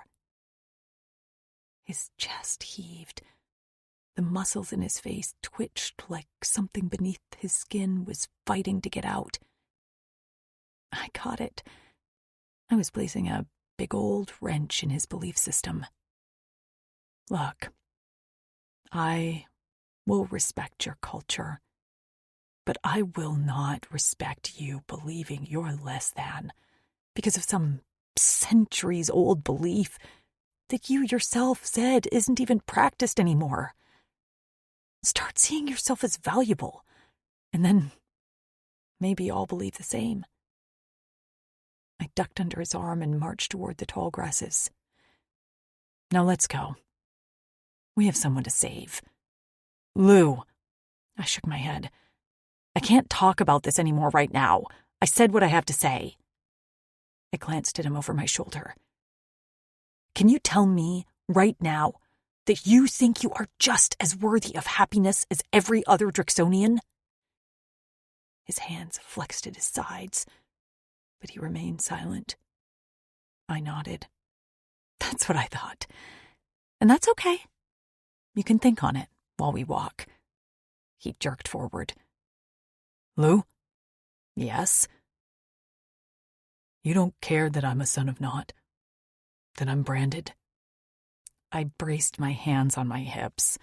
I literally couldn't care less. I do like you, Axe. I'm probably more than like you. But I'm not ready to say the words yet. What's between us has nothing to do with anyone else. It's how we make each other feel. If we're better together than we are apart. My voice cracked on the last word, and I swallowed around the lump in my throat. I miss my friends. They are the reason I'm still alive. But being with you? You make me want to live again. You make me think I can do more than survive. I can actually be happy. When he reached for me, I dodged his hand and swiped angrily at the tears running down my cheeks. Can we please keep going? He didn't move for a long time. But finally, he lurched forward, jaw set like stone, and hacked at the grasses like they had personally offended him. I followed in his wake, unsure if I'd done the right thing, or if I'd just royally fucked this whole thing up. 12. Axton. I tried to speak a few times, but every time I opened my mouth, Lou would send me a vicious glare that promptly shut me up, so I was forced to do exactly what she wanted me to do. Think. And I hated it. When I was alone or not busy, I slept in order to avoid having thoughts, emotions, reminders of my past, dreams of the future. I didn't do any of that. I put one foot in front of the other and fulfilled my duty to my fellow warriors. Any minute I'd been prepared to lay down my life for Kutzal. I listened to Lou's breathing and her cursed mutters as she tramped through the overgrown brush. Would I still give up my life for the cause? Wasn't that what I was supposed to do? What I'd been born for? But Lou had crossed the wires in my head, and now I wasn't quite sure which way was up. I wish I could cast aside her words, but the brand on the back of my neck itched like it was freshly healed, reminding me of our conversation with every breath. I'd been raised to believe all my life that I was less than other Drixonians.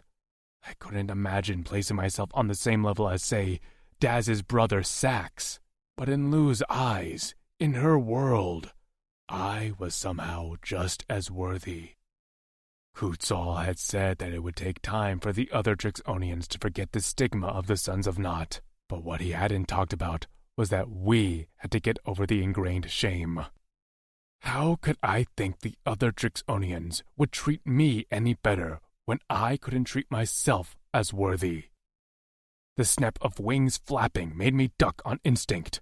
Lou covered her head with her hands as she let out a small squeak of fright. I gazed through the trees to see a low-flying corse. His head was bent as he peered through the trees. He was likely their scout and border patrol. I curled myself around Lou to help disguise us among the trees. My scales were a mottled blue and black for a reason, to hide my bulk among the blue foliage. I pulled the hood of her fur cape up over her head to hide her blonde hair. The corse flew out of sight. When he didn't send up an alarm or circle back, I was assured he hadn't seen us.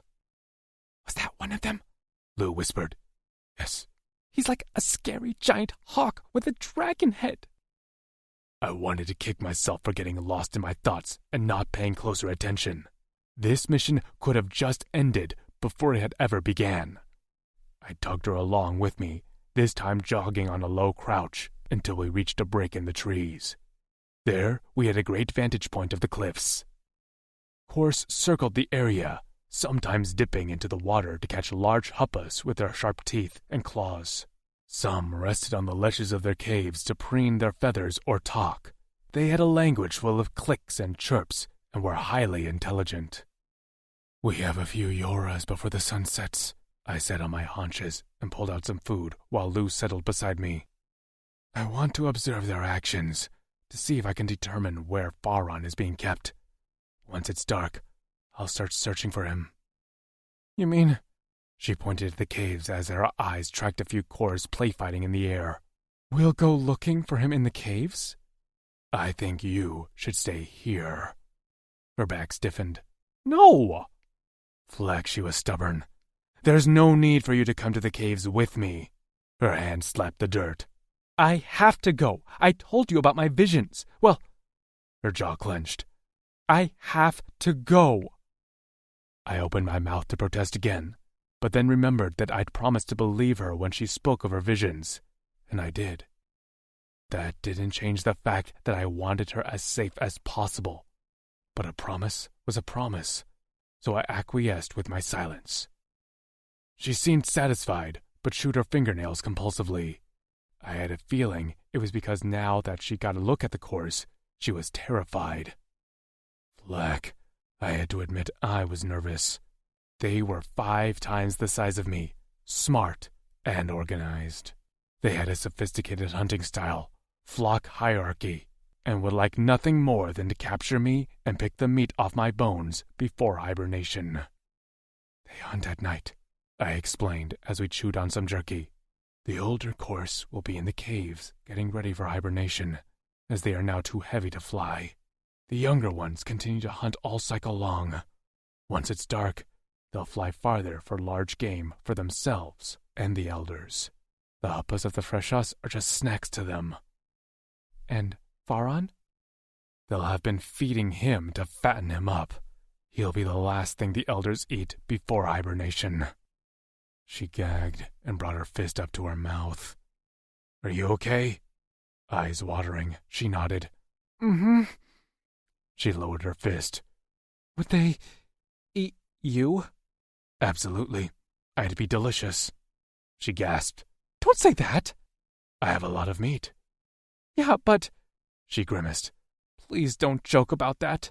I bit off a hunk of jerky. "I'm not joking." "And me?"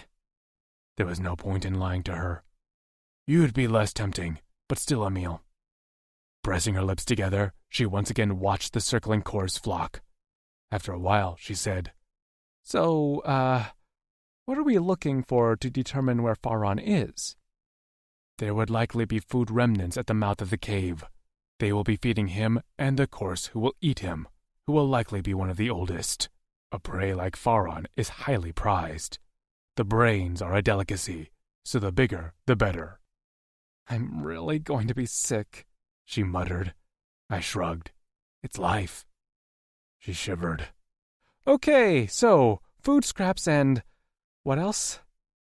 "The elders would likely have some sort of designation at the mouth of their cave." I shielded my eyes from the sun as I studied the cave entrances. Lou made a face. "Like what? A welcome mat?"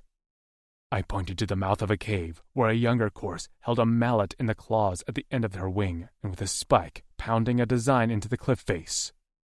I pointed to her. "There." Lou squinted. "I don't think my eyesight is as good as yours, but I can see some sort of border around the mouth of the cave." "That's an elder." "Faron is there?" I waved a hand. "How many caves can you see that are decorated like that?" She tapped her finger in the air, and her lips moved as she counted. As the number reached 12, her shoulders began to slump. Finally, she stopped counting altogether. "That's too many to search." I nodded. "This course flock is likely in the hundreds." The flash of something in the sun caught my attention. A course flew past with a familiar chain dangling from its neck, likely the spoils of killing one of the Priadons who was sent to rescue Faron. I imagined one of them using Lou's cloak as bedding and saw red. I ducked my head and shoved my fingers through my hair as I tried to rein in this unfamiliar flare of feelings. This was what being around Lou did to me. She gave me the highest of highs, but any thought of her coming to harm brought me to the lowest of lows. We sat in silence for a while, and I narrowed down the caves I suspected held Faron to be about 24. Not ideal, but better than close to 100. A soft hand settled on my shoulder. "Do you want to rest? You can use me as a pillow." I turned to see her offering me a gentle smile. "You should get rest too." She shook her head. "I'm not tired. We both know you're the brawn here, so you should be at your best." Leaning back against a tree, she patted her lap. "Lay down." Normally, I would sleep and wake up as the sun was setting.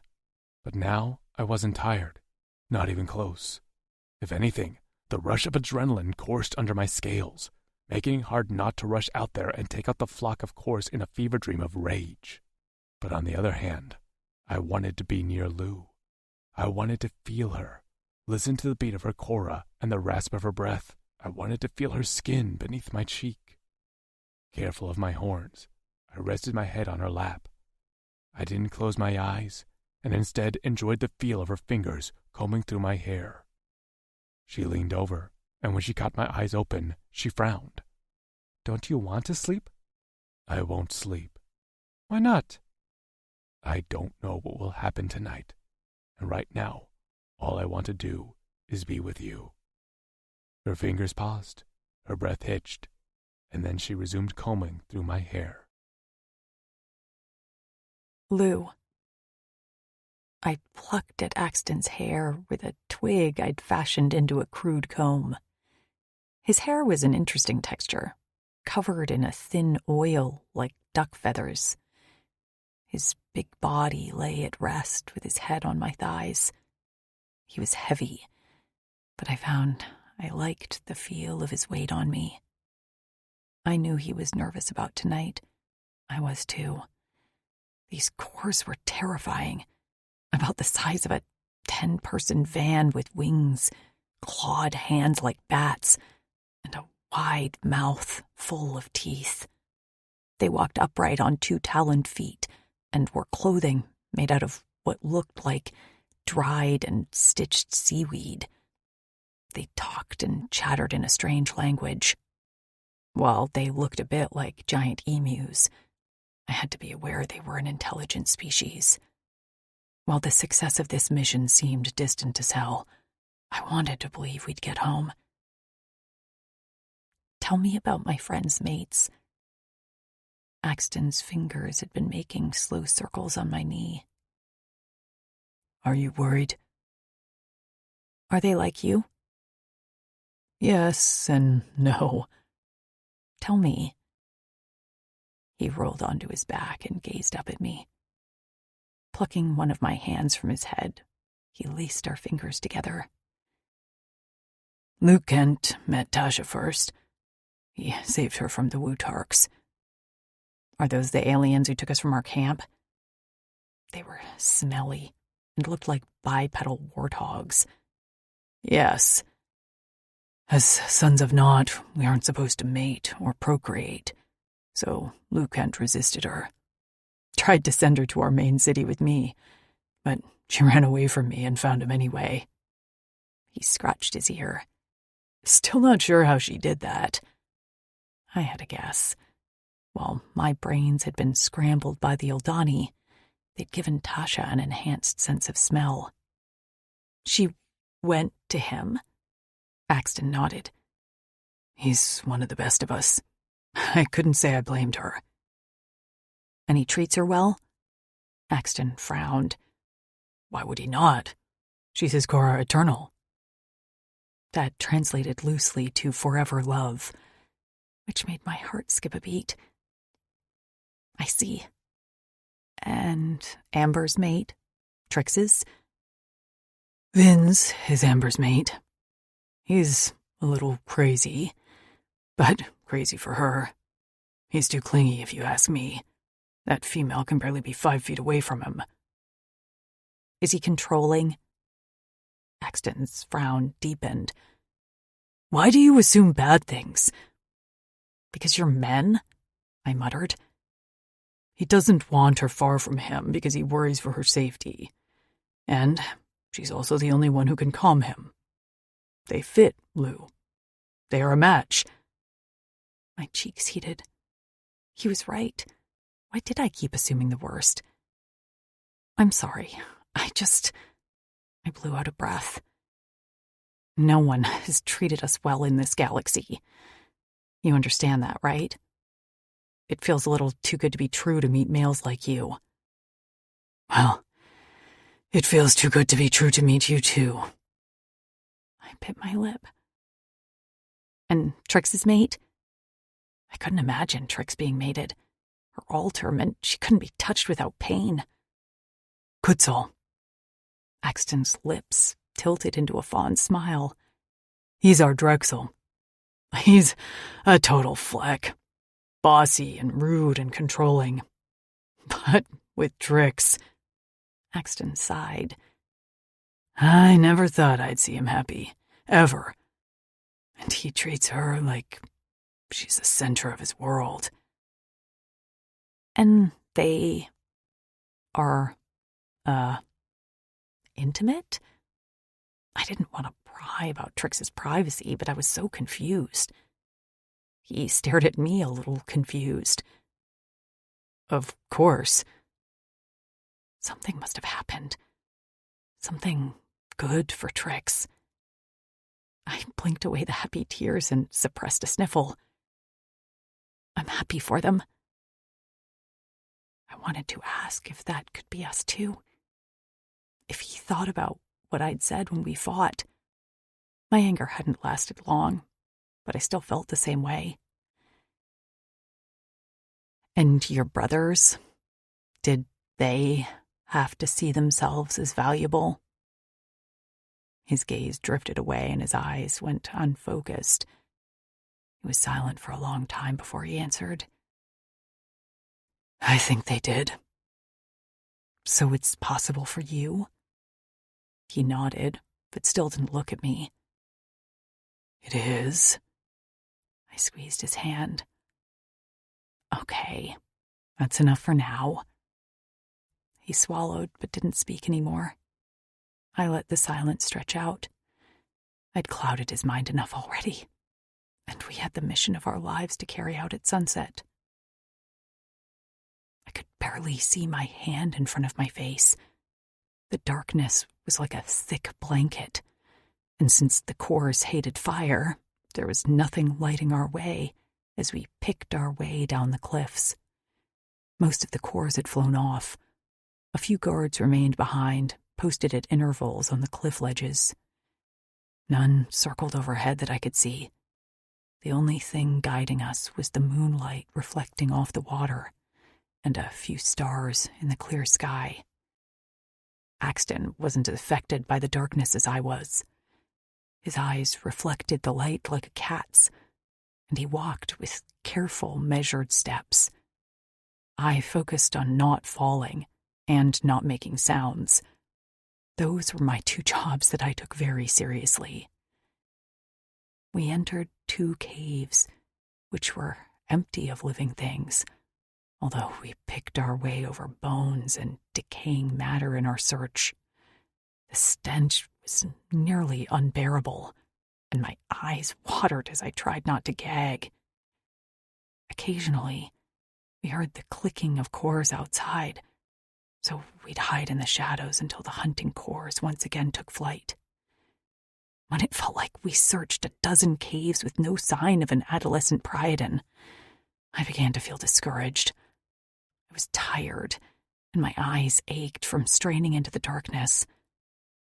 Some caves were lit dimly with some sort of bioluminescent plant, which helped, but I could still only barely make out shapes. I knew the second we stepped into the cave that this was the right one. I certainly didn't have Tasha's nose, but even I could smell the tangy scent of blood and the rank stench of fear. If I listened closely enough, I swore I could hear the past screams of pain bouncing off the walls.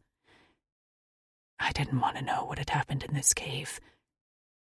And I also knew that I needed to know. I fully believed Axton had the abilities to save Farron, but most certainly his bedside manner would be shit. If Farron was alive. Please be alive. I mouthed the words to myself. The glowing orbs of the luminescent plants highlighted a hulking form of a corpse. I stopped dead in my tracks before I realized it was sleeping.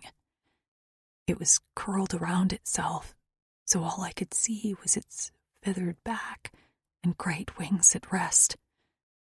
A muffled sound came from the far end of the cave, and fear froze my limbs.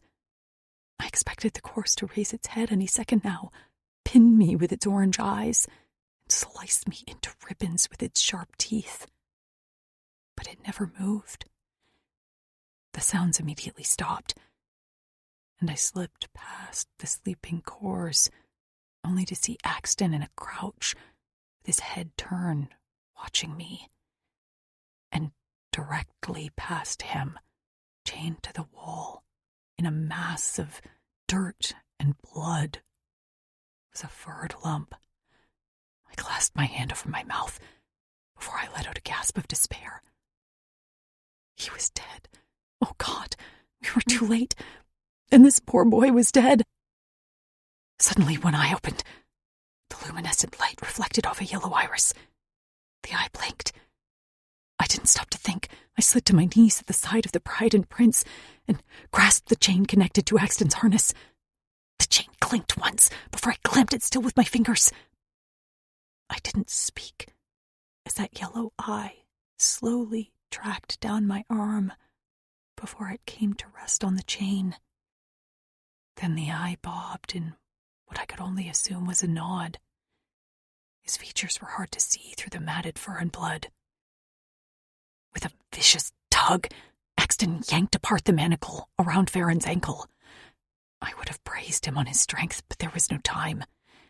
He swept the pile of fur and flesh into his arms and strode toward the mouth of the cave. I followed behind, holding onto his belt. As we walked past the corpse, he remained sleeping. Not even a muscle twitch. We reached the mouth of the cave and ducked out. I still didn't take a breath. This seems too easy.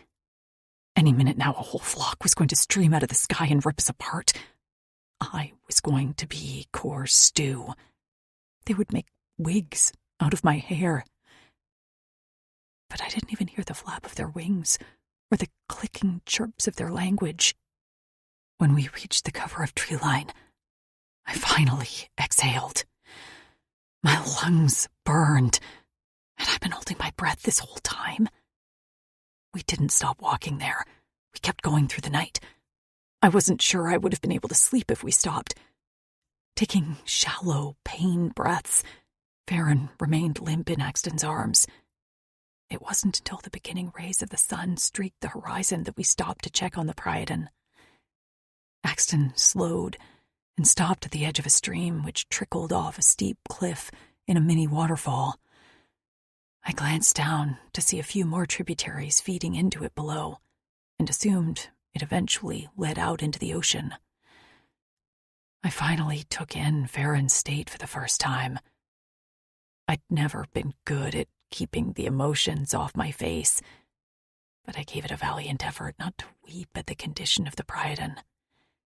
As he rested on the stream bank, he looked at me with one good eye, because the other was swollen shut. One ear hung in shredded strips crusted with dirt and dried blood, and his entire left shoulder was mangled, as if something had gnawed on him.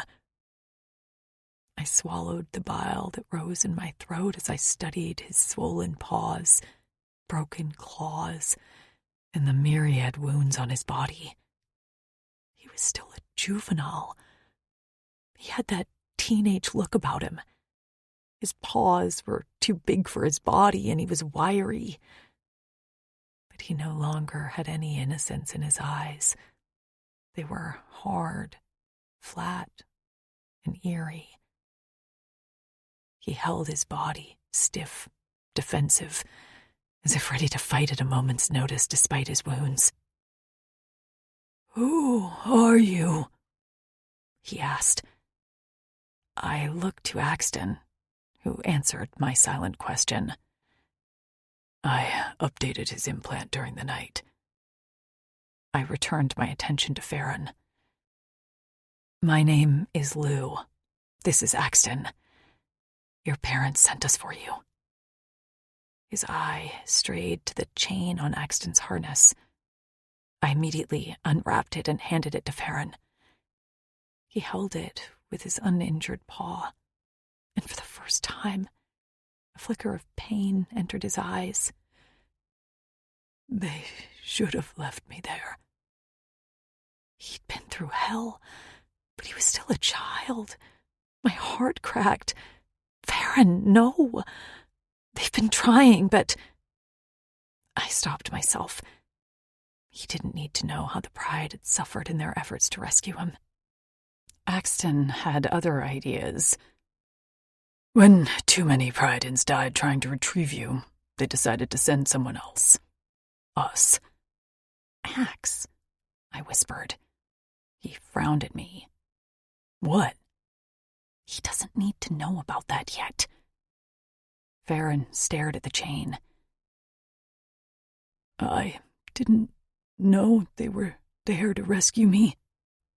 I saw the chains, the Pride and bodies. I thought the cores were just collecting more food." He swallowed. "I had hoped they weren't sending any members of the Pride for me, but instead focusing on obtaining the Synax." He glanced up. "Is my sister all right?" A sick feeling churned in my gut. I didn't know what Synax was, and I certainly hadn't seen a sister. Axton opened his mouth, but I cut him off. "We didn't meet your sister." Farron nodded, seeming to accept that. "Why do you care about rescuing me?" "We don't," Axton muttered. "They're holding our lives hostage." "Ax!" I hissed. His expression was deceptively innocent. "What?" "Stop it." "What do you mean they're holding your lives hostage?" Farron asked. I sighed and gave him a brief rundown, but tried to make it seem a whole lot less evil. "So, you're taking me..." He swallowed. "Home?" I wanted to wrap him in my arms and hold him close where nothing could hurt him again. I couldn't imagine the horror he'd gone through in the last few weeks. And even now, he clung to his pride with his ragged claws.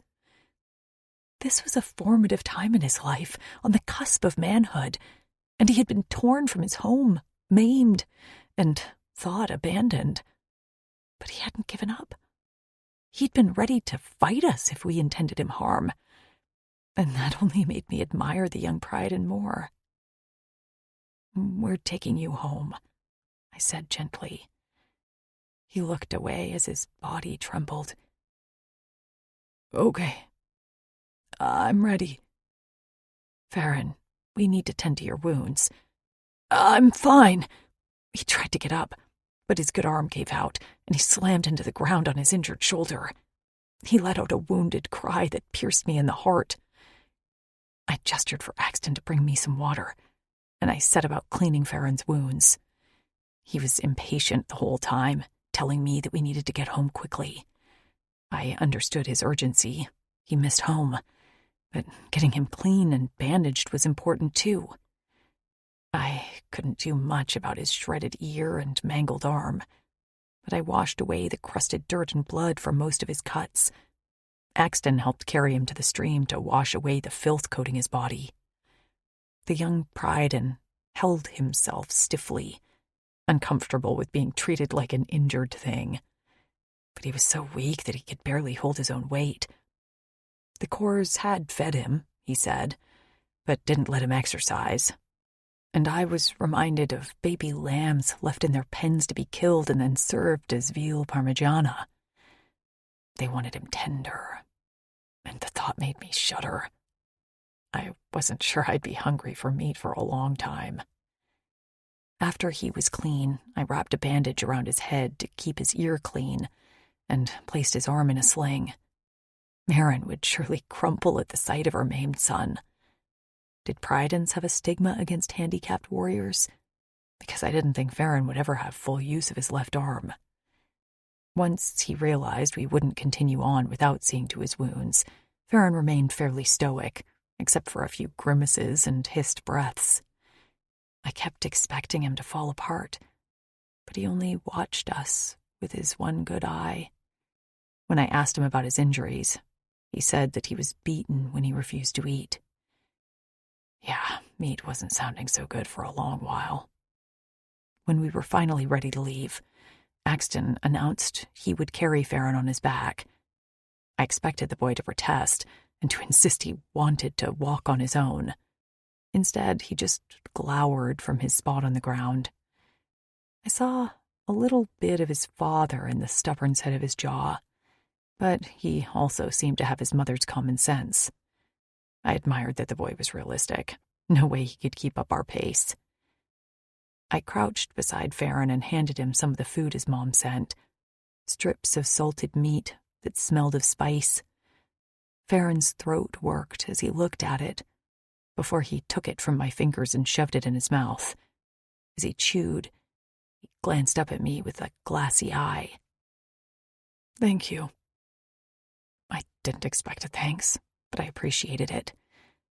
With a tentative hand, I reached out and stroked the fur near his good ear. I could see his mane started to grow in.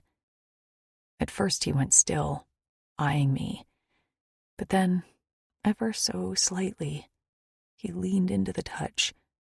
A slight purr rumbled from his chest. "Let's go," Axton snapped. Was he jealous?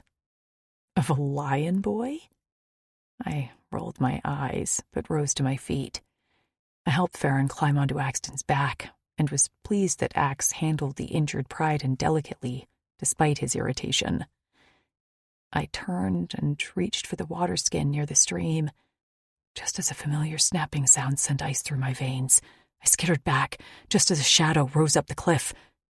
The massive wings of a corse flapped again, spraying water on my face, just as its beady eyes narrowed on me. "Holy shit!" I rasped, just as the corse reached for me with its clawed hand. 13. Axton. Farron slid off my back just as I reached behind me to withdraw my swords from their sheaths. Lou let out a ferocious scream that was like a knife in my spine. Kicking out, she landed a decent blow on the coarse snout. He shook his head and clicked at her, almost like he was smirking at the strength of her blow. She scrambled back, but the course closed a claw around her ankle and tugged. Blood bloomed on her skin, dripped into the green dirt, and I leapt into the air, bringing my sword down on the edge of the course's wing. I severed the clawed hand from the feathered tip. The course screeched in pain, the sound like metal on bone, and landed on its taloned feet. The chain of a fallen Pryadan dangled from its neck, tipped with a green pendant. Farron let out a roar from behind me, a sound I hadn't thought he was capable of. The horse's eyes narrowed on him, and he chirped as if to say, "There you are." But that moment of distraction was all I needed. Despite the core's size, I jumped onto its back and gripped the chain. As the course reared and bucked, I clenched its feathered back with my thighs and tugged harder. Spraying blood from its severed limb, the course tried to take flight, but I plunged a sword into its shoulder, ripping through necessary flight muscles. As I wrapped the chain tighter around my fist, it dug into the course's neck, cutting off its air supply. It gasped and writhed. In a last-ditch effort to dislodge me, it flung itself on its back. I slid off in time to avoid the massive body smothering me. As I rolled to the right, the chain broke off in my hand. While the course struggled, I slammed the bottom of my boot into its chest. With another scream, this one a clear alarm to its flock, he went sailing off of the edge of the cliff. I didn't wait to hear the splash below. I turned to find Lou clutching Faron with her injured ankle dripping blood. The course would smell it. There'd be more here soon. I could take one, but not a dozen. Fleck, I could probably barely hold off two. I swore I could hear an answering chirp in the distance and the flap of 100 wings in the air as they came to finish us off. Go, I heard myself say. Axe, don't do this! Lou pleaded with tears falling down her cheeks. I have to. You need to get home safe with the boy. Faron's one good eye was wild, and his nostrils were flared as his broken whiskers twitched. We can help. He reached for his sword. Give me a weapon. He had one good arm. Lou was injured. I met her gaze and felt a rock lodge in my throat. My limbs wouldn't budge. For once in my life, I wasn't ready to die for a cause. I wanted more time with Lou. I wanted to give her a place to call home, to see her cheeks flush when she had too many spirits, to wake up to the sun shining on her face. And I wanted to be there with her, smelling her skin, bathing in the warmth of her smile. I wanted to see her belly grow round with my chit. I'd never wanted anything for myself until her. Axton, she pleaded again, taking a stumbling step toward me, her small hand reaching out. Don't. I heard it then, the screeching battle cry of the course. Soon the sun would be blotted out with their bodies as they searched for us. Take Faron, I growled at her, knowing exactly what I had to do. Now! Axe! She cried, but I had already turned my back. Even as her voice sobbed my name, I ran with my swords at my sides, crashing through the underbrush to make as much noise as possible. While I'd been carrying Faron away from the cliffs, I'd been paying attention to my surroundings, so I'd seen the telltale entrances of the Quark burrows dotting the ground. If I could reach the Quark tunnels, I might have a chance. The course wouldn't send their entire flock, but they'd send enough to ensure success. Except they weren't banking on me. I no longer heard my name, and if I made it out of this alive, I'd have a lot of apologizing to do. But I was made for this. For once, I didn't approach a battle with a detached duty. I'd never been more invested in succeeding, and it wasn't because of Lou. It was because of myself. Because for once, I wanted something. Shadows darkened the sky, and I thrashed at the trees around me with my swords. The trunks shuddered, and branches shook. There was no way they'd miss me crashing my way through the underbrush. A chirp went up from the leader, and he circled overhead, beady eyes surveying the land. The moment he spotted me, his lips peeled back in a mockery of a grin. He clicked twice, and I swore he was saying, "Got you," just as he descended in a death swoop. My destination was in sight, but with the course closing in fast, I poured on some extra speed before hitting the ground on my hip in a slide. The course crashed through the underbrush, his flock behind him, and clipped my shoulder. Pain shot down my forearm, along with the warm trickle of blood as the impact spun my body. Flinging out my uninjured arm, I grasped a tree root just at the mouth of the burrow that stopped the momentum of my body. The course, unable to stop quickly enough, went sliding past me in the dirt as I fell headfirst down the tunnel. Darkness surrounded me, and I tried to right myself moments before I slammed into the ground at the bottom of the burrow. My fingers sank into damp soil, and I coughed at the rancid scent of the old Quark homes. 8-legged creatures about my size, they had abandoned these tunnels long ago as they headed south for warmer weather, but their tunnels remained. While the course would be able to follow me, they'd have to claw their way through, one at a time. Peering up at the hole in the surface, I waited until the familiar clicks and stomps of a course greeted me. A mouth full of teeth leered down at me, and his eyes glowed. He thought he had me trapped, but I had other ideas. I took off down the tunnel. My shoulder throbbed and my hip ached where a rock had snagged my scales. Blood soaked the waistband of my pants, but I couldn't let a little pain stop me. I had too much riding on this. My plan would either succeed or I'd fail spectacularly. But either way, I was going down fighting for me. The quark tunnels were lined with thin webbing from their nests, and one thing I knew that maybe the course didn't were that they were highly flammable.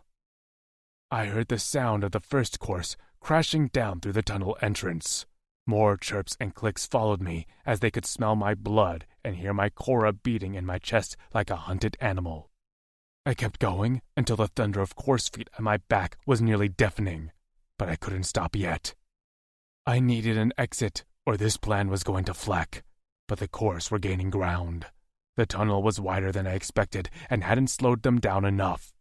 I ran on and risked a glance over my shoulder. The hulking form of a course wasn't far behind. "Fleck!"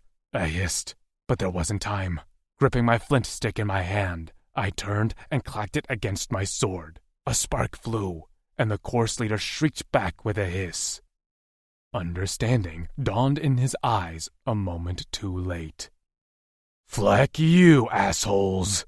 I growled, just as I held my sword near a mass of webbing along the wall. I cracked off a spark, and the web burst into flames. Lou. I was supposed to be running in the direction of Farron's home, but my muscles had turned to stone. Immobile, I stared in the direction where Axton had sprinted off and gasped for breath as an invisible band tightened around my lungs. Farron stood on wobbly legs at my side, with his one good arm around my shoulder while I supported him with one arm around his waist. Standing, he was about as tall as me, and it was odd to turn and look him directly in his one good eye. The yellow glowed fiercely as he set his jaw on his battered face. His body vibrated, and I knew how impatient he was to get home. I closed my eyes as I fought for the guidance to make the right decision. Then Farron's rumbling voice cut through my mind fog. "We're not letting him do this alone, are we?" The band around my lungs snapped. I sucked in a deep breath and nearly wept with relief. I wasn't alone. No way. But I don't know what to do. He took a stumbling step forward. "I have an idea on where he went. I know this area pretty well. I ran away from the cores once." He cocked his head. "My ear was my punishment when they caught me. No good meat in that, so they weren't worried about ruining it." I couldn't imagine the horror and pain he experienced at his young age. "Farron, I'm sorry." Together we started forward, although our progress was slow. "They'll take him alive," Farron said, "and I can't let him go through what I went through. Even if you two were forced to come here, you still saved me." His paw around my neck tensed. "You were kind to me." "It's not your fault what happened to you." He shrugged. "Maybe." His steps picked up speed. "Come on. I don't hear the cores in the air anymore, so they took to ground." "Shit," I whispered. "So where are we going?" "Quark burrows." His eye met mine. "I think Axton tried to trap them in the underground tunnels." Hobbling together, we made terrible time, but we could see Axton's large boot prints every so often, which let us know we were on the right track. I kept listening for the sound of his voice, the crash of battle, or the flapping of Core's wings. But instead, there was only an eerie silence. "Are we close?" Nodding solemnly, Farron kept his gaze straight ahead. The smell came to me first, smoky like a campfire, and burned meat on a spit. "Fire. Farron!" I gasped. "I know." His voice cracked like a preteen, reminding me he was really just a boy in a large body. He trembled against me when the first lick of smoke came into view, curling above the trees. We burst out between two large trunks to what felt like chaos. I could barely see around the thick billows of smoke rising out of the ground like New York City sidewalk. "The tunnels are smoked out," Farron said as he led us over to a hole in the ground. Below the choking gray smoke, the flicker of flames leapt up. "What?" I whispered. "The quarg webs lining the tunnels. They lit up like dry kindling," Farron said. I could barely process his words as something on the ground caught my eye. Shoving out of Farron's grasp, I slid to the ground to pick up the chain pendant. It had been worn by the Cors who attacked me. The pendant Axton had held. And beside it, dark spots blotted the dirt, and near the spilled black blood were large claw marks widening the mouth of the hole. "Axton!" Clutching the pendant to my chest, I stumbled to my feet. Farron looked as wild as I felt as he cupped his paws around his mouth and yelled for Axton. I did the same, my voice cracking helplessly. Oh God, what had happened? I didn't want to think about him in the tunnels with the Cors surrounding by the flames and smoke. I wanted to believe he was invincible, but he wasn't. "Lou!" Farron jogged over to me with an uneven gait and a wild eye. "We have to go." "What?" I asked. "We have to—" He swallowed and looked behind him. "I think some Cors are still alive in the tunnels." "How do you know?" He swallowed. "I hear digging." "Digging? Where?" He pointed, and a whole sense of self-preservation fled. It was either a Cors or Axton, and I had to find out. I shoved my pack at him. "Go home." His jaw dropped open. "What?" I ran to where he'd pointed and began to feel around for loose dirt and listen for digging. "The mission was to get you home, so go." "But you— Go!" I screeched at him. Tears fled down my face, and I couldn't tell if it was from emotion or the burning of the smoke. "Please, Farron, because I can't leave without him." Swiping at my face, I turned my back on the lion kid and dropped to the ground on all fours. Pressing my face against the dirt, I, at first, heard nothing but the flames crackling underground, until I detected the very light rasp of scratching. Crawling over to it, I grabbed a nearby rock and slammed it into the ground before dragging away the top layer of dirt. With every smash and drag, I grunted. My arms ached, and my nails broke in ragged husks on the rock, but I refused to stop. A shadow darkened over me, and I looked back to see Farron kneeling next to me. He dug his one good paw into the ground, claws extended, and proceeded to help. "I told you to leave," I grumbled. "You weren't my mother," he sassed back. I went to continue my digging when the ground pulsed from beneath. I skittered back just as some dirt caved in and smoke leaked out. One more pulse, and a hole appeared along with a massive burst of smoke. Covering my face with my arm, I coughed into the crook of my elbow. Farron huddled against me as we sought to breathe. And then, through the hiss and crackle of the flames, floating through the smoke like a ghost, I heard a word. "Lou!" "Axton!" I shouted, just as a hand thrust out of the smoke and smacked the ground. A dirty blue hand, tipped with ragged black claws. "Ax!"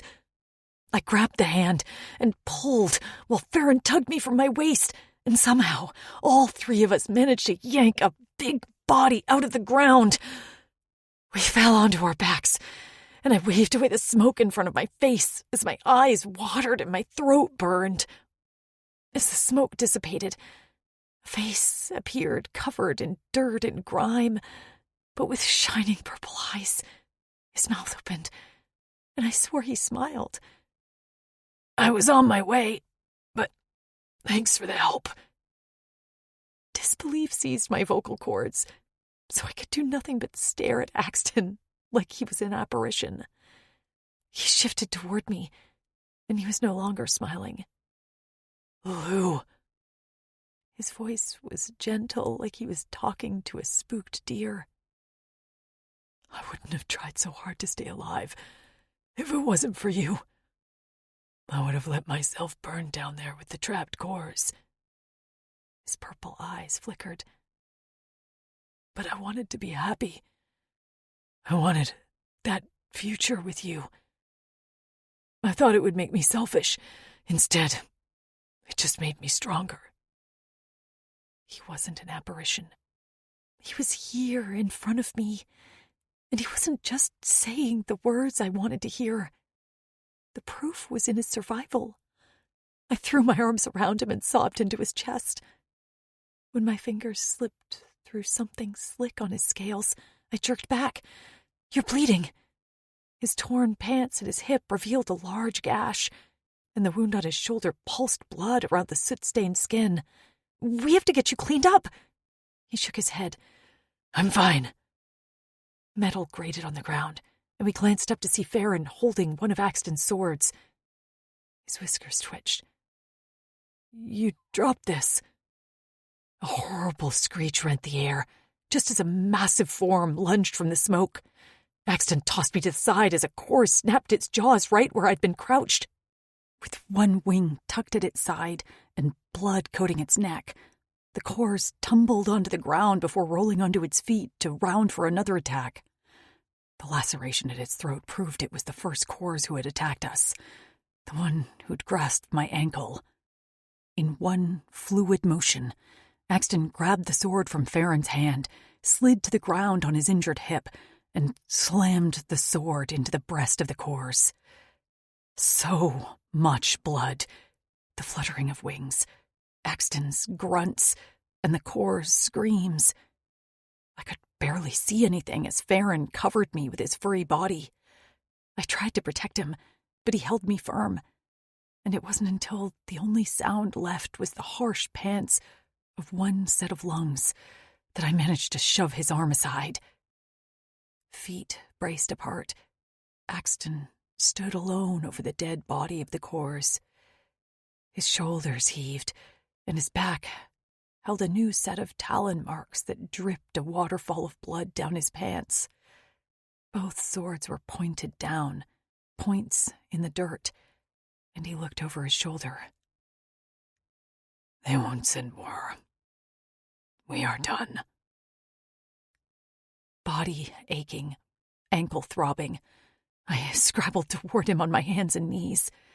But my wrists flared with pain, and I cried out as my arms trembled.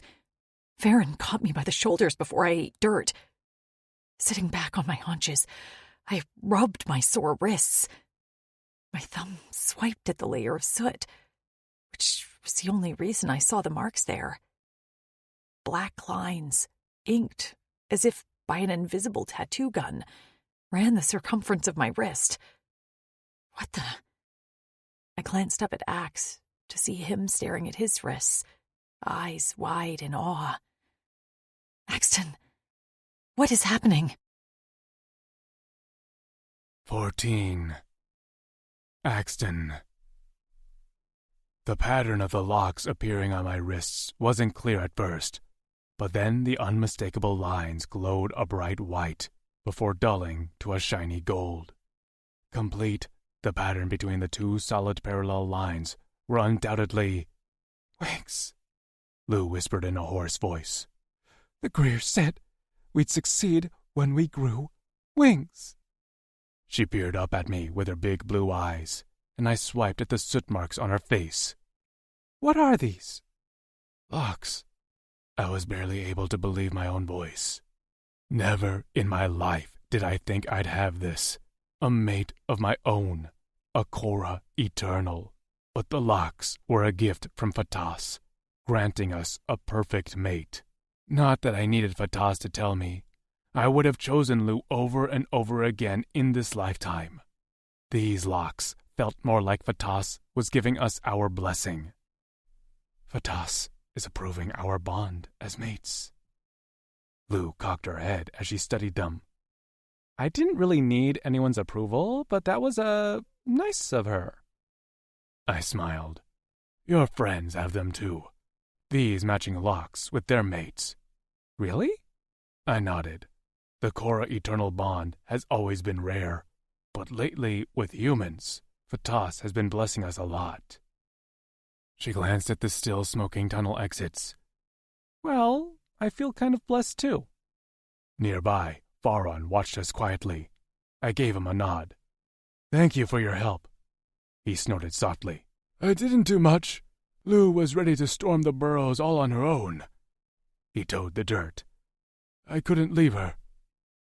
Smiling up into the boy's face, Lou grasped his paw and squeezed. My Cora gave a lurch of something resembling warmth toward the Priadon. Despite everything, he'd been willing to help save my life. I crossed my arms over my chest. But you want to go home now, right? His gaze shot up, and his muzzle twitched. Yeah, I really do. Despite my desire to take Lou to a secluded part of the forest and ravage her, we still weren't safe, and we still hadn't completed the mission.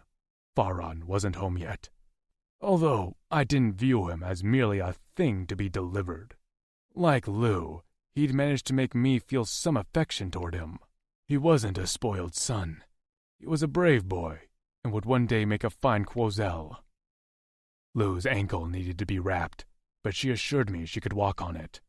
With Faron on my back, we left the smoking burrows and headed toward the direction of the Priadon Pims. Faron's body remained stiff, and I knew he was in pain, but I'd done all I could for him until we could get him to a proper healer. He needed food, rest, and to be kept clean. He'd always bear the scars of his time as a coarse captive, but I was confident he'd recover. As we walked, Lou told the story of all she'd been through, from being abducted on Earth to held captive by the Uldani. Faron listened with rapt attention, occasionally asking a few questions. They seemed to bond over their experiences of feeling helpless as victims of captivity. When the cloud-ringed tops of the Pims could be seen over the trees, he let out a strangled gasp in my ear. Lou, who'd been walking with her hand on Faron's knee for comfort, did a little skip. We're almost there, Faron? Voice tight with pain. He could only mutter a short, yes. The drums started shortly thereafter, letting me know that we'd been spotted by the scouts. In the distance, the doors opened, and a swell of Priadons surged out.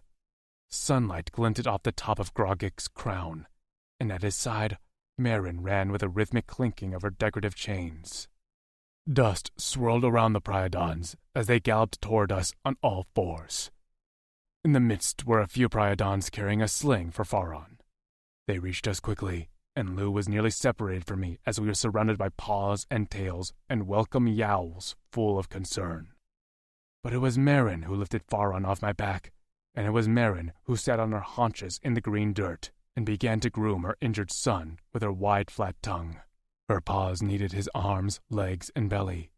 Grogik joined her while the Priad circled them in a protective huddle. Eyes misty at the reunion, Lou slipped her hand in mine. As her chest rumbled with a concerned purr, Maven unwrapped the bandages to take in her son's injuries. Her expression remained stoic, but her eyes trembled and her paws shook. He'd be permanently disfigured, and I didn't know how the Priadons would feel about that. There were many species who didn't take well to injured members of their own kind, but Faron didn't cower. Each time she revealed the extent of his wounds to the surrounding Priad, he'd met her gaze squarely, only grimacing when she tugged at dirty scabs. Mother! He dug into a worn pocket of his pants and withdrew a dirty root I recognized as part of the Synax plant, a rare plant used by some healers. Where is she?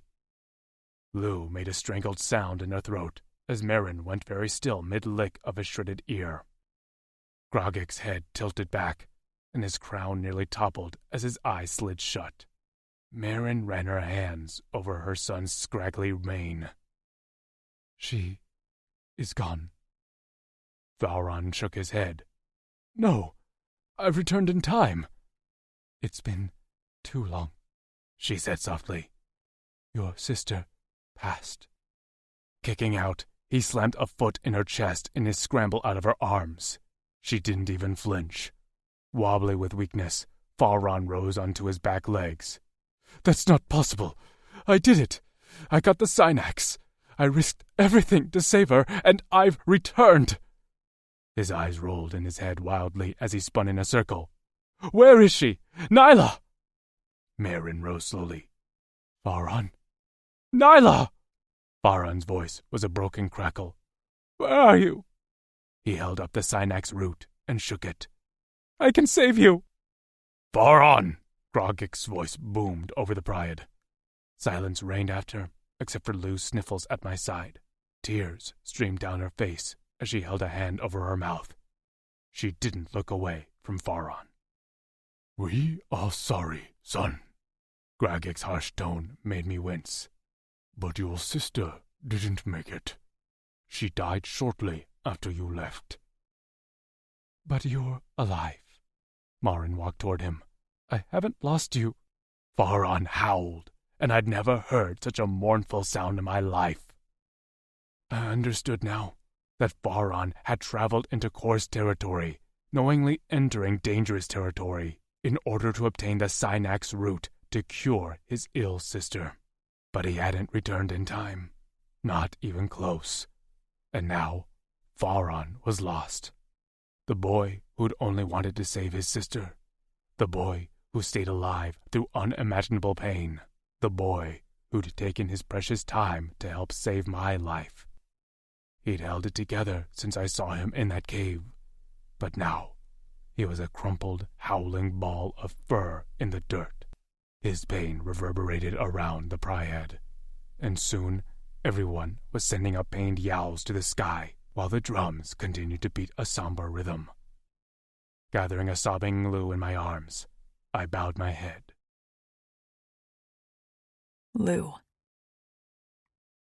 I woke to the sound of a creak of a door opening, and then Axton's heavy footfalls. I opened my eyes to see him standing at the side of the bed, hands on his hips. I was concerned you'd never wake. I rubbed my eyes and sat up in bed. My hair hung in tangled clumps in front of my face, and I blew it away with a puff of air. After we'd entered the Pims, the Prydens had fed us, let us bathe, and then I'd promptly fallen asleep. I hadn't meant to, but the bed had just been so soft, and I had been so tired. Even now, my arms ached from digging. My ankle, fortunately, seemed mostly back to normal. How long have I been asleep? A long time. He frowned. Are you well rested? Do you want me to leave you alone to get more sleep? He was serious.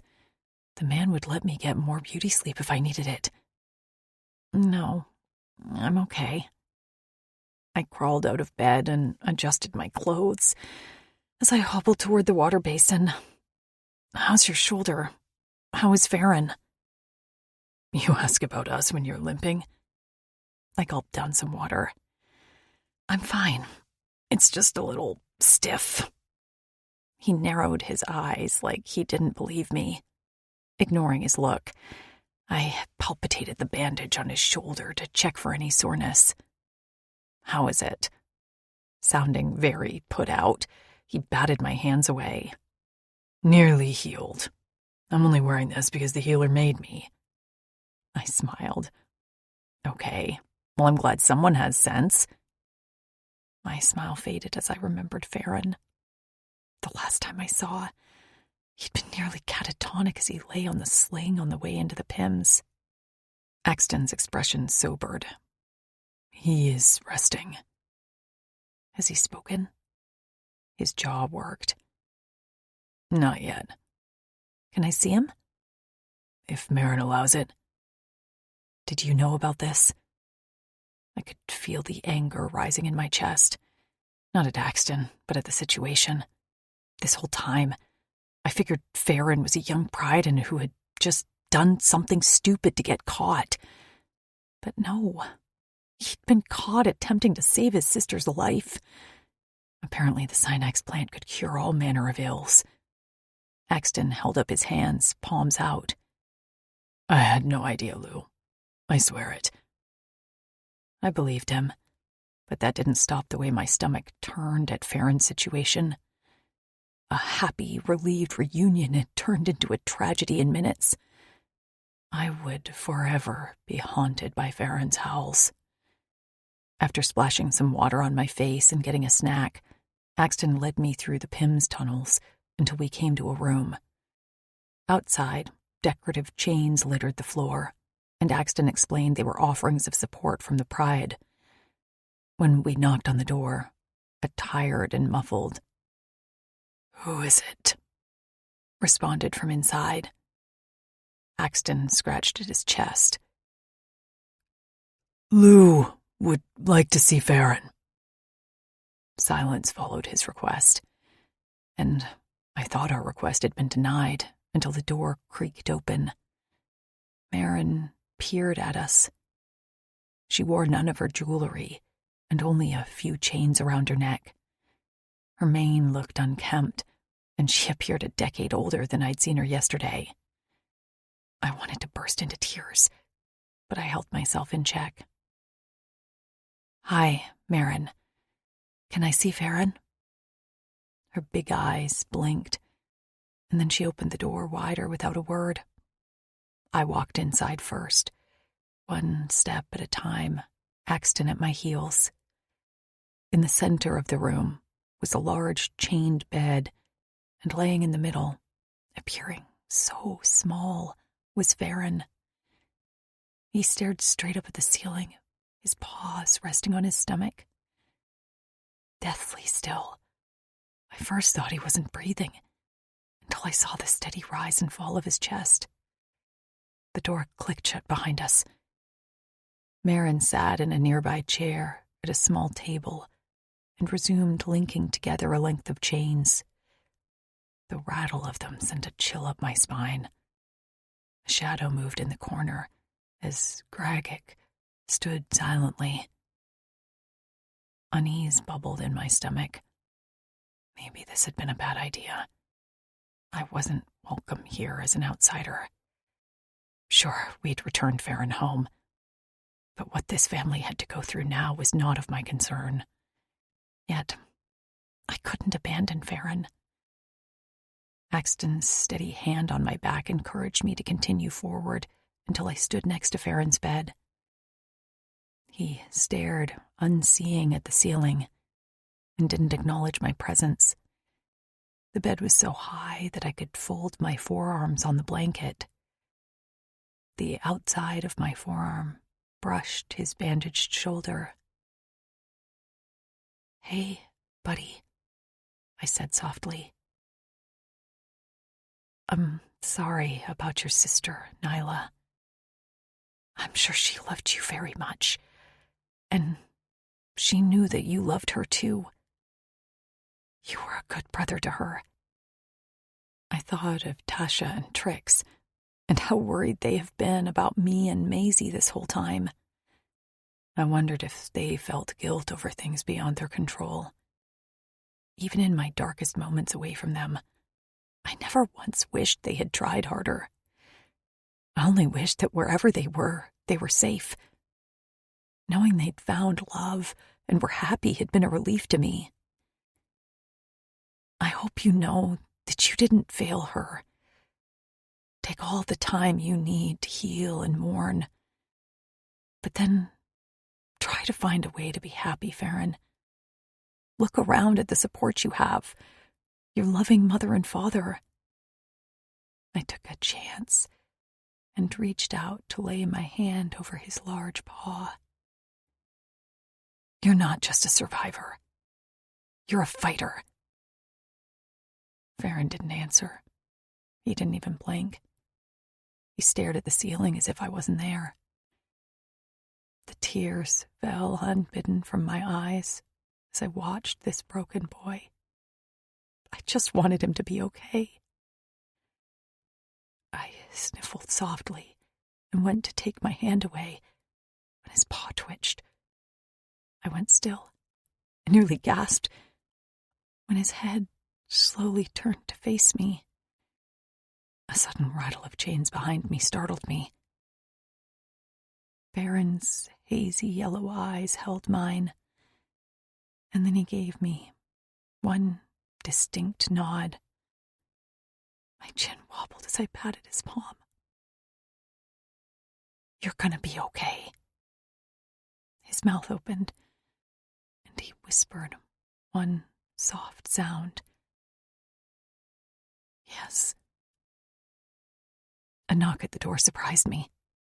It swung open to reveal a member of the Pryad. Her eyes sought out Gragic in the room. "The Drixonians are here, Quozel." "What?" I squeaked. Axton stepped to my side. "While you were sleeping, Gragic managed to get in touch with Daz. He sent a cruiser for us. We're going home, Lou. We're going to see your friends." 15. Axton. Maddox leaned against the side of his cruiser with 2 laser guns strapped to his chest. Sticking out of his mouth was a butt of Yuza, with a thin stream of smoke floating from the end. As soon as I walked out of the PIMS behind Gragic, Marin, and a few members of their Pryad, Maddox shook his head. He flicked the ring in his one nostril as he strode toward me. Ignoring Gragic, which was rude, he grasped the back of my neck and thunked our foreheads together in the traditional Drixonian greeting. Since I never thought I'd see one of my fellow warriors again, I closed my eyes and relished in the touch, which was why I missed when he shoved me back and then hauled off and punched me in the jaw. "You're so flecking stupid!" "Hey!" Lou stomped to stand in front of me. "Don't call him that!" Maddox's gaze lowered to her before letting out a long sigh. "Sorry, sweetheart, but that's not the last time I plan to hit this fleck." She balled her fists at her sides, but I grabbed one of her braids to haul her back next to me. She squawked in protest. "It's okay, Lou. I probably deserve it." Placing her hands on her hips, she huffed. "Violence is not the answer." "You boarded a Harazian plane?" Maddox ignored her to once again yell at me. "What the fleck is wrong with you?" I rubbed my forehead. "I don't know, but I would do it all over again, knowing it ends this way." I slipped my fingers inside Lou's and squeezed. Maddox's gaze drifted down to our wrists. He didn't seem impressed, but then that was Maddox's way. Gragic slammed a spear into the ground in warning, and I didn't miss the way Maddox stifled a suffering sigh before turning to address the Quozel. He was always a bit of a pompous fleck. He was one of the smartest among us, and never viewed the sons of Not Brand he bore as an obstacle. He snuck into training and classes that the privileged warriors attended, and taught himself how to read and write. It was why he'd been chosen by Daz to learn how to pilot one of our few cruisers. I hadn't seen him in a while as he'd been away at training. We'd been close when we were chits, as he'd found that I didn't mind listening to him chatter. Maybe that was why I didn't mind how much Lou talked. Maddox crossed his arms at the wrist and touched them to his chest in greeting toward Quozel. "Thank you for caring for Axton and his mate until we could retrieve them." Lou made a sound, and I met Grogic's gaze. Care for us? He'd sent us on a deadly mission. Grogic looked away quickly, and I didn't bother arguing. It didn't matter now. I'd tell Maddox everything later. "Of course," was all Grogic said. "Let's go." Maddox waved a hand toward the cruiser with a shiver despite his fur cape. "It's cold here." He walked up the cruiser ramp out of sight, and then I spotted him again through the front windows as he sat at the cockpit. Before I could follow, Grogic and Marin stepped in front of us. They'd left Faron to see us off, which surprised me. "It's hard to put into words how much we appreciate what you did for us." "We didn't do it for you," I said. "We did it for ourselves." "And for Faron," Lou piped up. "No matter what we went through, it was worth it to bring Faron home. Please keep us updated as he heals." Marin stepped forward, her movements unsteady, before she leaned down and rubbed her face and mane across the top of Lou's head. My mate held very still, not even breathing, as Marin offered her the highest sign of affection from a female Prydon. Lou wouldn't have known this, but there was no need to say words. She understood the gesture as her eyes filled with tears. "You're welcome," she said in a soft voice.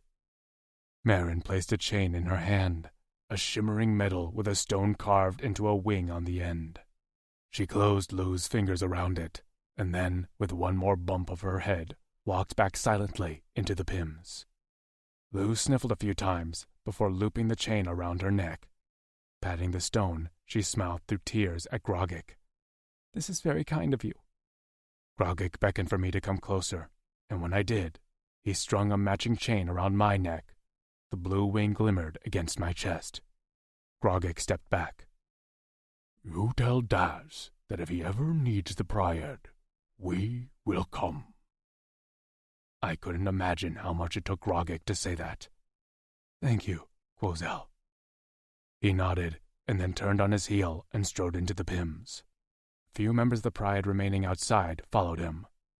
We watched him go until the door shut and the plants returned to their guard position at the door. Lou swiped at her eyes. "Well, that was emotional. Do you think we'll see them again?"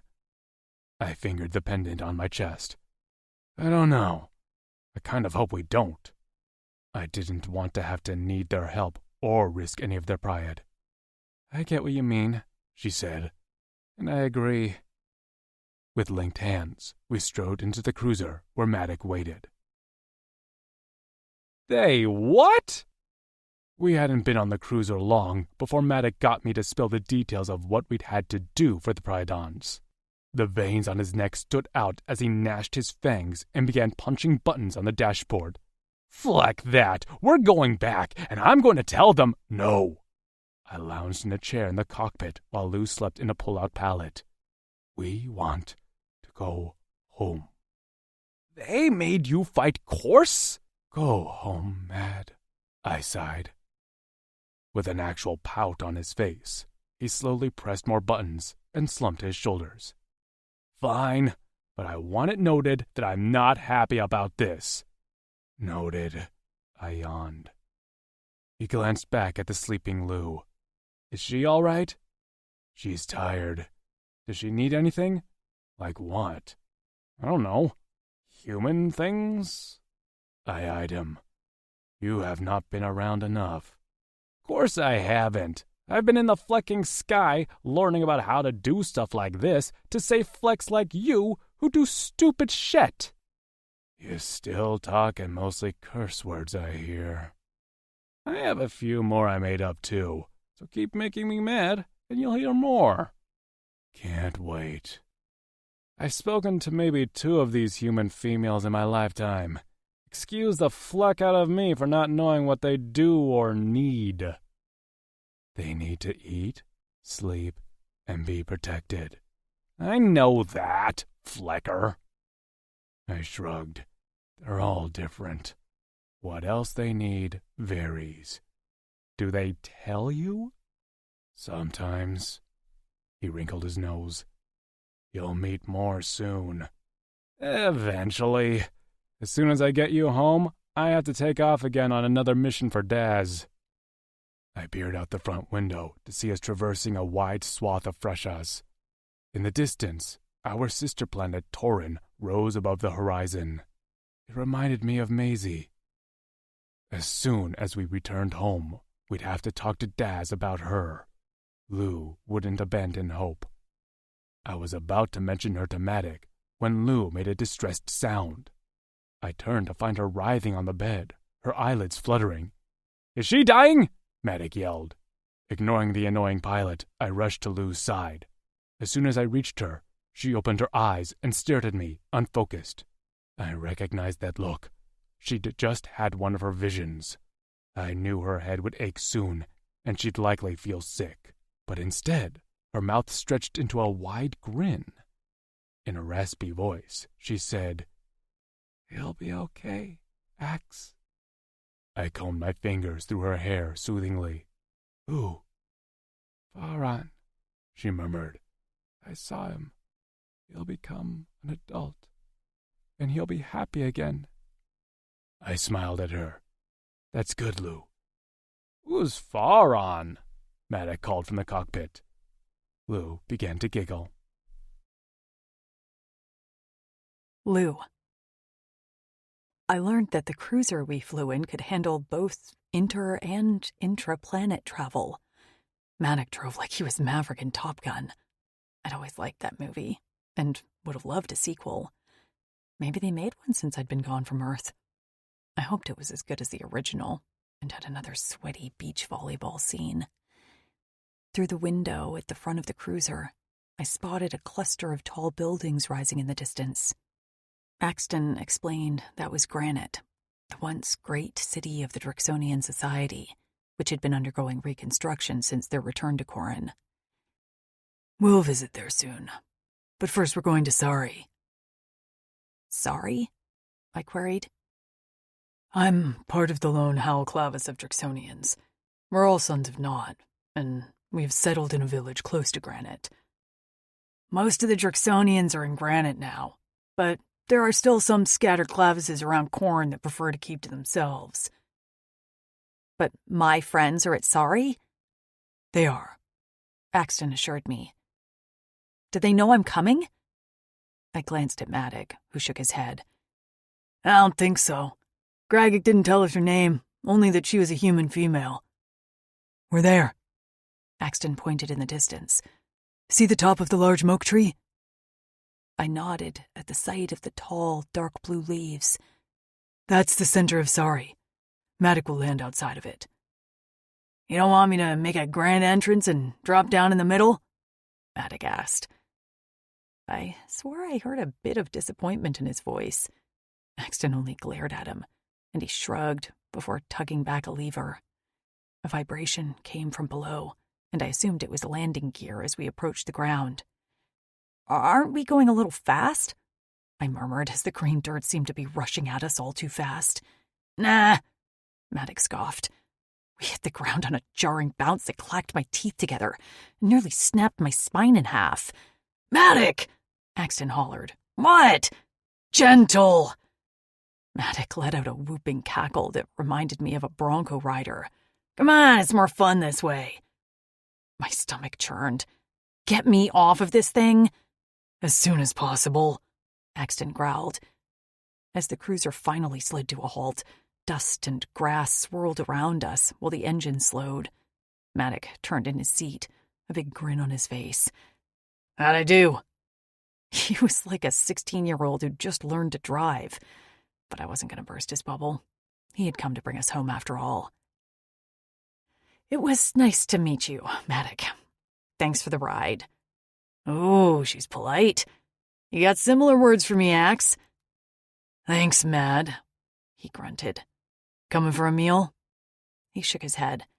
I got places to be. You two say hello to everyone for me.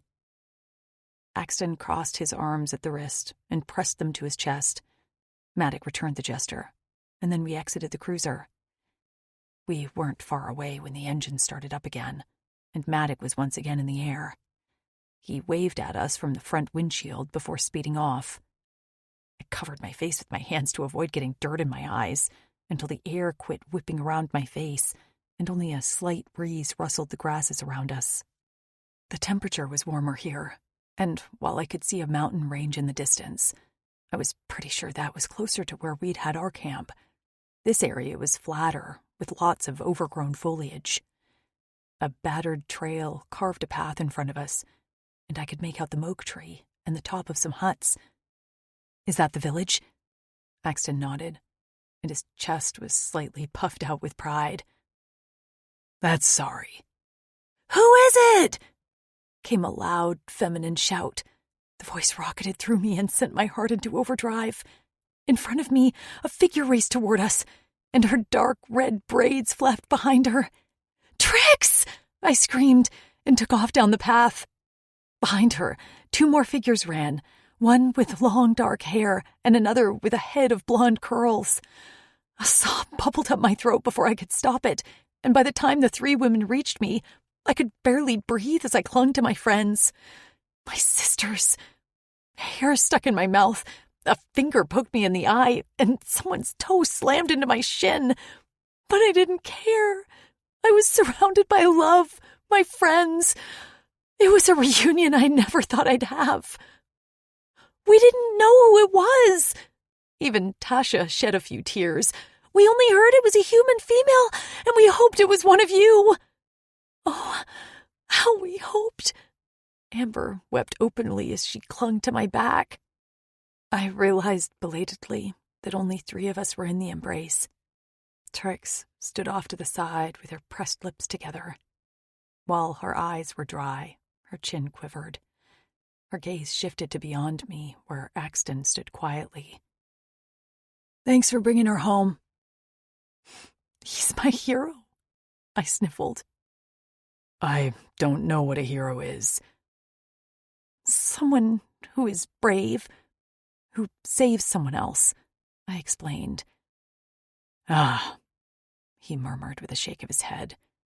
"No, you are your hero. And mine." The girls all turned to look at him as he took another step forward. "I wouldn't have survived without you." "But you were almost out of that burrow." "That's not what I mean," he said. "I wouldn't have tried to live if it wasn't for you. And Baron. Baron will be okay because of you." "Ax," I whispered. "Come," Tasha said with a soft smile. She rubbed the inside of my wrist over my locks before letting my hand drop. "Bring your mate, and let's go home." The village was the cutest damn thing I'd ever seen. Tasha explained it had been inhabited recently by another clavis of Drixonians with their human mates, and I could see the human touches in the remnants of decor and how the kitchen was arranged in the dining hut. As we walked around the village in a crash course tour, I shuffled next to Trix. Based on how she'd hung back at our reunion, I didn't touch her. Her locks shone gold on her skin, and I couldn't take my eyes off them. A knowing smile curled her lips. "Yes, I have a mate." I didn't want to pry, but I was curious. "And you..." Her smile dimmed. "I still can't be touched for long. It's better, but surprise touches still pain me. It's different with Kutzal." Her gaze went a little dreamy. "I don't quite know why yet, but he managed to break through whatever was done to me." My eyes watered. I had cried a lot today. "I'm so happy for you." Her head dipped, and her grin widened. "Yeah, I'm happy for me, too." The girls fluttered over my locks, and I admired theirs as well. I told them the entire story of how Axton and I met, and while they had some choice words for the Priadens, they also seemed to understand Marin and Gragic's choices. "And Maisie?" Amber asked as we sat on some benches under the shade of the mogue tree while eating some fresh fruits. "She was on the ship. Axton didn't know until it was too late." I dropped the half-eaten fruit in my lap as the taste had suddenly turned sour. I feel so guilty about everything, about being happy with Axton, about being here with you three. "I get it," Tasha said. "When I first met Lucant, I could barely smile without feeling guilty." While Maisie and I were caged, I swallowed. I thought about how I wished you all were happy and healthy.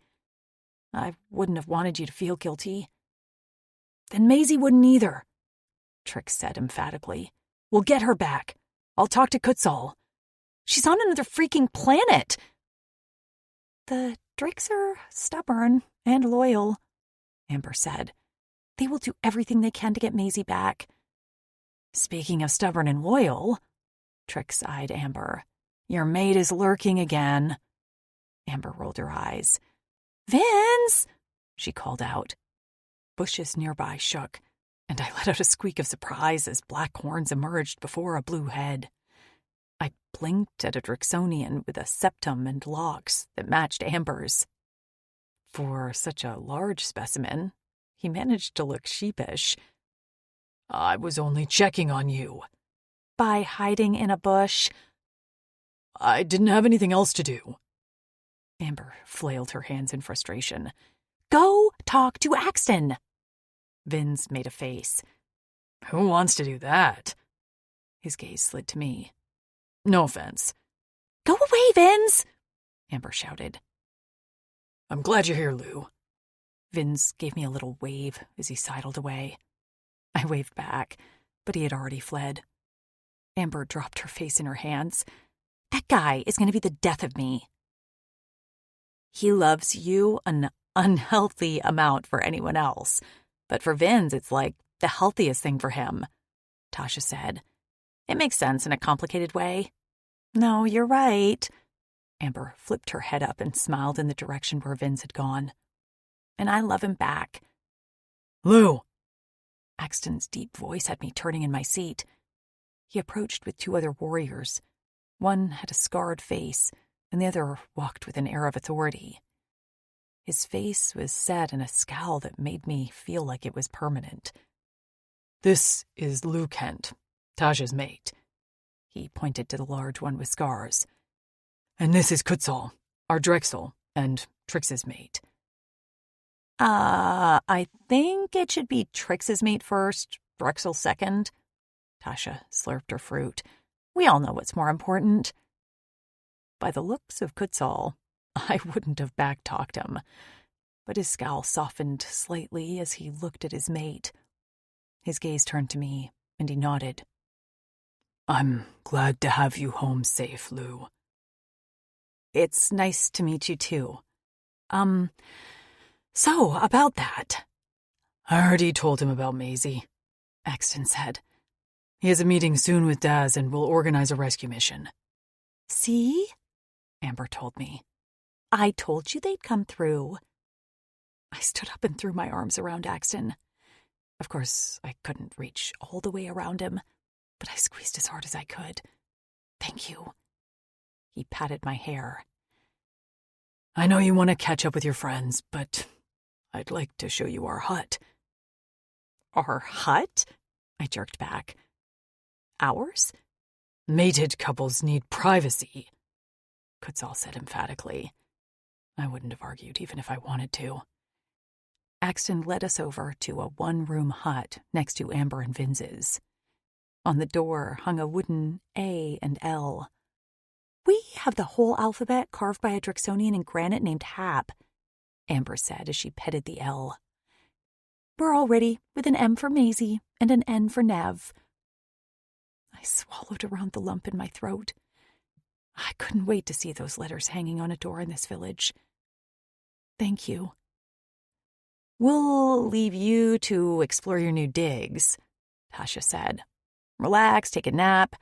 We'll get you when it's the next mealtime. Axton opened up the door, and the 2 of us walked inside. A bed sat in the corner, not suspended from chains, along with a curtained-off area that Axton said held the expeller and cleanser. On a table beside the bed was a vase with fresh flowers. I sniffed at the fragrant petals. The girls had done this. They'd prepared this room for whichever female arrived in order to make her feel welcome. I'm glad it was me, but I hoped we could do this same service for any other women out there who'd been taken afar, far away from home. I spun to see Axe gazing around the room. Do you like it? I like any room you're in. I liked his statement, but pretended I didn't. Axe?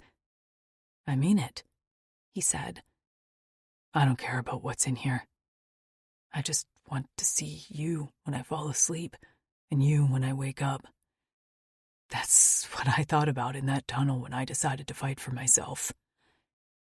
I thought having something to fight for that I wanted made me selfish, but I guess it only made me stronger. I reached for his large hand. I fought for myself too when I was digging down to you. We keep fighting for each other, and we'll always meet halfway. Come here. I hopped into his arms and he caught me. As soon as I was within striking distance, I pressed our lips together. He rumbled a pleasured sound and kissed me back. I was about to tell him to take me to bed when he whispered against my lips. You never did tell me what an Adele is. I was sure the entire village heard my peal of laughter. This concludes The Alien's Bounty by Ella Maven, narrated by Reagan West and Gabriel McKnight. Copyright 2022 by Ella Maven. This unabridged audiobook is published by arrangement with Ella Maven, care of Corvisiero Literary Agency, and was produced in the year 2024 by Tantor Media Incorporated, a division of Recorded Books, which holds the copyright thereto. Please visit tantor.com for more information on our growing library of unabridged audiobooks.